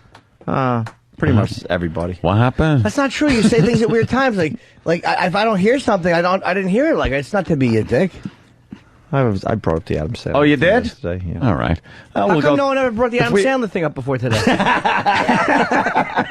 That was a fucking Three's Company joke. All right, Adam, we're gonna go home. So because you're not ready to give up your dark secret. I don't have any. But there's real something secrets. that puts you down this road where you haven't kissed a girl and you're 22 years old. What age was the big rejection by this girl you liked? Everyone's been rejected by a girl though. By 22, you're doing some of that fucking. It was. It was this summer. Mm-hmm. It was. That was my. Easy for you to say. Was it like a vicious put down, or she just say no? No, she just kind of like nodded her head, and like it was really awkward, and we kind of just like parted ways, and then I got it. I finally got it. Very, very, very small dick. No. And so you're he said over 6. So yeah, but that was lying because he knows the average is 6. He's uncomfortable with his tiny little penis. No. Kind of like you almost have like an innie, and you're like, you know what? I better not kiss girls because I know where that might lead to. No. And then I got to pull my pants down and show them that I'm hung like an acorn. Problem. Just is that the problem? Sure. Small penis. No, I have Let's go around the room. I'm gonna say small penis. Anthony, what do you think his issue is? That he's gay. 20. Gay. Definitely. I think he's just a shy fag with a small dick. First base, second base, third base. Over-domineering father. Just an over-dominant guy's probably father's like ladies' man. Probably played sports. Successful. People respect him. Great Santini or something. Yeah. Or maybe an over-dominating mother who didn't like the fact that the father was a ladies' man and so castrated this. That could be it. Yeah. No. Did the rancher make you perform fellatio? No, Did he sodomize you? I don't know. I'm just I'm kind of like my own worst enemy, and I'm like I said before, I'm uncomfortable in my own skin, and I need to try to work on Fucking that. sound like Adam Sandler. Oh my God, that's funny. I didn't even notice that. Fuck you. All right. And Dan, you want to jump in? You got a mic in front of you. What do you think his issue is? I just think he doesn't know how to act like a human being. Like he Way to bring it home, Sam. He doesn't know how to be a person. Yeah, he'll go for any reaction. Like any attention is good attention. No matter what it is. Yeah. Were you a weirdo in school, like in elementary school? Were you the weirdo kid that everyone made fun of? No. Were you student council president? No, I were you? I was a safety. I crossed children through. Maybe the pedophile. And no, I was fired for pat him on the ass going across the street. He held up the stop sign and he was fired for coming in his pants. Hey, little boy, come here. Your penis is my size. No, I was in high school. I was really under the radar, and So you middle school. And weirdo. You've kissed infants. Are you on drugs? Was I? Prescription right no, now. I don't take any drugs. Don't drink. Don't smoke. Therapy? Huh? Don't drink. Don't smoke. You in therapy? No, I did a little bit of counseling back in the day. Yeah. Yeah. Yeah. For what? What was this day? Like a couple years ago. Oh, and it was for what? For depression. Dude, you were a little depressed. Well, things were happening, and Things were happening. Yeah. What do you What mean? was happening? Like Yeah. happening. Some things in my life. A couple people died, and Aw. I had to just. You killed them? No. Teasing, of No, course. no. What, family members? Older? One of my coaches from baseball. Hilarious. And my grandpa. Grandpa. Who taught me the game of baseball. So. So the whole baseball death thing. So, it just, it was, terrific. That's terrific. Was it traumatic for you when the scooter died? Did you go and mourn outside the money store? I just got a note handed to me, and this is very creepy now that I think about it. He has none of his own opinions. He agrees with anything.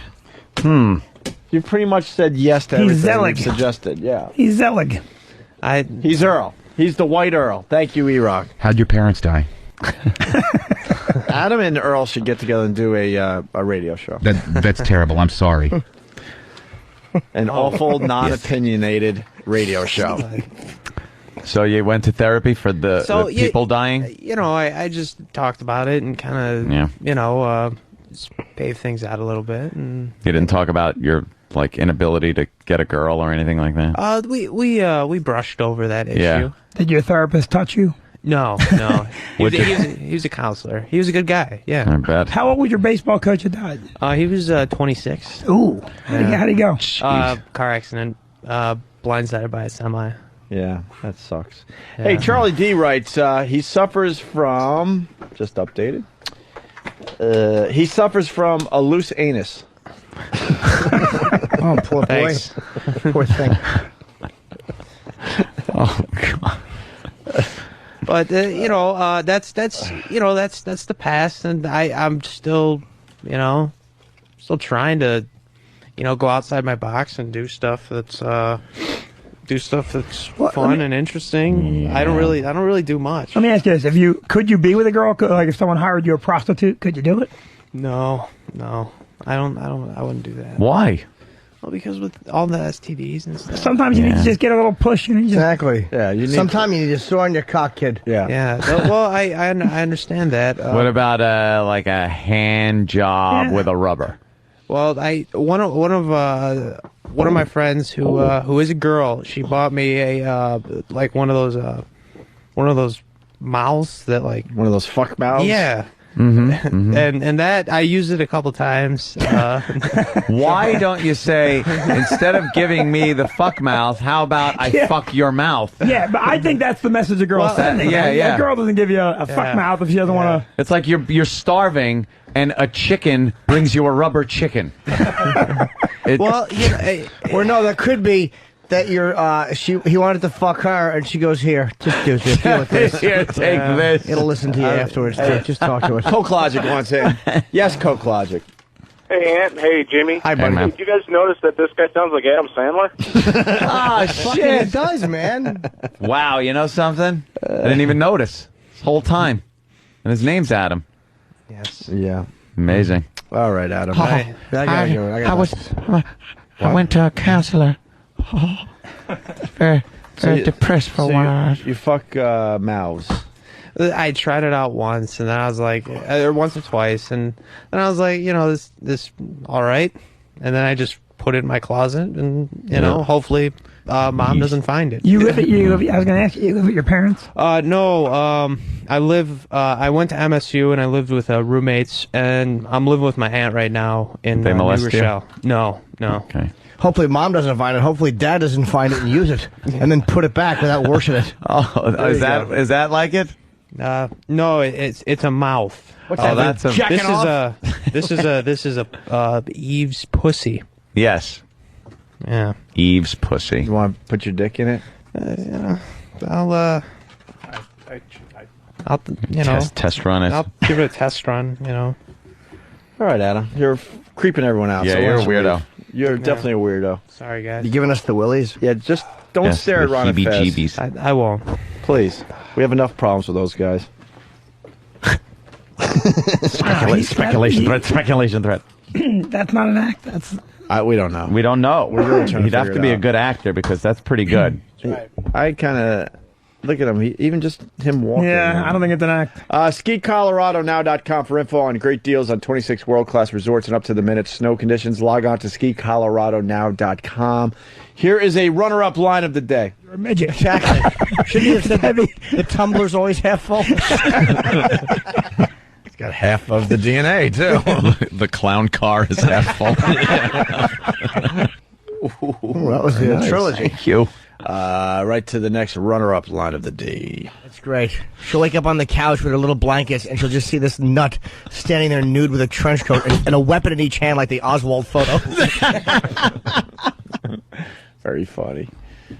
Vinny, great appearance, by the way. Thank you. Stress Factor, Yeah. New Brunswick, New Jersey. Thank you for having me in. You performing anywhere anytime soon? I am. I'm doing the Tropicana this weekend. Oh, yeah? Yeah, well, I think so because they called me yesterday. I have to fill in for somebody. Okay. So and I'm doing. If not, Where's that, Atlantic City? Yes. yeah, Atlantic Okay. City, the Trop.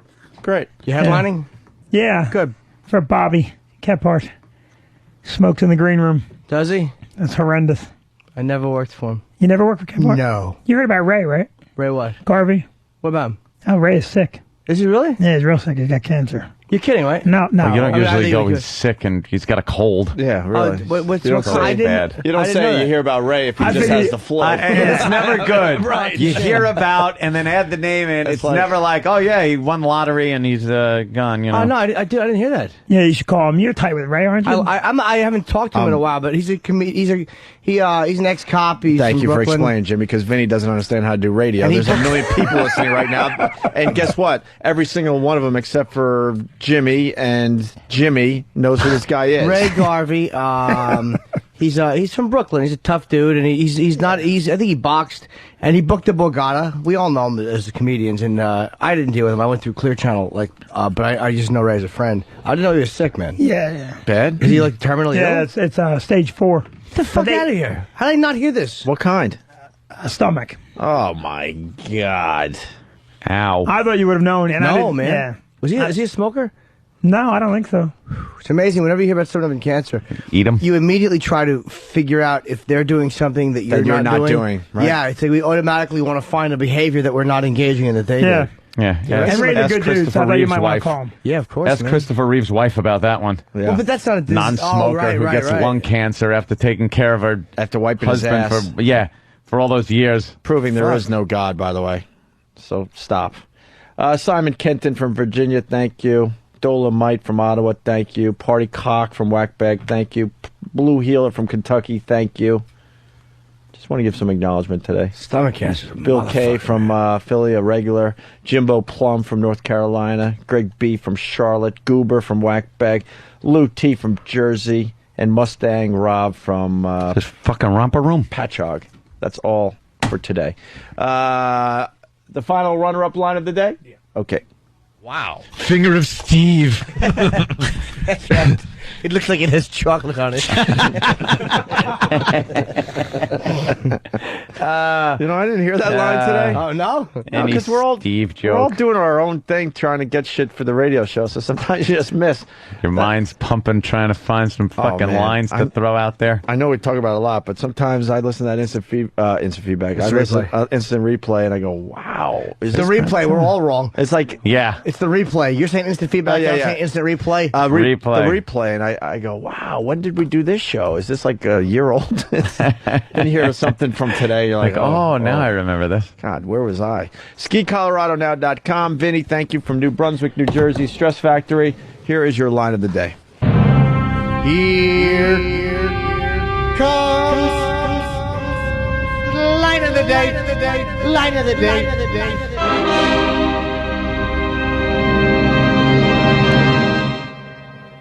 You did mention the Italian release of Dawn of the Dead, and I do know that I believe the pronunciation of his name is Lucio Fulci, if I'm not mistaken. Yeah. He came out with Zombie 2, which was kind of like... But the pronunciation of pronunciation is pronunciation, you dolt.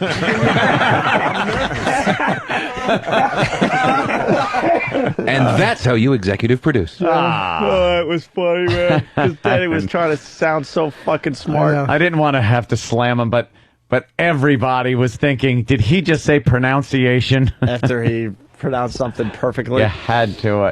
He wanted to get the name right. It was because it's so hard to get a foreign name like that right. So he probably practiced it, and then pronunciation comes out. Right? All right, guys. Just a quick announcement. Chick Adam was talking about wants to call in some other day. What's that about? Do you want to talk to her? How do you know her? You guys found her? Yeah, we went way back. What? Adam gave me her number, so if you want to talk to her today or tomorrow. Tomorrow. We're tired. So the girl that Adam claimed to have a crush on, but couldn't close the deal? Yeah. All right. She's going to call the show tomorrow and talk to Adam. All right. The Adam story continues. Steve, what's Adam's deal? Do you know? Adam seems very self-aware for someone who's got so many character flaws. Like he might have taken some steps to get them fixed if he was so aware of what they were by this point. I have no fucking idea what you just said. What? I have no idea what you just said. That was very clear. No, it wasn't. That was you babbled something. He sounds very self-aware of his own character flaws. He sounds very self-aware of his own character flaws for someone who hasn't done anything about them yet. So you think it's a put on? He's calling shenanigans, is what he All right. Okay. And you think this is all an act? Well, if it is an act, you better admit it very soon, or we just don't acknowledge him ever again. We hate being had like that. I don't know, though. He walked out. If you watch him walk, he walks like he's maybe a freak. It's too much of a... Yes. Too much going on there. It's like Adam Sandler. Wow. Fuck you all. It's funny. Tomorrow.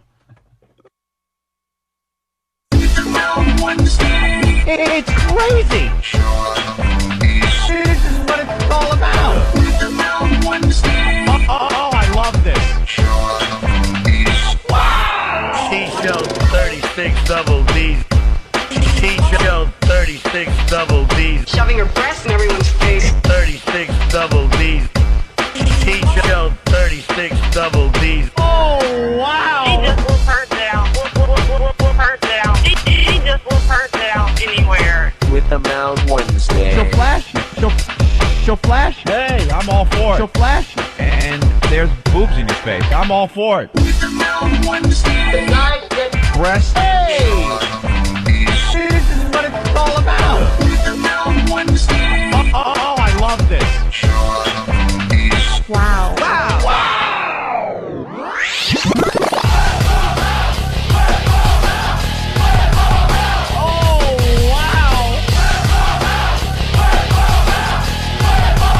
Whip them fuckers out. This is fantastic.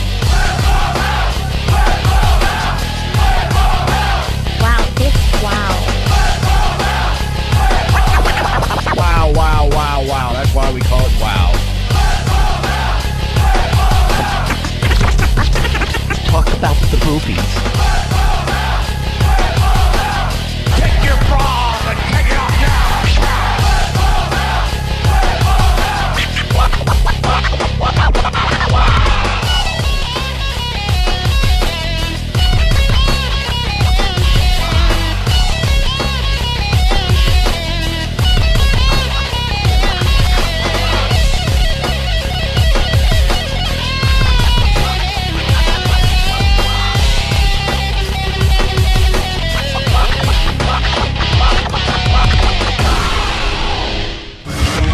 Opie and Andy. That's what you're listening to.